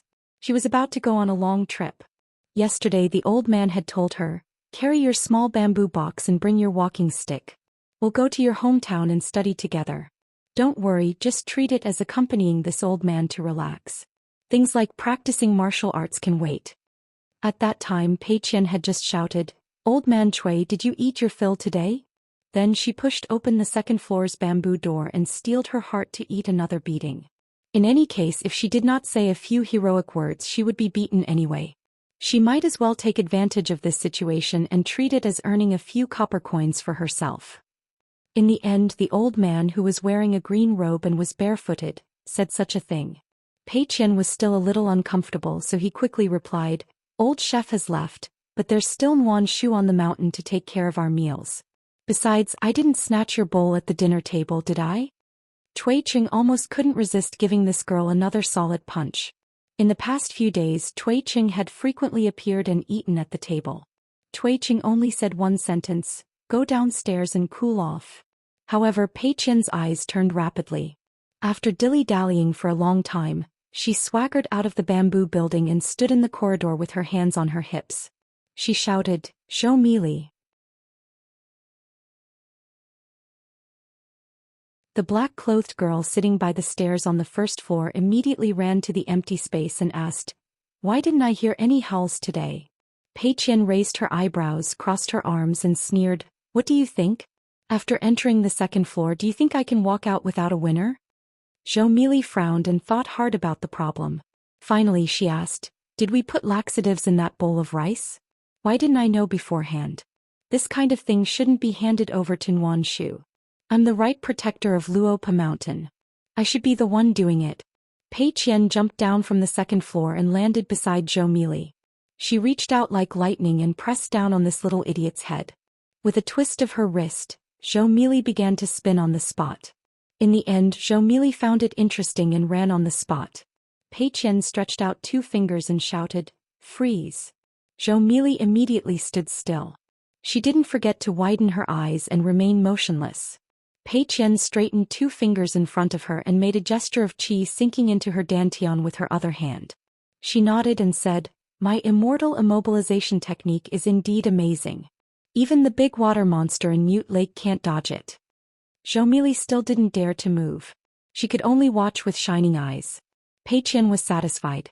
He threw 2 fingers at her. "Move." Zhou Mili quickly clapped and said excitedly, "Amazing, amazing. I really couldn't move just now." On this day, Pei Qian took Zhou Mili to find Qin Rushu to play. The 3 girls gathered together and chattered. It was like countless peach blossoms in the mountains with orioles on the flowers. Then a day passed in the blink of an eye. This morning not only Qin Rushu and Zhou Mili arrived, but even Jing Dafeng and Qin Lingjun came. Jing Dafeng was expressionless. No wonder Jing Dafeng couldn't stop them. Qin Lingjun looked at old man Cui Qing, then walked to the cliff and stared blankly. Cui Qing said to Jing Dafeng, "Tell Zhu Lian that he doesn't want the other half of the martial fate. It's not bad." Jing Dafeng held onto a Tongyi umbrella and laughed mischievously, "If old chef doesn't want it, you can give it to me." Cui Qing kicked out. It wasn't fast, but Jing Dafeng could still easily dodge it. Pei Qian was at the side showing off the long-lost blades at his waist. The bamboo blade and bamboo sword were all there. He also held onto a mountain walking stick and carried a small bamboo chest. The old man was also dressed in scholarly robes. It was not that Pei Qian had never seen the old man dressed like that before, but he felt that it was extremely unfamiliar. Cui Qing laughed, "You don't know? This old man is also a scholar. I learned a lot in my early years and am one of the great scholars in our Aquarius continent." Pei Qian said, "Did you count it yourself?" Cui Qing laughed, "Oh." Pei Qian immediately said loudly, "That shouldn't be the case. It is definitely a fact that everyone in the Aquarius continent knows." Jing Dafeng sighed in his heart. The location has been chosen. According to Senior's wishes, we will start from the westernmost desolate mountains of southern garden country. Cui Qing nodded his head and turned to look at Pei Qian. "Are you prepared?" Pei Qian nodded her head. She held onto the mountain walking stick tightly and said with a trembling voice, "It is somewhat done." Finally, one old and one young, as though they were riding on clouds, they landed on a desolate mountain peak. Pei Qian's face was pale white. Cui Qing chuckled, "After we finish this journey, you won't be so afraid anymore. Trust this old man." Pei Qian stabbed the mountain walking stick into the ground and sneered, "What are you afraid of?" Cui Qing looked into the distance and said, "Then I will have to trouble you to keep the talisman in your sleeves." Pei Qian's sleeves trembled slightly, and pretended that she did not hear anything. The 2 of them walked down the mountain. At the start, Pei Qian was still uneasy, but she was used to the mountain roads and as she walked she felt that there was nothing to be afraid of, at least for the time being.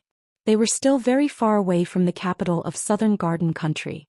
Below their feet was only the barbarian land of the lotus blossom blessed land, not even the real territory of southern garden country. At dusk on this day, Pei Qian had already familiarly cooked a small pot of fish soup and rice. There was a river at the foot of the mountain. Pei Qian cut a bamboo pole, tied a fishing line and hook to it, and then threw the pole into the water. She quietly squatted by the river, and when the fish completely took the bait, she suddenly pulled it up and went ashore. Cui Qing had a headache when he saw the thick fishing pole.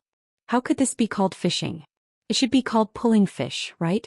However, when he drank the fish soup in a big bowl, the old man sitting cross-legged did not care about this. It was a little salty, so when Charcoal asked him how it tasted, the old man went against his conscience and said it was okay. Pei Qian scooped some fish soup for herself and ate it with rice.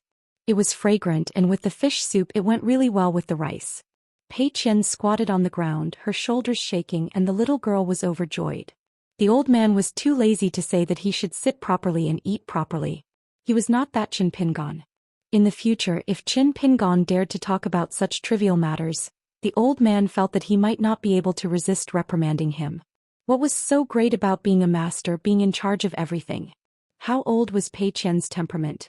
But when he thought of this, the old man felt a little self-deprecating and said softly to Pei Qian, "Eat slowly, no one will snatch it from you." Pei Qian made a no sound and began to chew slowly. After clearing away the bowls, chopsticks, and the pot of soup, Pei Qian took out the kettle and washed her hands. Then she took out a brush, paper, and ink from the small bamboo box where the various items were arranged neatly. Using the small bamboo box as a desk, she began to earnestly copy the book. Cui Qing sat at the side and smiled. "You don't have to copy books here. If master blames you in the future, just say that I agreed." Pei Qian meticulously copied the entire sentence, then turned her head and glared at him. "What nonsense are you talking about?" Cui Qing waved his hand. When Pei Qian finished copying the book, the sky was already dark. She carefully put away all the items. In fact, to the current Pei Qian, night vision was as simple as drinking water and eating. Seeing that old man Cui was dozing off, Pei Qian held the mountain walking stick and tiptoed to the mountain peak far away to practice the crazy demon sword art. Cui Qing smiled and asked, "Since it's a sword art, why don't you use the bamboo sword at your waist?" Pei Qian stopped her sword and replied loudly, "I'll learn from master. Master won't easily use his sword, you won't understand. Of course, I don't really understand either. Anyway, I'll just do as I'm told." Cui Qing asked, "Then what if your master is wrong?" Pei Qian continued to practice the crazy demon sword art, whistling like the wind, to the extent that her words, when falling into the ears of ordinary martial artists, sounded a little intermittent. Fortunately, Cui Qing naturally heard it clearly. "Master is on my side, how can he teach the wrong disciple? He won't be wrong, not in this lifetime. Anyway, even if he's wrong, I still feel that he's right. None of you can control him." Cui Qing smiled and no longer said anything. He began to close his eyes and rest. Around midnight, Cui Qing woke Pei Qian up. Pei Qian rubbed her eyes and didn't complain. Traveling day and night, trekking through mountains and rivers, what's so strange about it? When going down the mountain, Pei Qian was carrying a fishing rod that didn't look like it. Cui Qing asked, "Aren't you tired?" Pei Qian seemed to be waiting for this sentence. She said pitifully, "I'm tired." Cui Qing said, "Don't think that I'll help you carry the fishing rod. This old man can't afford to lose face." Pei Qian sighed and asked Cui Qing to wait for a moment. She took off the fishing line and put it back in a small bag in the bamboo box. After carrying the bamboo box again, she grabbed the fishing rod and shouted, "Let's go." The fishing rod was nailed straight into a big tree in the distance. After that, the morning and evening meals of the day, because they were walking along the river, were still fish soup and rice. Cui Qing sipped the fish soup and said, "If we walk along the river, will we eat this every day?" Pei Qian rolled his eyes and said, "You should be satisfied with something to eat. Why do you still want to make trouble?" Pei Qian finally snorted and said, "You don't know that when I was traveling in Jianghu with my master, it was just the two of us. Old chef and the others didn't have anything to do. At that time it was really hard. Master was testing me and hadn't officially accepted me as the first disciple. Master was good at fishing, but I couldn't. Once I was really hungry, but master didn't ask me to eat with him." Cui Qing smiled and said, "Begging Qin Pingon to give you a bite to eat?" Pei Qian sneered and said, "T, I went to a muddy river. The water wasn't deep and it reached halfway up my waist. With a splash, I plunged into the water and stretched out my arm to explore the cracks in the rocks. With that I hooked a big fish for me. It was a big catfish about the size of my arm. It was very fierce and wouldn't let go once it bit me. I quickly surfaced from the water and ran ashore. I raised my arm and swung it a few times with all my strength before I smashed the big catfish to the ground. Pei Qian said proudly. Master was dumbfounded. He gave me a thumbs up and praised me non-stop. Cui Qing smiled and said, nonsense. Pei Qian immediately relaxed his shoulders and said, all right, Master didn't give me a thumbs up, nor did he say anything good about me. He just glanced at me. In fact, at that time Charcoal stubbornly hid her injured arm behind her back and glared fiercely at Qin Pingon. At this moment, Pei Qian quickly made a solemn vow to the old man. I really caught that big catfish. At this point, Pei Qian was worried that Cui Qing wouldn't believe him, so he quickly rolled up his sleeves. In the end he was very upset and sighed, I forgot that the mark was long gone. Pei Qian's face was soon full of smiles. Fortunately, Master casually grabbed a bunch of herbs and threw them in front of me. I crushed them and applied them to my arm and it didn't hurt at all. Don't you think it's strange? Doesn't it work? You don't understand, do you? Cui Qing smiled and nodded. After that, Pei Qian would still copy books every day and practice the crazy demon sword technique from time to time. Cui Qing just took Pei Qian slowly and hurried along. One day, seeing Pei Qian playing with stones, the old man casually asked, Little Pei, what's the saddest thing you've heard in your life? Pei Qian purposely didn't hear it. The old man asked again. Pei Qian squatted by the water and slowly said, just 2 times. The first time was at the border of the Great Spring Empire in the Tong Yi continent. Master didn't actually say anything, but he just looked at me and I felt sad. After that, there was a sentence that the big white goose said. He asked me if I was only willing to practice martial arts after Master died. It was also sad and made me unable to sleep. Cui Qing didn't say anything else. Pei Qian, who seemed to have quickly become carefree, had already plucked 2 nameless blades of grass by the river and was playing with the favorite grass of the countryside children. The mountains and rivers were far away and they gradually reached a place with signs of human habitation. Cui Qing still took Pei Qian to the scenic place. At a precipitous cliff, the old man put his hands behind his back and smiled. What an iron flower embroidered cliff, the murderous aura of a frog. Pei Qian made a sound of acknowledgement and nodded lightly as if he completely understood. Cui Qing turned his head and smiled. We're used to trekking over mountains and rivers. Next, let's go over mountains and ridges. Do you dare? Pei Qian stuck a talisman to his forehead and said heroically, For people of the Jianghu, there's only the can't, there's no dare. Cui Qing didn't travel with the wind, but instead climbed up the cliff with Pei Qian following behind him. When they reached the peak, they were at least 10 miles away from the green mountain in the distance. Cui Qing smiled, hold on tight to the mountain walking stick in the bamboo box. Before Pei Qian could ask anything, the old man grabbed his shoulder and shouted with a smile, Go!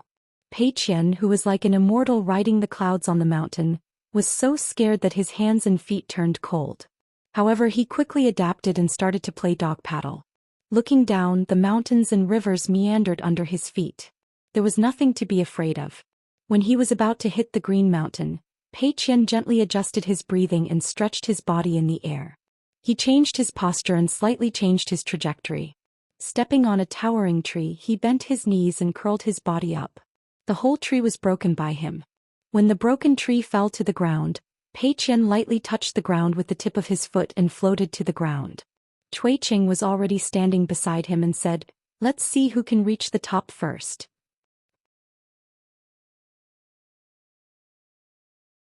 Pei Qian ran like a wisp of smoke.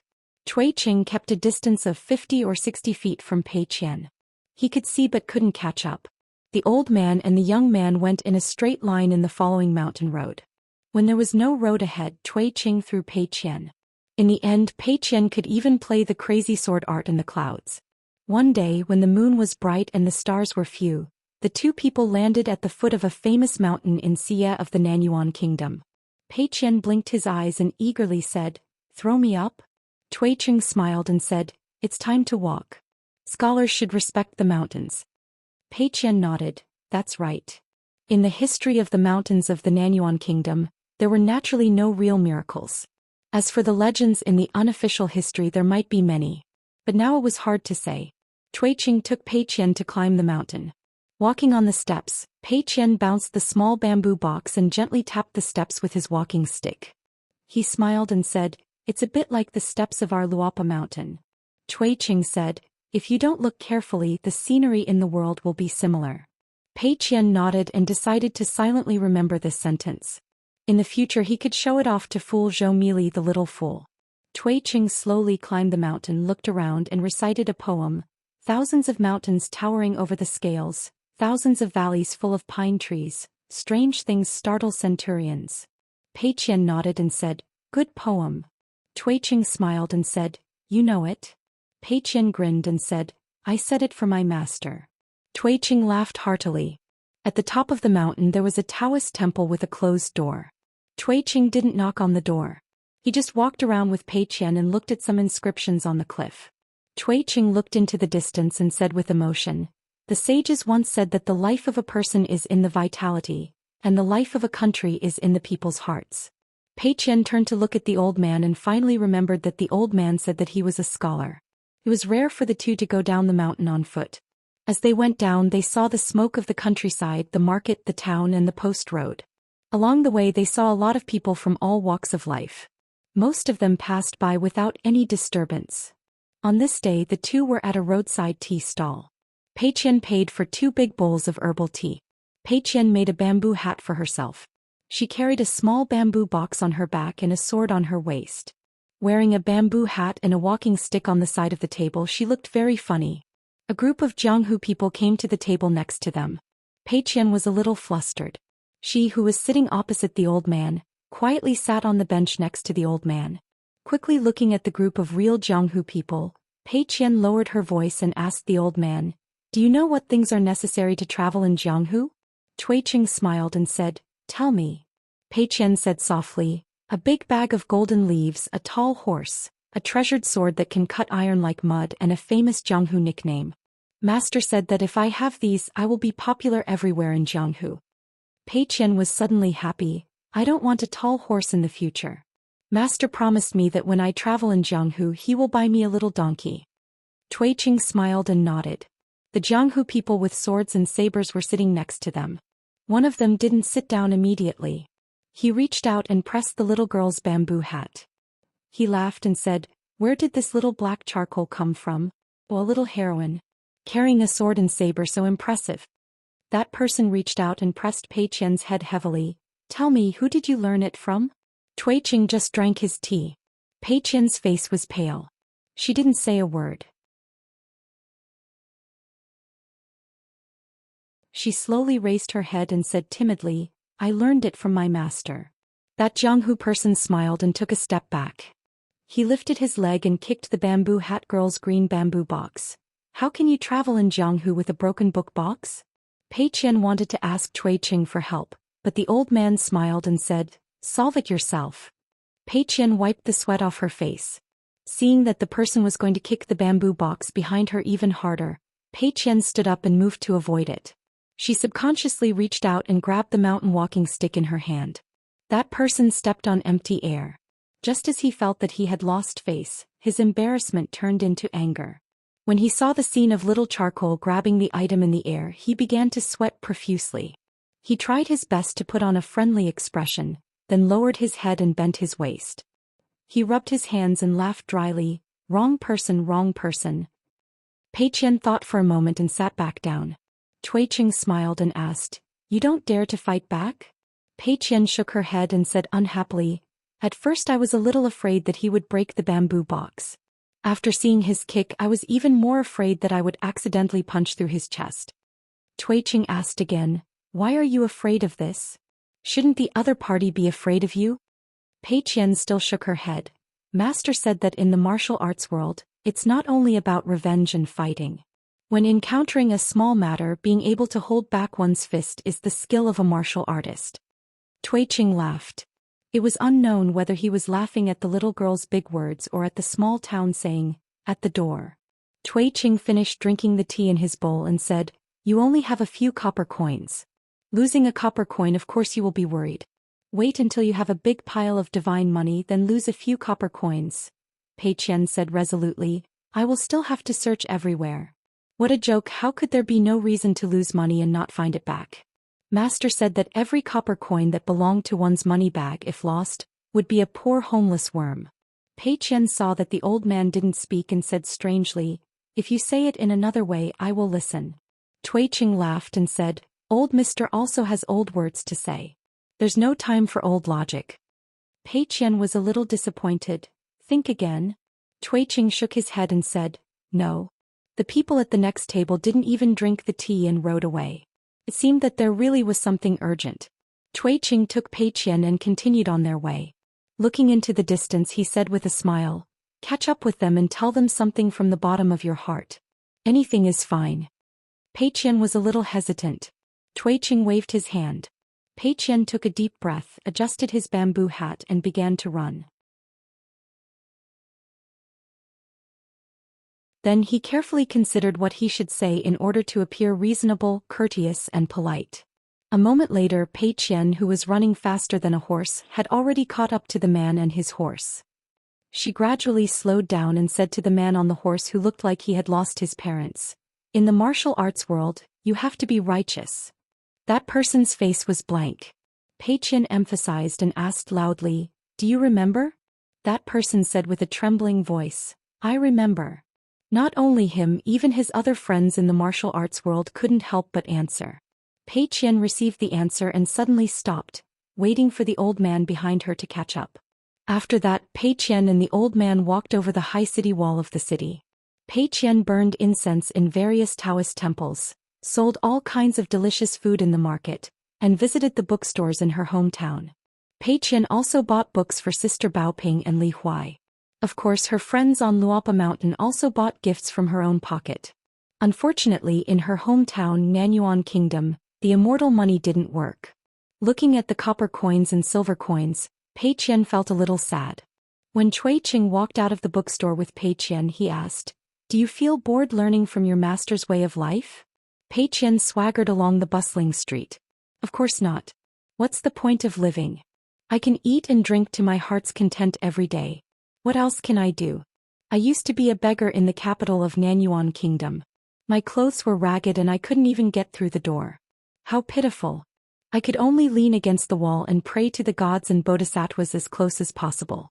But the bodhisattvas couldn't hear me. Their stomachs would grumble when they were hungry and their intestines would spin when they were beaten."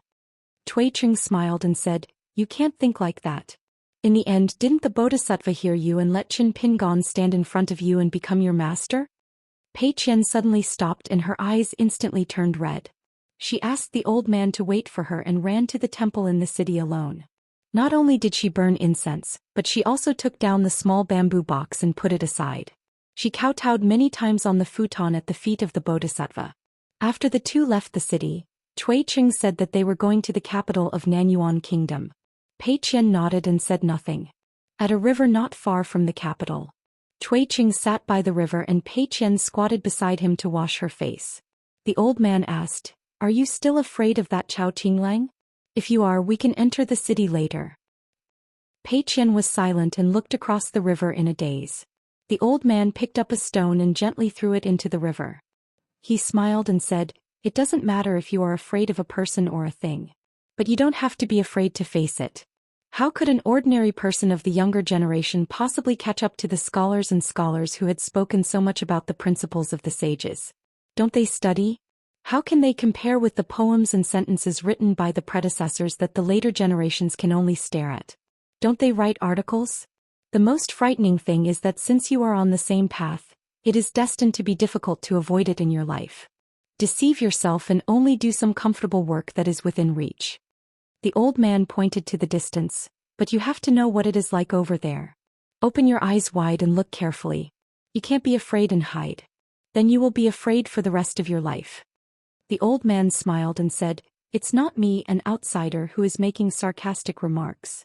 The old man continued, "When I was a student and studied in the study room, my ambition was higher than the sky. I never lost when arguing with others. Later on, when I practiced boxing, I traveled thousands of miles with only my fists. It was even more so. What I seek is the same as learning martial arts. It is written in books that I will go forward even if there are thousands of people. The old man sighed and said, there are no heroes in time. The saddest thing about this sentence is that there are no heroes in time. So we don't have to be afraid of how good others are. If others are good, we can be better. That is true growth. Yu Peiqian will not only be Qin Pingan's first disciple one day. Yu Peiqian will be Peiqian.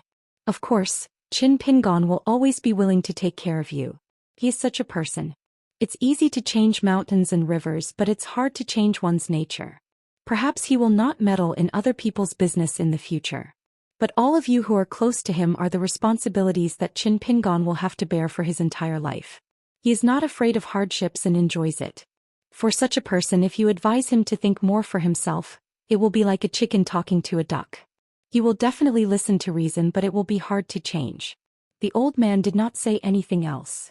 Peiqian raised her head. Let's go to the capital. I will lead the way. The old man and the young girl went to the capital of Nanyuan Kingdom. As usual, if there were no customs documents, they would quietly climb over the wall. Anyway, it was old man Cui who brought her to do it. Even if her master knew, he would not be too angry, right? After entering the capital of Nanyuan Kingdom that Peiqian was still very familiar with, Peiqian slowed down. The old man did not rush her. After walking through the alley, passing by the martial arts school that was still open, they arrived at the Temple of Heart. Peiqian's footsteps quickened. However, when Peiqian was not that afraid, the old man stopped at the entrance of the small temple. There were no visitors coming in or out. Peiqian wanted to follow in, but Tuiqing shook his head and said, you should walk the last part of the journey by yourself. Peiqian nodded vigorously and turned to leave. He walked along the main street and went alone to the alley. The old man kept looking at the thin and small figure. He smiled and walked into the temple. He did not burn any incense. In the end, he found a quiet corridor and sat there. On the other side of the alley, Peiqian found that the courtyard door was locked. She sat on the steps outside the door. She sat until dusk when a young man in a green shirt walked into the alley. Peiqian stood up and looked at him. Chao Qinglang walked forward quickly with a smile on her face. Peiqian said slowly, long time no see, Chao Qinglang. Chao Qinglang smiled and said, hello, Peiqian. Then Chao Qinglang opened the door and turned to ask, you left in a hurry last time. I didn't have time to ask you how Mr. Qin is. Peiqian was a little annoyed and blurted out, why are you so annoying? Chao Qinglang laughed involuntarily. He was really a little afraid of her. Peiqian looked at him. Chao Qinglang was puzzled and asked, what's wrong? Peiqian strode into the courtyard and picked a familiar stool. Chao Qinglang, I want to talk to you about something. Chao Qinglang smiled and sat down. There were two small stools and two old friends who weren't very old. In the corridor of the Heartxiang Temple, Tuiqing closed his eyes and was silent for a long time. It was as if he had been waiting for the reunion in the alley. He wanted to know the answer so that he could be at ease. However, Tuiqing looked more and more tired. After Peiqian left, he could no longer hide his old appearance. During this time, a monk came near, but Tuiqing just smiled and shook his head. The monk smiled, put his palms together, bowed his head and left. Tuiqing sat cross-legged on the spot. It was as if he had finally let go of his worries. His hands were gently folded and his eyes were in a daze. After a long silence, he gently closed his eyes and muttered, there is true meaning in this. I wanted to explain it, but I forgot to say it.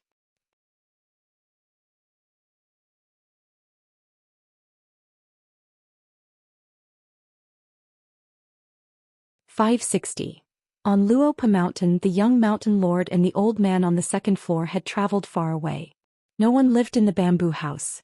Recently, Qin Lingjun no longer wandered outside. From time to time he would sit at the stone table by the cliff. He knew that he was the most unlikable existence on Luopa Mountain.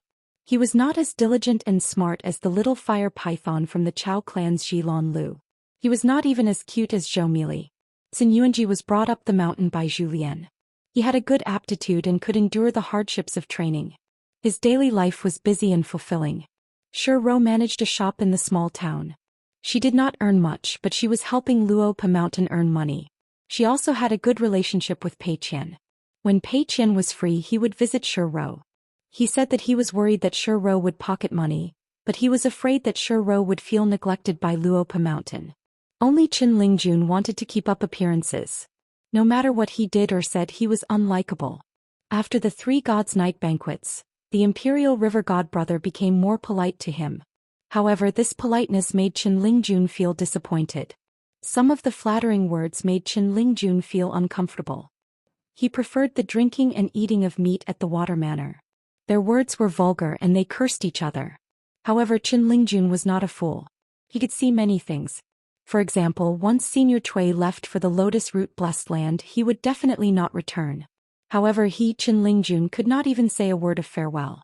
When the old man in green left with Pei Qian, he could only sit there in a daze, pretending that he did not know anything. Early in the morning, it should have been the time for Pei Qian to go up the bamboo house and eat a fist. However, the bamboo house was silent. Qin Lingjun was sprawled on the table. In front of him was a pile of melon seeds that he had snatched from Qin Rushu. The warm sun made him feel weak. He could not even crack the melon seeds. He wondered if he should go to the mountain gate and have some fun with the Defeng brothers. The Defeng brothers still had the temperament of the Jianghu. It was just that some of their dirty words were too confusing.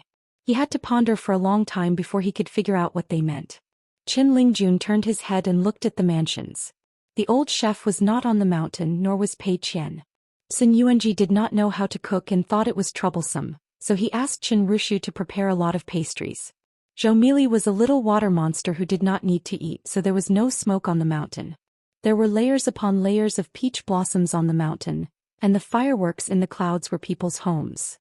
Qin Lingjun felt that at this moment, there were fewer people on Luopa Mountain, and everyone was busy with their own things. Qin Lingjun shifted his gaze and looked at the second floor of the bamboo building, feeling a little sad. When the old man was around, he always felt uncomfortable all over. Qin Lingjun felt that he would never be able to take 2 punches from the old man in his life. Now that the old man was gone, his heart felt empty. Qin Lingjun sighed heavily and reached out to pick up a melon seed. He planned to chew it without peeling the shell to relieve his boredom. Then Qin Lingjun's movements stiffened. He gently put the melon seed back and gently moved his butt. He quietly turned his head, preparing to turn his face away from the cliff. He did not expect that the old Confucian in a green robe who appeared out of thin air would smile at him. Qin Lingjun swallowed his saliva, stood up and bowed. Qin Lingjun pays his respects to the imperial tutor. Dali embroidered tiger Cui Dong. He was so powerful that he could crush him with a single finger. Qin Pingon was not on Luopa Mountain, the old man was not in the bamboo house, and Julien and Wei Pai had gone to Zhongyue. Qin Lingjun had no backing for the time being. Cui Dong smiled. Go about your business. Qin Lingjun glanced at the small limestone path that led from the bamboo house to the mansion. He felt that it was a little dangerous, so he bid farewell and actually climbed down the cliff. Taking this path, he was a little further away from the imperial tutor. It would be much safer. Cui Dong recalled the expression of the little snake in green when it looked at the bamboo house and smiled. Thus he came up with a small plan. He would do it casually and not make a big fuss. In the great mountains to the west of Longquan County, there was a mountain that was temporarily occupied by people. It seemed to be suitable for flood dragons to live in. Cui Dong stood in the corridor of the second floor, quietly waiting for a certain person to arrive. A white streak of light came from the distant horizon, its momentum like spring thunder exploding as it swiftly swept over. He no longer cared about the rules set by Ruan Ting. Cui Dong shook his head and sighed in his heart. Fortunately, he had greeted Ruan Ting. A white-clothed youth with a mole between his eyebrows held a green bamboo staff made of ordinary materials. He was travel-worn and his face was full of fatigue. Cui Dongshan landed on the empty ground on the first floor, his eyes bloodshot. He said angrily, "You old bastard, do you only care about eating shit every day? Don't you know how to stop Grandpa from going to that blessed land?" Cui Dong asked back, "So what if I stopped you?" Cui Dongshan was so angry that his face was ashen. "Stopping for one day is one day. Can't you wait for me to rush over? Then scram as far away as you can." Cui Dong's expression was indifferent. Cui Dongshan suddenly calmed down and took a deep breath. Grandpa studied, practiced martial arts and conducted himself with indomitable will. The only time he stepped back was for us 2 idiotic grandsons with holes in their heads. With this step back, it's all over. The 11th level of martial arts is gone. Without the 11th level, people will also die. Cui Dong said, and for your teacher and this Luopa mountain. Cui Dongshan stepped back step by step and sat down beside the stone table. Both hands holding the bamboo staff, he lowered his head and gritted his teeth. Perhaps because he couldn't sit still, Cui Dongshan stood up and walked around in circles, walking away quickly. Cui Dong looked at the anxious guy walking around in circles and said slowly, "You're not even as good as me. You can't even figure out what Grandpa cares about and why he has to make such a choice. What's the point of coming? What's the use of letting you go to Lotus Root Blessed Land and find Grandpa? If it's useful, maybe it's really useful. That's to make Grandpa feel uneasy when he leaves." Cui Dongshan stopped in his tracks, his eyes sharp. Cui Dong. You'd better be careful with your words. Cui Dong said, Cui Dongshan, you should be more careful and be more sensible. Just because you've re-entered the upper 5 realms, you're not qualified to jump around on my side. Cui Dongshan sat down lightly, hugging the green bamboo staff. He didn't look at the 2nd floor anymore and said to himself, why did Grandpa have to get involved in that fight for 3rd and 4th place? Why did Grandpa lose his mind? Wasn't it because of us? Grandpa was a scholar and always wanted us to be true scholars. Grandpa's lifetime of learning, the root of his knowledge, was the lineage of the secondary saints. Why did he have to fight for the lineage of the literary saints in the Central Plains? Why did we have to betray our teachers and ancestors and make Grandpa even more disappointed? Cui Dong slapped the railing and finally flew into a rage. Ask me. Ask heaven and earth, ask your conscience. Cui Dongshan's eyes were dull, his hands clenching the mountain staff. I'm a little tired, I can't ask anymore. Cui Dongshan remembered that when he was young he had to be brought by that strict and old-fashioned old man to visit mountains and climb mountains. The journey was long and the child suffered unspeakably. One time the old man went up the stairs, completely ignoring the child behind him who was drenched in sweat, and walked up by himself. The old man seemed to be purposely angering his grandson. Not only did he walk far away, he even recited a poem by a literary hero of the Central Plains loudly, saying that the husband's integrity was like young Master Junsai. I wish to say that Anne's brush was like a long bar. The child remembered that poem well. Later on, he never thought that when the child grew up, the youth would leave home in a fit of anger and become the disciple of the old scholar. The old scholar would mysteriously become the literary saint, and the youth would mysteriously become the first disciple of the sage. He finally had the chance to meet the renowned Confucian sage of the Central Plains.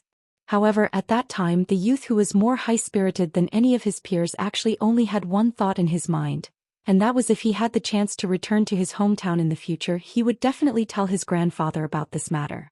He would say that the person he admired had lost to his grandson in terms of writing, and in chess he had lost to the point of breaking his beard. However, he had accumulated a lot of words in his stomach. When he could say them he wasn't willing to say them, but when he wanted to say them he couldn't. In the distant Longquan County, the morning bell rang from afar. Once the bell rang, the city gates would be opened according to the rules. Tens of thousands of people would work until the drums beat in the evening. Then there would be family reunions and happiness. The Yuchun County near the foot of Dali's new Zhongyue mountain was a medium-sized county. In the old Zhuang dynasty, it wasn't considered a rich land.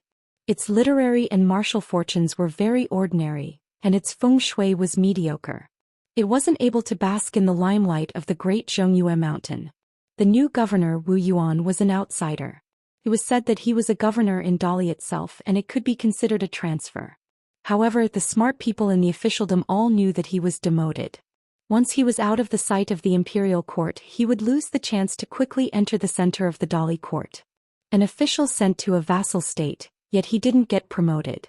It was obvious that he was sitting on the cold bench, probably because he offended someone. However, no matter how bleak County Governor Wu's official career was, he was still a native of Great Li. Furthermore, he was young. Therefore, the provincial governor of Liang Province, where Yuchun County was located, had privately instructed the officials of Yuchun County to treat Wu Yuan with respect. If there was a new official who made drastic changes after taking office, even if it was against local customs, they had to tolerate it. Fortunately, after Wu Yuan took office, there was almost no movement. She only did the roll call on time. All matters, big or small, were handed over to the old people of the Yamen to handle. Many of the opportunities to appear in public were given to the old and experienced auxiliary officials of the Yamen. The atmosphere was quite harmonious. However, with such a soft personality, it was inevitable that his subordinates would look down on him.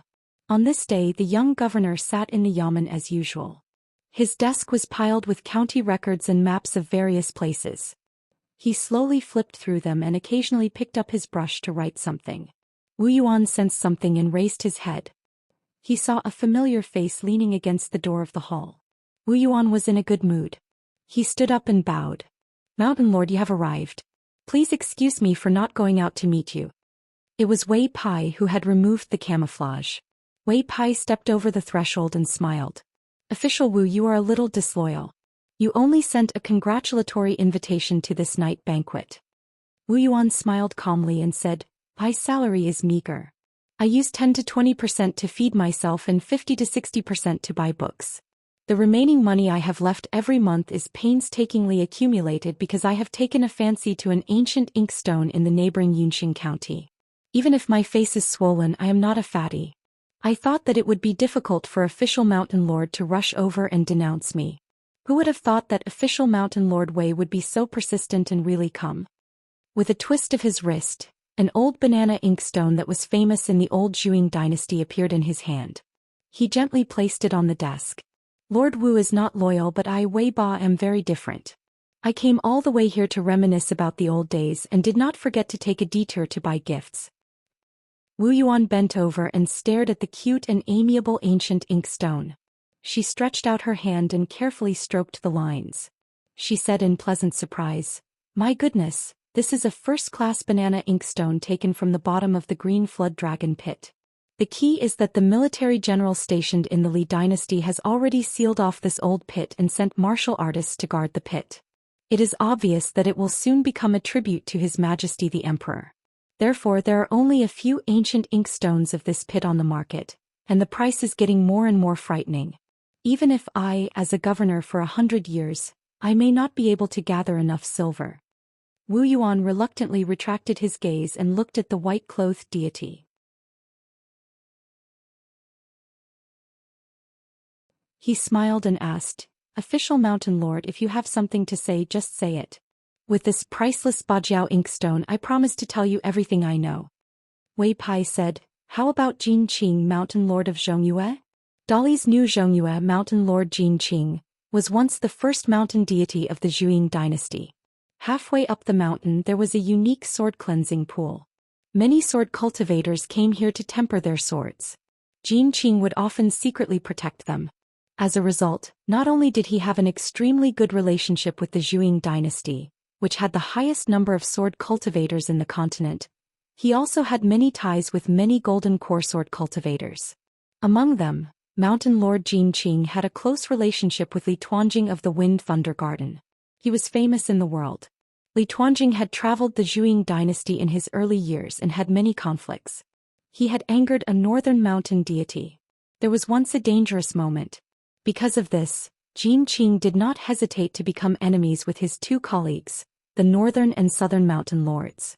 He insisted on escorting Li Tuanjing, who was only at the Dragon Gate realm at the time, out of the dynasty safely. Wu Yuan laughed heartily.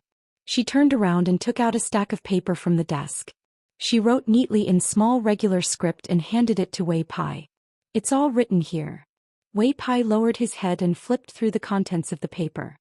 He clicked his tongue and said, "Along the way, the local people have been saying that a parental official that no one wants to meet has come to Yuchen County.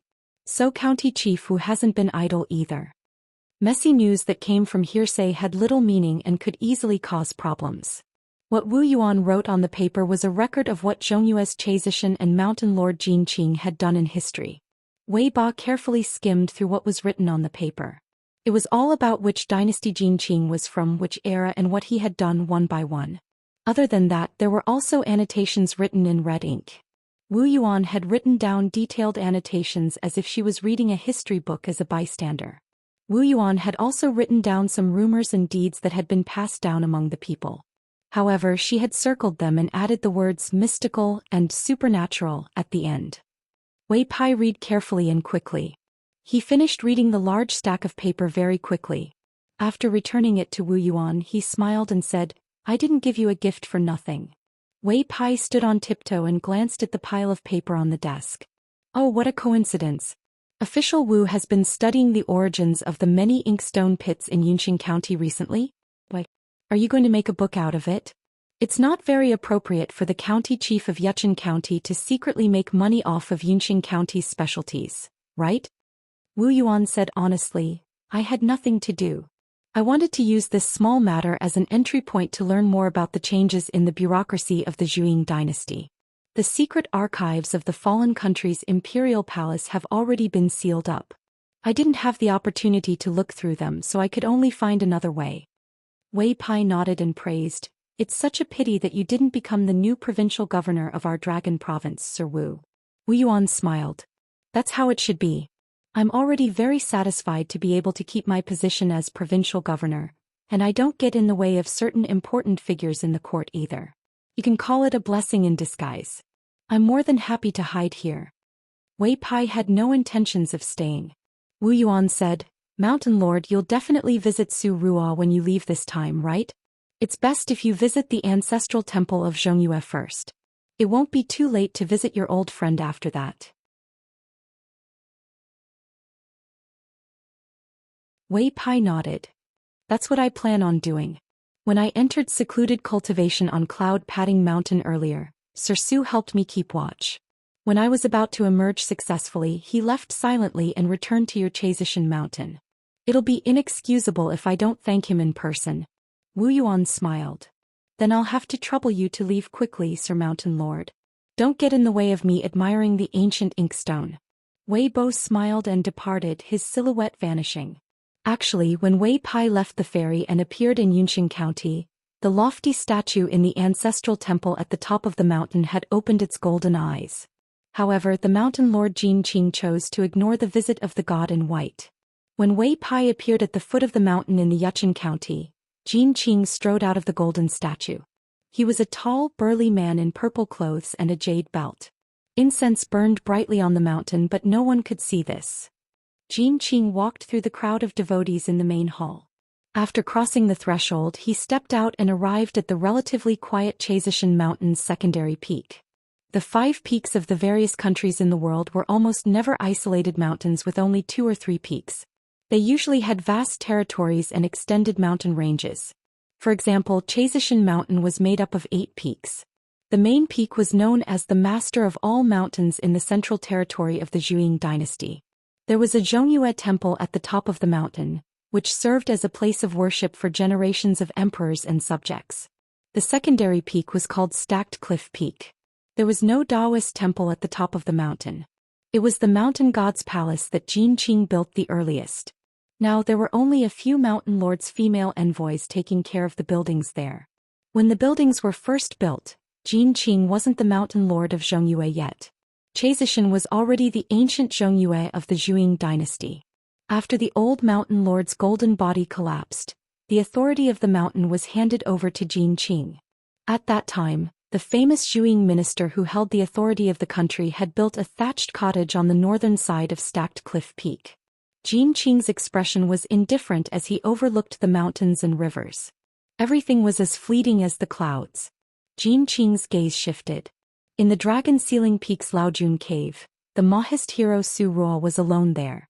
He said that he was concentrating on cultivation, but in fact the mountains and rivers of Chazishan knew that Su Ruo was monitoring Zhongyue. Compared to the earth-shattering battle at Mount Qi of the New East Peak, where countless cultivators from both sides were killed or injured, Mount Qizi was not stained with blood. Jin Qing only knew that Su Ruo had left the territory of the Middle Peak twice. The most recent time was when he went to Mount Biyun to guard the pass for Wei Bian. The first time his whereabouts were unknown. After that, Jin Qing originally thought that the old sword Immortal who could be said to be the stabilizing force of the Zhou dynasty would definitely show up. However, Jin Qing was not sure if it had something to do with Su Ruo. If it was really Su Ruo who stopped the old sword Immortal. As the abyssal mountain lord of the Aquarius continent, Jin Qing would feel better. As for Su Ruo's cultivation level, no one could tell, and there was no definite explanation.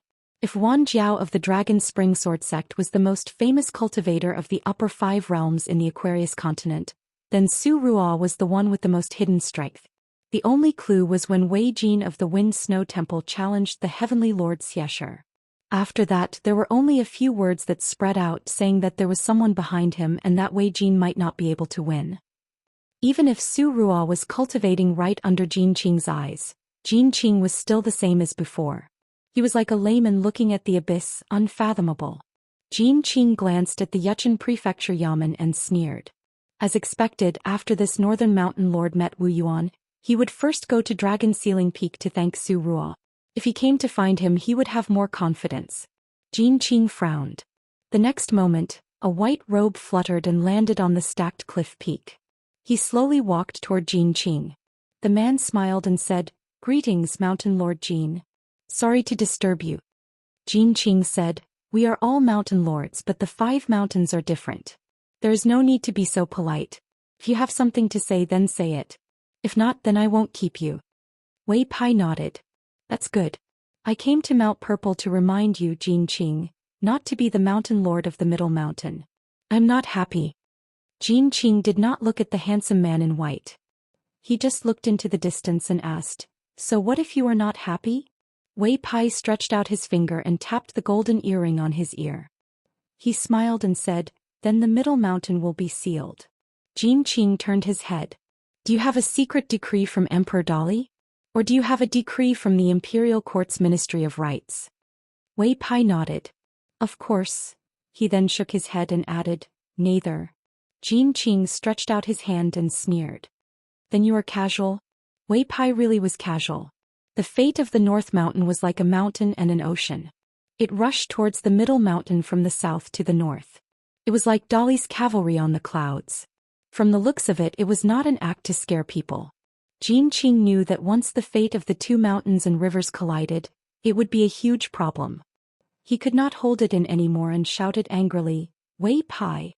Think about the consequences yourself." Wei Pai put his hands behind his back and said with a smile, "I should be calling you Mountain Lord Wei." Jin Qing did not waste any more time. A huge golden figure of a god appeared in the Middle Mountain Temple on the main peak of Mount Purple. It raised its arm high and wanted to slap the stacked cliff peak. Behind Wei Pai on the peak of stacked cliff peak, there was also a huge golden figure. Even though they were not in the Middle Mountains territory, Wei Pai's golden figure was still 500 feet taller than the Middle Mountain's godly spirit.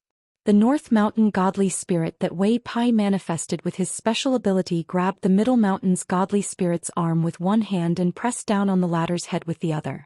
Then it stomped heavily and pushed Jin Qing's golden figure back. It was about to fall towards Mount Purple's Dragon Ceiling Peak. Wei Pai's huge golden figure had a golden halo behind it. He stretched his hand and held the golden halo, wanting to smash down on the Middle Mountain godly spirit's head. Both sides were still holding back. The golden figures had already turned into nothingness. Otherwise, the 3 peaks of Mount Purple would have destroyed countless buildings. At this moment, at the Dragon Ceiling Peak's Laojun Cave, an ordinary-looking man walked out of the thatched cottage. He had a weird posture with his sword behind him. He seemed to be helpless. He shook his head and grabbed the sword hilt behind him. He gently pulled the sword out of its sheath. In the blink of an eye, a mountain range appeared between the golden bodies of the 2 mountain gods. He advised, "If the 2 mountain godly spirits really don't like each other, it's better to choose a civilized way of fighting. Otherwise, if you roll up your sleeves and fight, it'll be a disgrace to the 2 mountain godly spirits. Su Ruo will also be suspected of not doing enough to protect the mountain." Jin Qing's face was gloomy. He withdrew his golden figure. Wei Pai also withdrew his towering godly spirit. However, the momentum of the North Mountain's fate still did not decrease.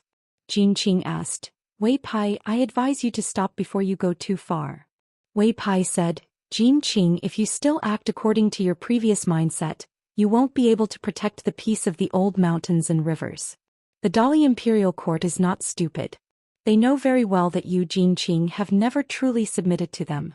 If you can't understand this, I'll just help Dolly change to another mountain godly spirit. Anyway, I really don't like you. Su Ruo has already done her best to stop you once. Jin Qing turned his head and looked to the north. At the border between the two mountains, there was already a phenomenon of wind and rain. Jin Qing said dejectedly, "Tell me, what should I do to make you withdraw the North Mountain's feng shui?" Wei Pai smiled and said, "If you don't even show some respect to the North Mountain, do you really have any loyalty to the Dali Imperial Court? Do you think the people in the Dali Imperial Court are 3-year-old children? Do you want me to teach you what to do? Bring a big gift, go to the Cloud Pall Mountain, apologize and apologize." Su Ruo touched his forehead and returned to the cottage. He had really made the wrong choice to have such a friend. Jin Qing was puzzled and asked, "That's it?" Wei Pai asked back, "What else? Besides, you're already in the North Mountain. How far can you be from the capital of Dali? Won't you be there by just lifting your feet? As long as the North Mountain is not in chaos, the Dali Imperial Court is not crazy. Why would they deliberately start a massacre here? Do you know that your vague attitude, which seems to be loyal and righteous, will make many survivors of the perished country feel lucky and hope that their generous sacrifice will wake you up and raise an uprising with them in the end? If you really have such thoughts, then you're a man. If you don't want to do so, you're willing to bear the infamy and want to protect the safety of the people. Why are you pretending?" Jin Qing was speechless. Wei Pai said, "When you go to the Cloud Pall Mountain, don't forget the gift. The more the gift, the more the sentiment." After that, Wei Pai left the Cloud Pall Mountain and went to the cottage outside the Dragon Pall Mountain's Old Lord's cave. Su Ruo stood at the door with her arms crossed and leaned against the door. She said angrily, "Mr. Mountain Wei, is this how you repay me? Not only did you come empty-handed, you even made such a scene?" Wei Pai stomped his feet and lamented, "I really don't know how to repay your kindness." Su Ruo stretched out her hands and rubbed her cheeks. "As a mountain lord, you can be considered as the only mountain lord in the world." Wei Pai's eyes were full of resentment. "Isn't it because the horse is thin and the hair grows long?" Su Ruo smiled and casually pointed her finger. "Disappear. Hurry up and leave." Wei Pai smiled and said, "Understood." He left. Su Ruo thought for a while and went to the Cloud Pall Mountain. The mountain lord Jin Qing stood there with a serious expression. Su Ruo did not say anything. Jin Qing suddenly said, "Under the sun, tens of thousands of people climb the mountain. 1,000 people pull the sails. 100 men carry the sails. Under the bonfire they cook the sails." Su Ruo knew what this mountain lord was talking about. He was talking about the Zhuang dynasty's history of digging mountains to obtain water in order to obtain a famous ink stone. And this Jin Qing just so happened to be a quarry when he was alive. Some said that he accidentally drowned in the end, while others said that he was whipped to death by the supervisor. After death, his resentment did not dissipate, but he did not become a malicious spirit. Instead, he became a heroic spirit that protected the mountains and rivers. In the end, the mountain lord of the Zishan mountain valued his character. Step by step he was promoted to the mountain god of the Cloud Pall Mountain. Su Ruo said slowly, "There is no monarch in the world with clean hands. It is unfair to weigh the gains and losses of a monarch based on pure benevolence and morality. When it comes to the welfare of the common people and the people, the 100 schools of thought each have their own ruler. There will be a lot of discrepancies. You Jin Qing as a god have never lost your humanity and conscience. I respect you very much." Su Ruo smiled and said, "It's just that the world is complicated. It is inevitable to go against your heart. I will not advise you to do anything. Whether you agree to Wei Pai or reject his good intentions, you are worthy of your identity as the mountain lord. If you are willing, I can almost leave this place. If you do not want to compromise, I am willing to give you a complete sword strike and completely shatter your golden body. I will not let anyone humiliate you, Jin Qing and Zishan." Jin Qing turned his head and smiled. "Su Ruo, is a complete sword strike very powerful?" Su Ruo nodded and said, "I have been training this sword for many years. It is very powerful." Jin Qing smiled, "Then let someone else experience this sword strike. I Zishan cannot bear it." Su Ruo hesitated and reminded him, "You don't have to give too many gifts when visiting Mount Cloudy." Jin Qing laughed and scolded, "So you are all the same." Su Ruo cupped his fist and smiled, "I have disturbed you for a long time. When you reach the capital, remember to say hello. I will treat you to a drink. Jin Qing nodded and asked, Mr. Su, did you deliberately come to Zishan? Su Ruo stopped and said indifferently, you and I are here to reduce the number of deaths. But if you want to ask why we chose Dolly and let so many people die in Aquarius continent, I cannot give you an answer now. Please wait and see. Jin Qing did not say anything.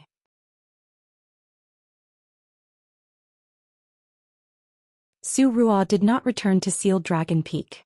He left Zishan and rode the wind to Dolly's capital. He did not like to ride the sword. Because Su Ruo always felt that swords and swordsmen should be on equal footing. The Zhuang dynasty's unpolished Jade Realm sword Immortal, who had been in isolation for many years, tried to assassinate Dolly's new inspector, Chao Gu. He died before he could do anything. In fact, he did not have to die. Su Ruo only injured him. The old man who had been in isolation for 100 years was unwilling to be a prisoner. He would not surrender to the enemy, the Song clan. Therefore, after he broke his sword, he had no chance of winning. He even laughed and said that he knew he would die at the beginning of this plan.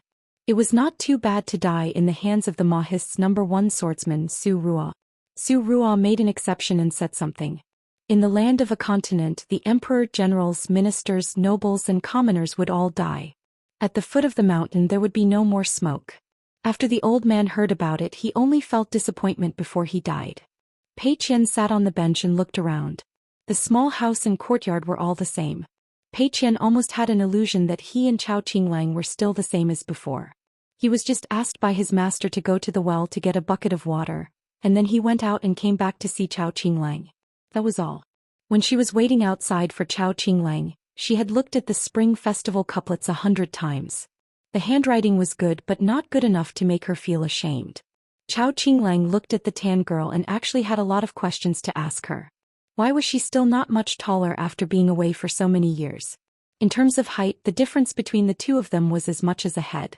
Why did Pei Qian suddenly carry a bamboo box on her back and carry a bamboo sword? How was Mr. Qin doing during his study abroad? Pei Qian took the bamboo box and put it behind her. She placed the walking stick on her lap and sat upright. She looked straight ahead and did not look at Chao Qinglang. She went straight to the point. Did you know that my master wanted to take you away from Lotus Blossom Blessed Land? He didn't want to take me with him at all. Chao Qinglang hesitated. She was not in a hurry to answer. She smiled and asked, Did Mr. Qin take you as his disciple? Pei Qian's eyes shone like the sun and moon. She nodded and said, Yes. I went through thousands of mountains and rivers with my master and he never left me behind. Chao Qinglang gently clenched her fists and rested them on her knees. She smiled gently. Although it's a pity that Mr. Qin didn't take me away from here, I think it's a wonderful thing for you to travel thousands of miles with Mr. Qin. I envy you. Pei Qian was silent.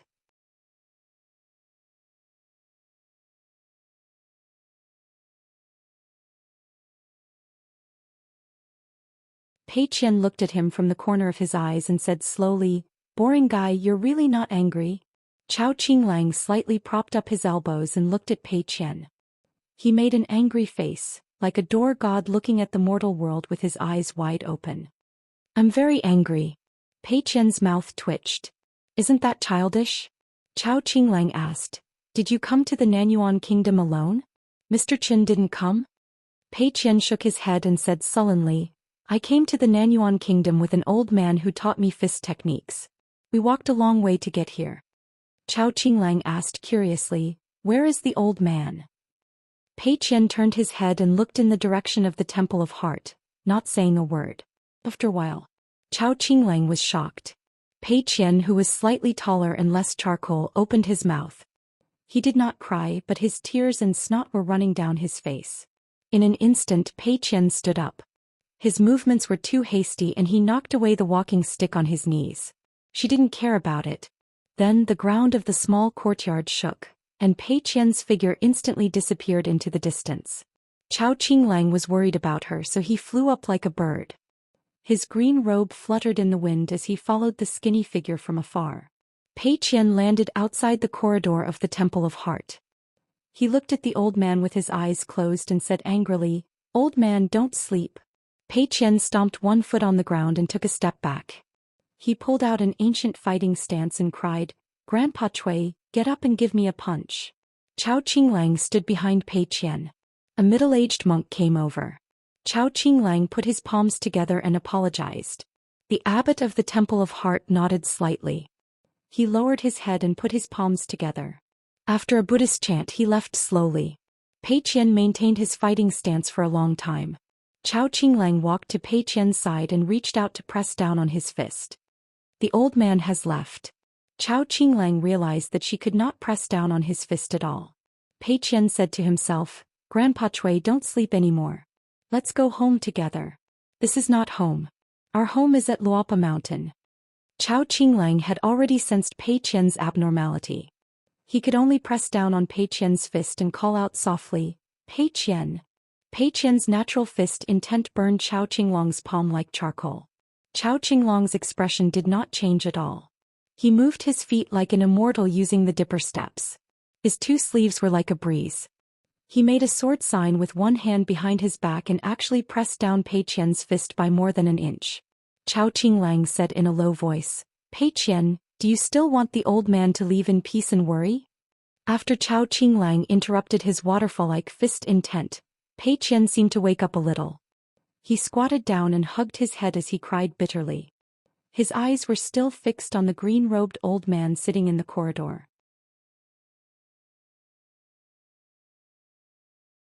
In the next moment, the green-robed old man who was in deep sleep after death seemed to be attracted by Pei Qian's drum-beating fist intent. The silent fist intent of a dead person seemed to come back to life. From Cui Cheng's hands that were gently folded in front of him, two balls of brilliant light that were like the sun and moon hanging in the sky appeared.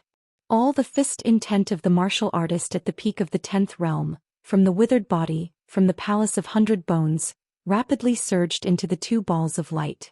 Chao Qinglang was blinded by the light and could only close his eyes. Not only that, the fist intent that was about to topple like a mountain forced Chao Qinglang to be unwilling to retreat, and could only slide backwards. In the end, his back was against the wall and he could not move. He could not gather the spiritual qi that came from his cultivation. However, the vigorous fist intent that seemed to be unrestrained by the heavens and earth did not affect Pei Qian at all. Pei Qian clenched his fists and stood up. A bead hovered in front of him and eventually circled around him. The other bead soared into the sky and collided with the sky. It shattered with a bang. It was like a martial arts reign in the blessed land of lotus roots. This half of the martial arts fate should have been given to Zhou Xian and the old man to enter this new blessed land of lotus roots together. After the old man died, Zhou Xian was a martial artist in the far travel state and the top martial artist in the world. Naturally, he could get a lot of the martial arts fate. However, Zhou Xian refused. Pei Qian did not dare to take the martial arts fate bead that the old man left for her. What if Grandpa Chui was not dead? What if she accepted this gift? Then Grandpa Chui would really die. Why did they have to be separated by life and death when they were young? Now that they had grown up, it still had to be like this. Chao Qinglang looked at the back and said softly, no matter how sad it is, don't lie to yourself. She was gone.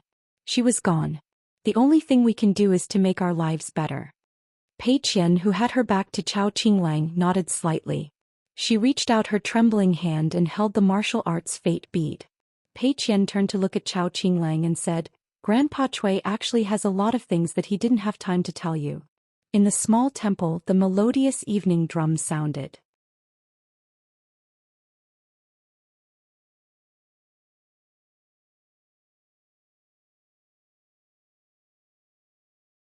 "561.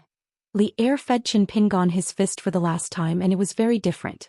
Li Er let Qin Pingon do his best and he could use any means to try and see if he could last longer under his fist. Qin Pingon was a little confused. He was at the bottleneck of the 6th realm of martial arts, but Li Er was at the 10th realm of martial arts. Even if he used any means, what was the point? Li Er smiled and said, My fist this time will be measured and will only break the connection of many of your methods. Simply put, you only need to attack. You can treat it as a confrontation with a life and death enemy, and the enemy looks down on you because his realm is much higher than yours. At the same time, he does not know your current foundation, and only sees you as a pure martial artist with a good foundation. He only wants to exhaust your pure vital energy first, and then slowly torture you to death to vent his anger. Qin Pingon was even more puzzled. Could it be that he was saying that he could use any tricks, underhanded methods besides punching? Li Er did not explain further. Don't be careless, or else if I feel that you dare to look down on your mortal enemy, my last punch will make you cough blood in bed on the Lion's Peak for half a year. Li Er turned and went to the ferry, leaving Qin Pingon at the door of the hut. Li Er held the bamboo wormwood and stood at the end of the small boat, and began to hold his breath and concentrate. After half an hour, Qin Pingon walked to the ferry. Li Er looked and could not help but laugh. The young man was barefooted and he rolled up his trousers but did not roll up his sleeves. He did not forget to carry the sword fairy from the Fu family in the old dragon city. Li Er nodded and said, "Get on the boat." In an instant the bamboo shoot in Li Er's hand chopped down. Qin Pingon, who had already rolled up the mind talisman in his sleeve, had already disappeared into thin air. He stepped on the stone wall of the Immortal Cave's waterway and used the momentum to bounce away. After a few trips he was already far away from the boat, the man and the bamboo shoot. When Qin Pingon landed on the surface of the water, he bent his waist and stepped on the water, sliding backward. One hand pressed against the water, creating a ripple. The other hand stopped abruptly. The two walls matchmaking talisman and the water-flowing talisman, the spiritual light of the talisman's gallbladder exploded with a bang. Qin Pingon slightly twisted his wrist. A short knife appeared in his right hand, engraved with the two characters Morning Dew. Together with the other knife that had not yet appeared, it was taken from the Deer Mountain assassin. The front end of the bamboo shoot seemed to have landed on the ground, but it did not really touch the ground. The Gangqi not only did not cut a gully on the ground, but also did not even raise a speck of dust. This was the fist intent of a great grandmaster who had reached the peak of martial arts. He had already reached the realm where he could do as he pleased. In front of the small boat, the water surface rose sharply and gravel flew everywhere. A man in a green robe, his figure as fast as lightning, rushed in a straight line, holding a knife in both hands. Li Er put away the bamboo shoot and turned his head to look. He laughed and said, "Fancy, but it's quite scary." Li Er casually poked the bamboo shoot, and the small boat under his feet slowly moved forward. Qin Pingon turned his head to avoid the bamboo shoot, his left sleeve twirling the mind talisman, and disappeared in a flash. Li Er loosened his grip on the bamboo shoot, then clenched it again. He did not turn around, nor did he turn his head, and the bamboo shoot stabbed backward. Qin Pingon, who had appeared behind him, was directly stabbed in the chest and crashed into the water with a bang.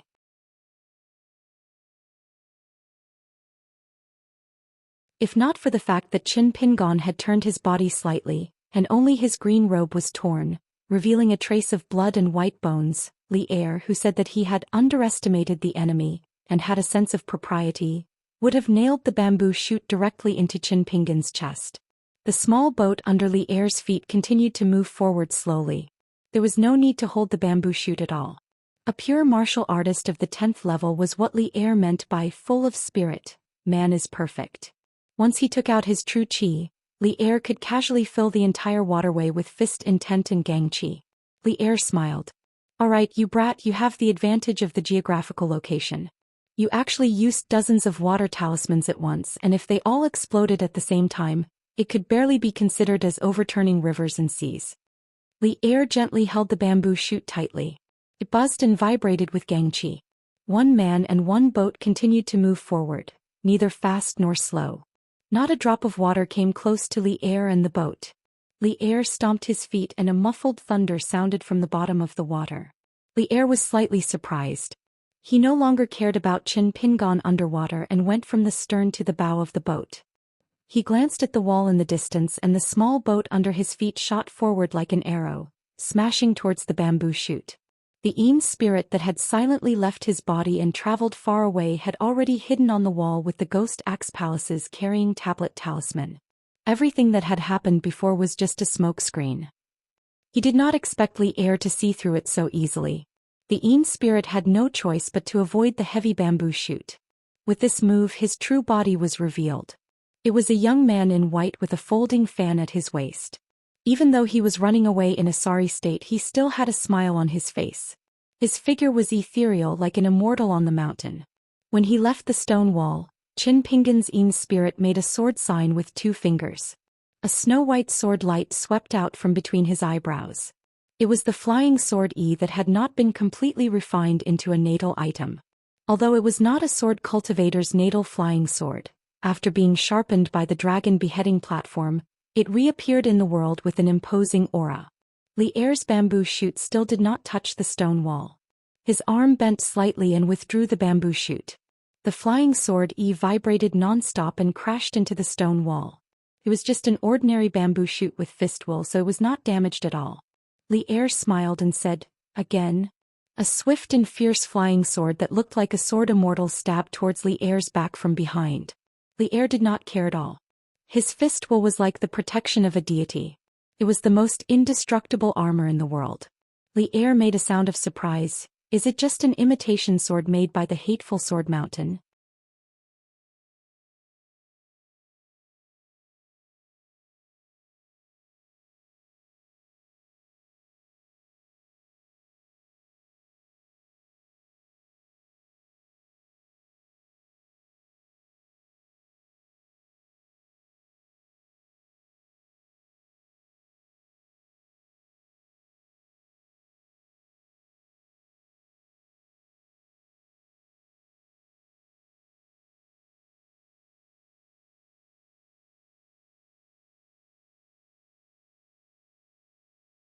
"562. Huang Kai, the leader of Lion Peak, was already standing beside Li Lu. She chuckled and said, "With Mr. Chen's punch, Lion Peak will become famous." It was rare for Li Lu to smile at Huang Kai. He said, "Huang Kai, you don't have to call him Mr. Chen. If you feel awkward, Mr. Chen will feel awkward too." Huang Kai knew her master's temper, so she nodded. In one life, Li Lu picked up a child by the roadside and made him kowtow 3 times. Then he accepted him as his only disciple. After that, the master and disciple established a sect at Lion Peak. After Li Lubing passed away, Huang Kai, who had just become a young golden core earth immortal, became the pillar of the sect. Lion Peak stood tall in the North Continent, where sword cultivators were as common as clouds. Back then, the child who was as thin as a bamboo pole and had a big head, which looked quite interesting, eventually became a famous and powerful nascent soul cultivator in the North Continent. Li Er suddenly said, "Of the 4 robes he has, other than the innermost one, the other 3 can't withstand the punch. They're quite damaged." Fortunately, before they returned to the ferry, they didn't forget to take off the cumbersome robes, especially the outermost robe of the Sparrow residence.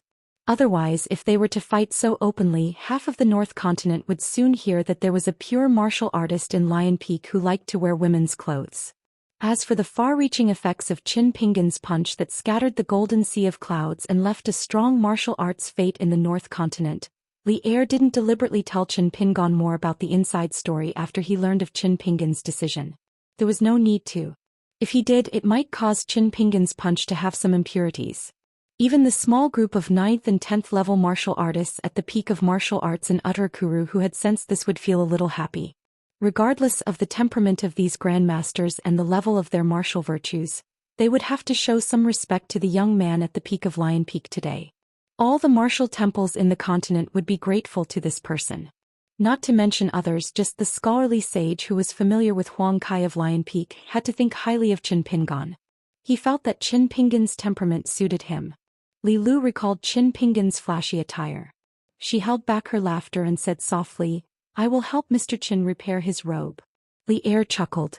Li Lu said helplessly, "Father, what nonsense are you thinking?" Li Er said, "I'm not thinking too much. I'm just happy that I'll have wine to drink when I go down the mountain." Qin Pingan swayed and stepped on the flying swords again and again before finally landing on the ground. Li Er said, "Recuperate on the mountain for half a day first. When you have stabilized the Jinshan realm, I will help you to open up your muscles and bones and temper your soul. Every time you break through a realm, there will be many changes in the small world of the human body that even martial artists themselves cannot imagine. It is safer to strike while the iron is hot." Qin Pingan smiled bitterly. "Uncle Li will talk about it when the time comes. I'm feeling dizzy right now and I feel sleepy whenever I think about practicing. Let me take a break first." Li Er smiled and waved his hand. Qin Pingan cupped his fists to Huang Kai and said apologetically, "I haven't had the chance to thank Yellow Mountain Lord." Huang Kai shook her head and said, "You're welcome, young Master Qin. It's our lion peak that has benefited from your fame. Young Master Qin, just focus on recuperating. Qin Pingon had a strange expression on his face as he left. Li Er also rushed down the mountain.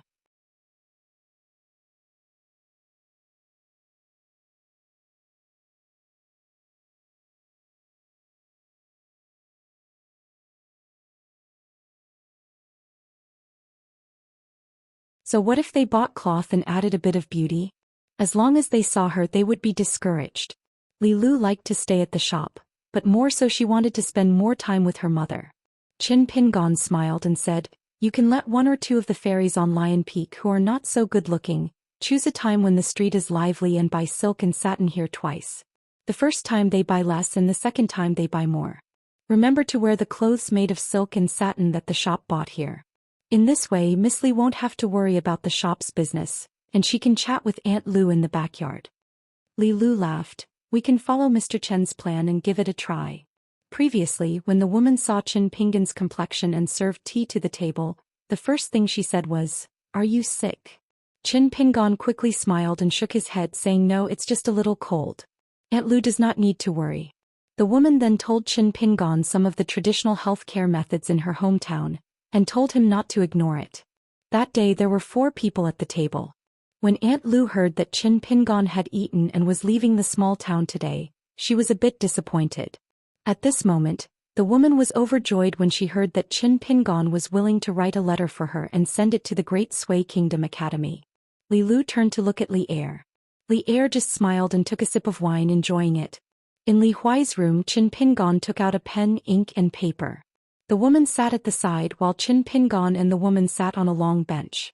Li Lu sat opposite Qin Pingon's table. Qin Pingon smiled and said, "Aunt Lu, you tell me and I'll write. Let's write more trivial family matters. Li Huai will feel more at ease when he sees it." The woman looked at the clean young man in green with a gentle smile on his face. For some reason she felt uncomfortable in her heart. She said softly, "Ping, and if only your parents were still here, how good would that be? Auntie Lu doesn't have much knowledge. She's a woman who only knows how to blabber, but she's still a mother. I dare say that no father or mother in the world would be unhappy to see a son like you." Qin Pingon lowered his gaze, his expression calm. Then he raised his head slightly and laughed softly. "Auntie Lu, I also wish that my parents were still around. However, I was still young at that time and couldn't do more. In fact, I've been suffering all these years." The woman felt very guilty for bringing up such a sad matter. She hurriedly said, "Ping, an auntie is just speaking casually. If you can write it down, then write it down. If you can't write it down, then just skip it." Qin Pingon smiled and said, "There's a lot of paper. You can say more. If you write a longer letter, you can get a good omen." The woman was very heavy. She sighed heavily and then turned to stare at Li Lu. "Did you hear that?"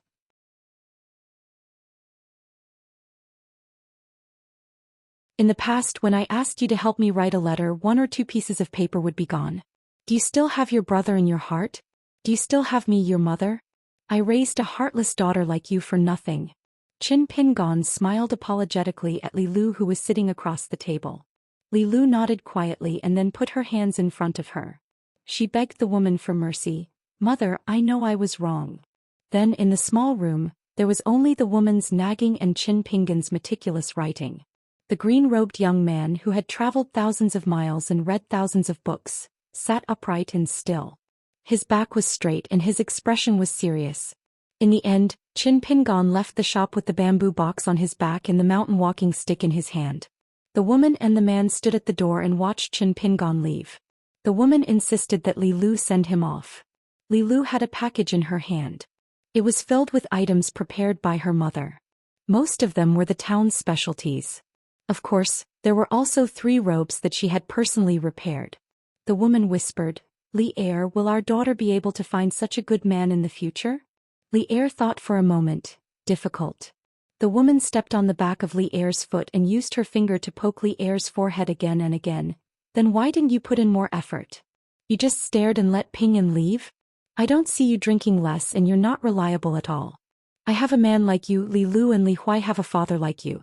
Is it because the heavens don't open their eyes, or did the 3 of us not accumulate good karma in our previous lives?" Li Er did not say anything. Of course he did not dare to avoid it. The woman sighed and resentfully withdrew her hand. She couldn't poke anymore. Her man was originally a blockhead who didn't understand things. If he accidentally poked her head again, wouldn't she be the one to suffer? On the town's main street, the two of them walked side by side. Li Lu said softly, "Mr. Chen, Huang Kai will bring you to the ferry. You can reach the eunuch ferry around the Tai Hui sword sect. Once you get off the boat, you will only be a few steps away from the Tai Hui sword sect. The first person to visit the Tai Hui sword sect is Fu Ping Sword Lake Si Kai. This kind of thing is an old rule in the North Continent. Mr. Chen, don't think too much about it." At this point, Li Lu smiled and said, "I forgot that Mr. Chen values rules the most." Chen Pingon shook his head and said, "But when it comes to reasonable rules, your understanding is still too shallow. You're far from knowing what real etiquette is." Li Lu did not comment on this. The main reason was that she did not want to criticize. Li Lu asked, "Mr. Chen, don't you yearn for pure and absolute freedom?" Chen Pingon smiled and said, "Actually, I envy that kind of freedom. But I've always felt that absolute freedom without enough knowledge to support it is not stable and is also a disaster." The two of them walked past the corner of the main street. Not far in front of them stood the old nascent soul mountain master of Lion Peak who had cast a camouflage spell. Li Lu took off the package in her hand. Chin Pingon had already taken off the bamboo box. Li Lu originally wanted to let him stand while she opened the bamboo box. Now Li Lu handed over the package and smiled. "Mr. Chen, are you afraid that people will misunderstand?" "Actually, the neighbors have already misunderstood." Chin Pingon placed the package in the bamboo box and carried it on his back. He smiled and did not say anything. Finally, Li Lu said telepathically, "There's a Xuandu temple in the Green Netherworld. It's the ancestral court of the Daoist sword immortals. The temple master is called Sun Huaizhong. He's magnanimous and has the aura of a pugilistic world."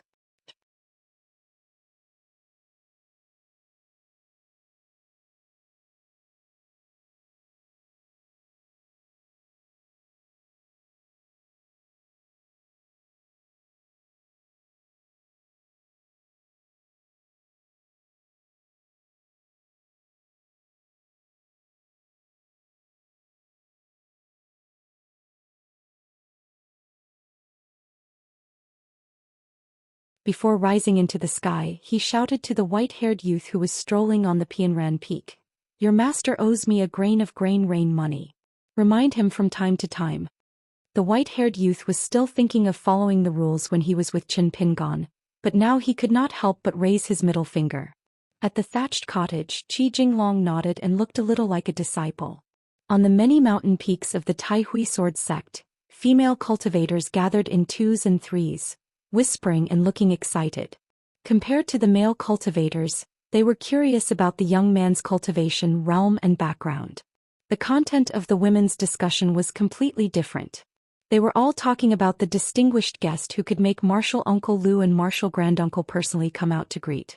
After hearing that it was a man in a green robe who walked with a mountain staff and carried a large bamboo box, they could not help but ask about his appearance and demeanor.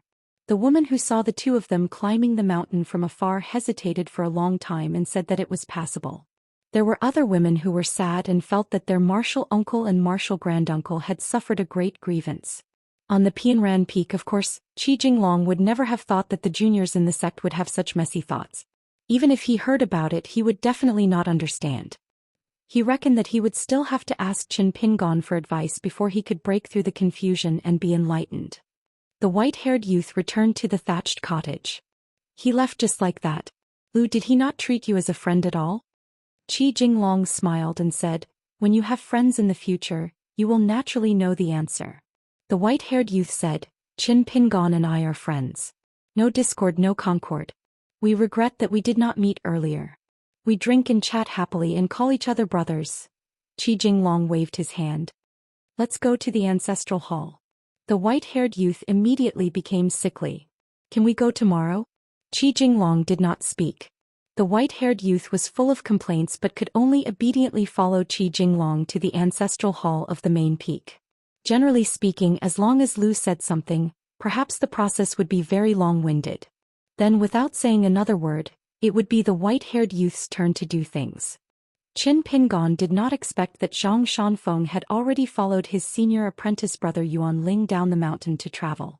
The person who received the guests was the peak master of the White Cloud lineage, an old immortal with a sage-like demeanor. He personally came to the mountain gate to apologize to Qin Pingon. When Qin Pingon found out that Venerable Fire Dragon was still sleeping, he said that he would not be climbing the mountain this time. He would visit again next time and ask for the old immortal's forgiveness. If he came to the North Continent in the future, he would definitely inform the old immortal in advance. The old immortal did not say much. He looked amiable and only said that Qin Pingon's saying of Wuxia was very interesting. Qin Pingon was a little embarrassed. He said that it was a saying from his hometown. The old immortal personally sent Qin Pingon all the way to the ferry before he bade farewell and returned to the mountain. Qin Pingon took a ferry to the Spring Dew Garden. He leaned on the railing and was in a daze. When he reached the Spring Dew Garden, he could directly go to the Skeleton Beach at the southernmost tip of the North Continent. However, during this period, Qin Pingon needed to disembark midway and make a trip to the Artemisia country. This was a small country and there was no immortal ferry. He needed to walk more than 1,000 miles. Li Shixing was now at the edge of a city.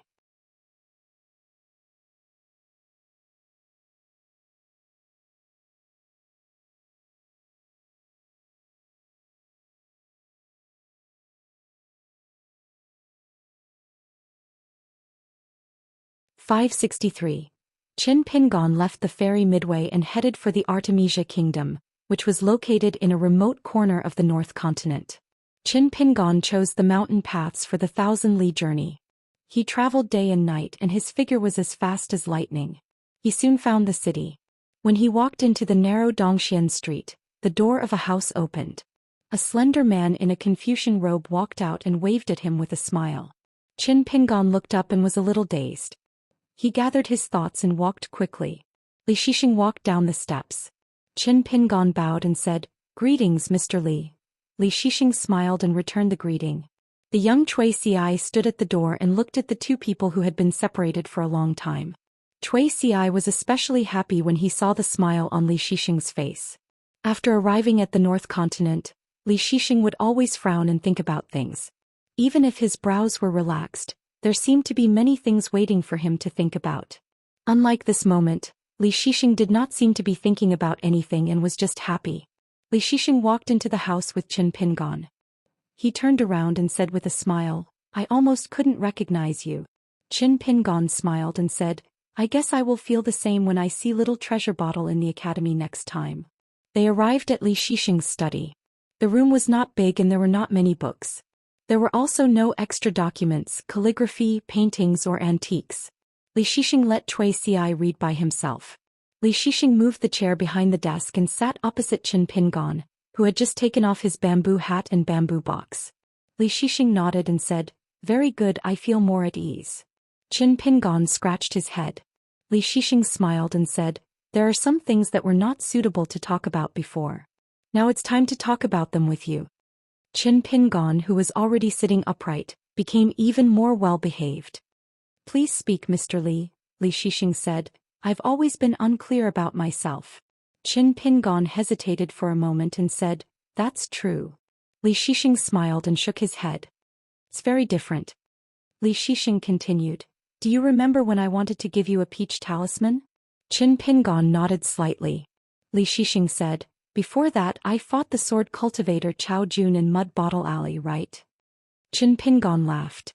"Sir, you made Chao Jun feel very helpless." Li Shixing said slowly, "In the Black Pearl Grotto Heaven, it is very difficult for Qi refinement warriors to cultivate. However, I am able to break through the realms very quickly. Ma Kushuan of the Apricot Blossom Alley will be nothing compared to me." Qin Pingon stopped talking and quietly waited for the rest of the story. Li Shixing revealed the secrets of heaven with a single sentence, not stopping until his words shocked everyone to death. "I also repeatedly deduced the reason after the matter and only then did I figure out the reason. The karmic luck that originally belonged to you, or rather the opportunity of the great Tao, fell on me. Like you, I have always felt that everything in the world is about balance. You gain something, I lose something. Every one, big or small, will definitely not disappear or increase out of thin air. Not even the slightest bit.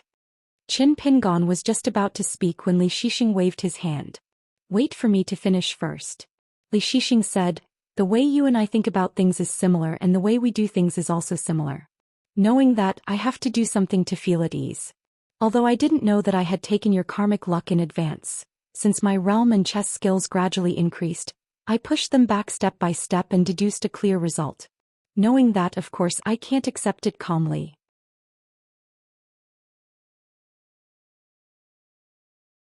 Although I still don't know the origin of that peach talisman and I can't deduce the result no matter how I try, I am very clear that to me the peach talisman must be very important. However, it is precisely because it is important that I wanted to give it to you. As a kind of exchange of state of mind, I will decrease your increase and both sides will return to balance. During this period of time, if it wasn't because my realm was slightly higher than yours, or because the peach talisman was very precious, then it wouldn't have been equal and I should have given you something else. It shouldn't have been like this. I have obtained your Great Tao Foundation, so I should return it to you with my own Great Tao Foundation. This is the true meaning of one for one. However, you were unwilling to accept it back then, so I could only take a step back. Therefore, I told Lion Peaksley Heir that whether it is a peach talisman or a peach talisman for the bamboo house, if you come to see me out of gratitude, it will only add to our troubles and make things even messier. It is better not to see you. Qin Pingon's expression was calm as he nodded gently. Li Shixing smiled. As for the true alchemy works and some peach talismans, they are not part of this list. I am only thanking you as Li Baoping's big brother for protecting her along the way. Qin Pingon still nodded. Li Shixing's expression suddenly became a little desolate. He said softly, Qin Pingon, aren't you curious why my younger brother is called Li Baozhen, and Little Treasure Bottle's name also has the word Bao in it, but only I am different? The three children of the Li family from Fulu Street, Li Shixing, Li Baozhen and Li Baoping. Qin Pingon shook his head. I have never thought about this. Back then, the little girl in the red cotton-padded jacket had nothing to hide from her youngest uncle. Qin Pingon heard that her mother seemed to be more biased towards Li Baozhen, and was not as close to the eldest son, Li Shixing. Qin Pingon was just like what he had said about Little Treasure Bottle's family matters. He would only hear about it and would not delve into it. Li Shixing stood up, walked to the window and looked into the distance. Every spring festival in the Li family, there was an unwritten family custom. The mother of the three siblings would let the maids and servants in the residence say some idioms and poems with the word Li in it. For example, peach and plum, which implied beauty, peach and plum, moved the heart, and peach and plum was very likable. Even if a child accidentally said the not-so-complimentary ordinary peach and common plum, their mother did not get angry and still gave them a New Year's money. Only when she heard the phrase return the peach and plum, did her smile lessen. Later on, when she heard the phrase peach and plum replace plum, the mother, who had always been amiable to the servants, could not hide her anger. At that time, Li Shixing was still a teenager. He happened to be standing at the corner of the handwriting corridor not far away.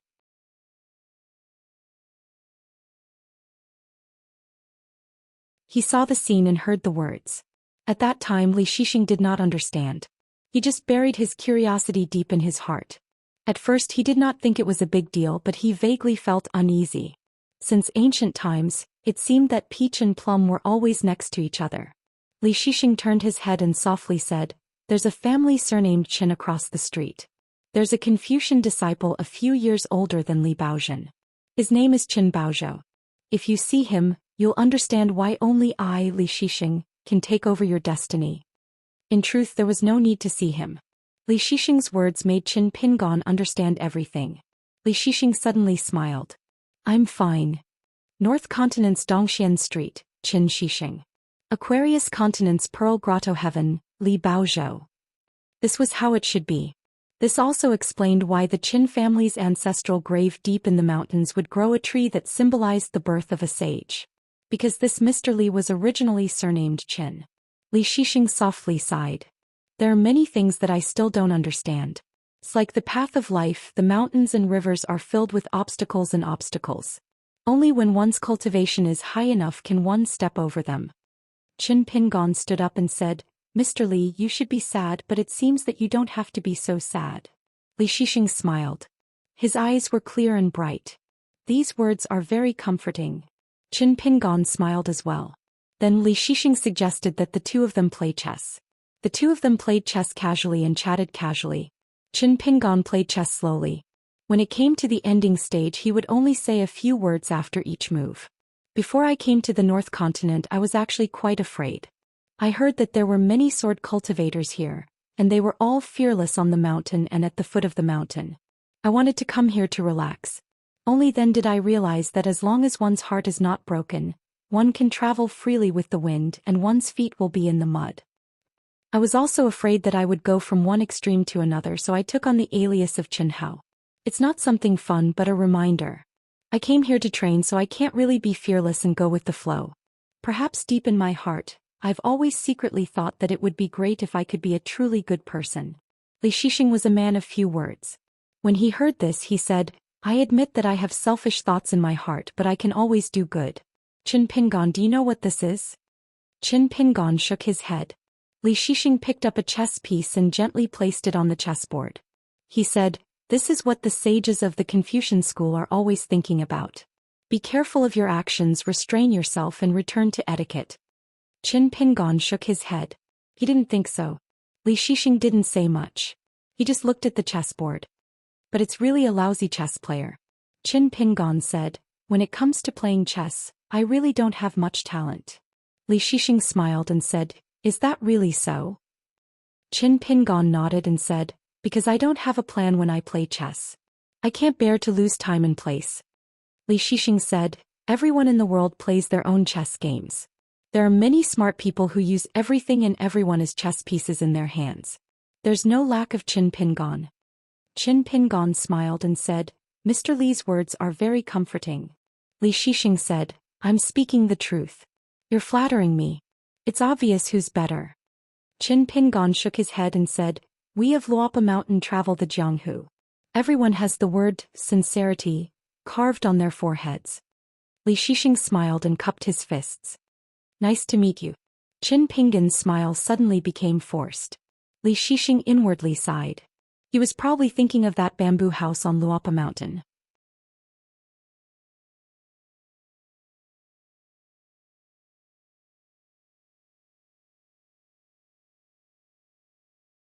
He did not reveal the identity of Sui Jingqing and Rong Chong, the nascent soul sword cultivator of floating duckweed sword lake. He shook his head and sighed. She really doesn't care about money. She still sold it at a low price. Wang Tingfang was a little frightened. Qin Pingon leaned on the counter and slowly flipped through the account books. He smiled. Shopkeeper Wang has already done the best for this transaction. I am just familiar with the other party, so I said it casually. There is no need to be so close. If I were to personally sell the goods in the shop, I would definitely not be able to sell them at shopkeeper Wang's price. As he carefully flipped through the account books, he chatted with Wang Tingfang about the recent situation of Spring Dew Garden and the business of Shining Night Cottage. Wang Tingfang smiled. It was just a coincidence. Relying on boss's great face, I was able to sell the treasures of the shop, the golden crowns. Last year's business appeared beautiful in the account books. It has nothing to do with me. Junior boldly begs Master not to tell the truth in front of my master. Otherwise, Junior will definitely pack up and leave by Anne's shop. My master is very concerned about Senior's shop's business. Every quarter's profit and loss, he will personally check it and summon Junior to inquire. Qin Pingon nodded. This time I brought some little profound wall tea cakes from Sparrow Manor. I will personally visit Immortal Master Tang to express my gratitude. The shop's business is much better than I imagined. If shopkeeper Wang is not worried that I will add to Immortal Master Tang's business, I will definitely put in a good word for shopkeeper Wang. Wang Tingfang took 2 steps back and bowed. Sword Immortal Boss's kindness is as heavy as a mountain. I can only continue to work hard and help buy and shop earn more money. Qin Pingon closed the account book and did not flip through the second one. Since Wang Tingfang said that Shining Night Cottage would review it, Qin Pingon returned the favor. If he continued to read it, he would be slapping Wang Tingfang and Shining Night Cottage's faces. Gently pushing the 2 account books to Wang Tingfang, Qin Pingon smiled. There are no mistakes in the account books. They are recorded clearly. I have nothing to worry about. Also, shopkeeper Wang, when you do business in the future, you just need to make a steady profit. You don't need to be too strict about the shop's annual profit. The account books look good. After I leave Spring Dew Garden this time, I will probably be a hands-off shopkeeper for many years. I will have to trouble shopkeeper Wang. Wang Tingfang smiled and agreed. She kept the account books and carefully locked them in the drawer. Qin Pingon turned around and took out 2 items from the bamboo box. One of them was the jade bangle with the fire in the water phenomenon. It was engraved with a palindromic poem. The other item was an ancient bronze mirror. Without a doubt, it was the evil warding mirror. It was engraved with the most valuable 4 words, Gong family creation. Together with the tree gall pot and the vegetarian tablet, these 4 items were all given to him by the martial artist Huang Shi. Afterwards, when he thought back to the trip to the mountain to search for treasures, to be able to part ways with Huang Shi, it was definitely not a pleasant reunion but a pleasant parting. The tree gall pot itself was not of a high grade. However, after the old Jinren Huanyun examined it, he clearly said that this old item could help Qi cultivators to absorb the aura of wood-type spiritual treasures. To Qin Pingon, who was refining his 3rd wood-type natal item, it was something that could not be bought with money.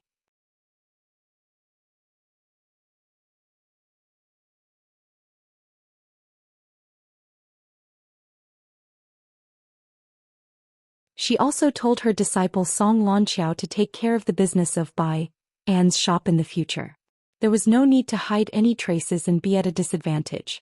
In the future, he could just make it clear that it was his master's request. Who would dare to say that the master and disciple and the 2 of them had Jindan realm cultivators? At the Taihui Sword Sect's Pianran Peak, he should have sent a small jar of Xuanbi to fulfill his promise.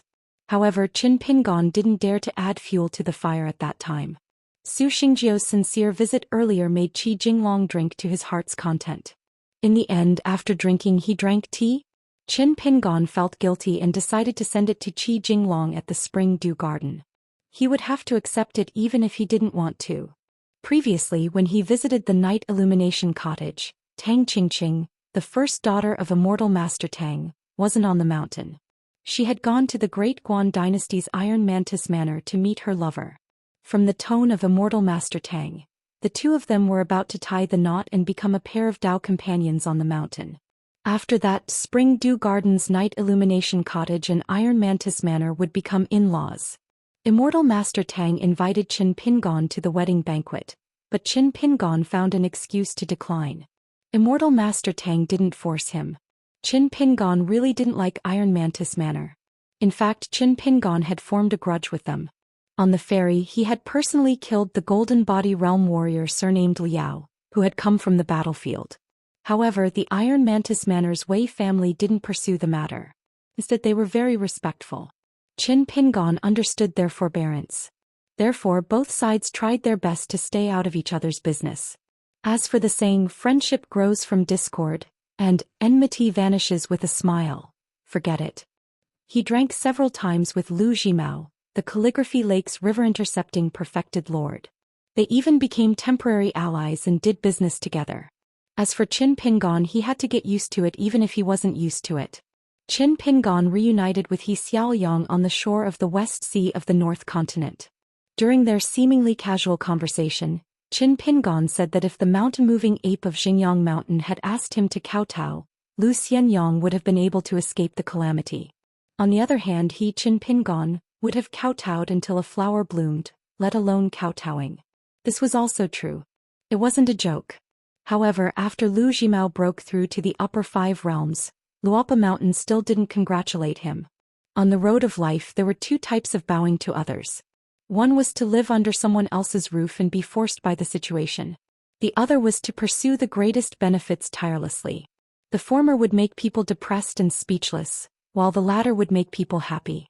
Qin Pingon took a talisman boat and went to the Jade Cliff where Lu Jiqing brewed tea in the Golden Crow Palace.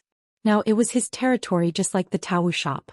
Qin Pingon found a familiar person standing in the pavilion at the Jade Cliff.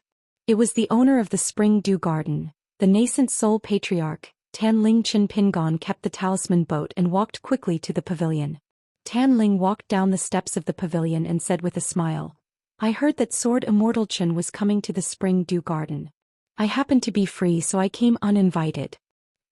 Qin Pingon and Tan Ling walked into the pavilion together and sat opposite each other. He smiled and said, Mrs. Tan, you're too courteous.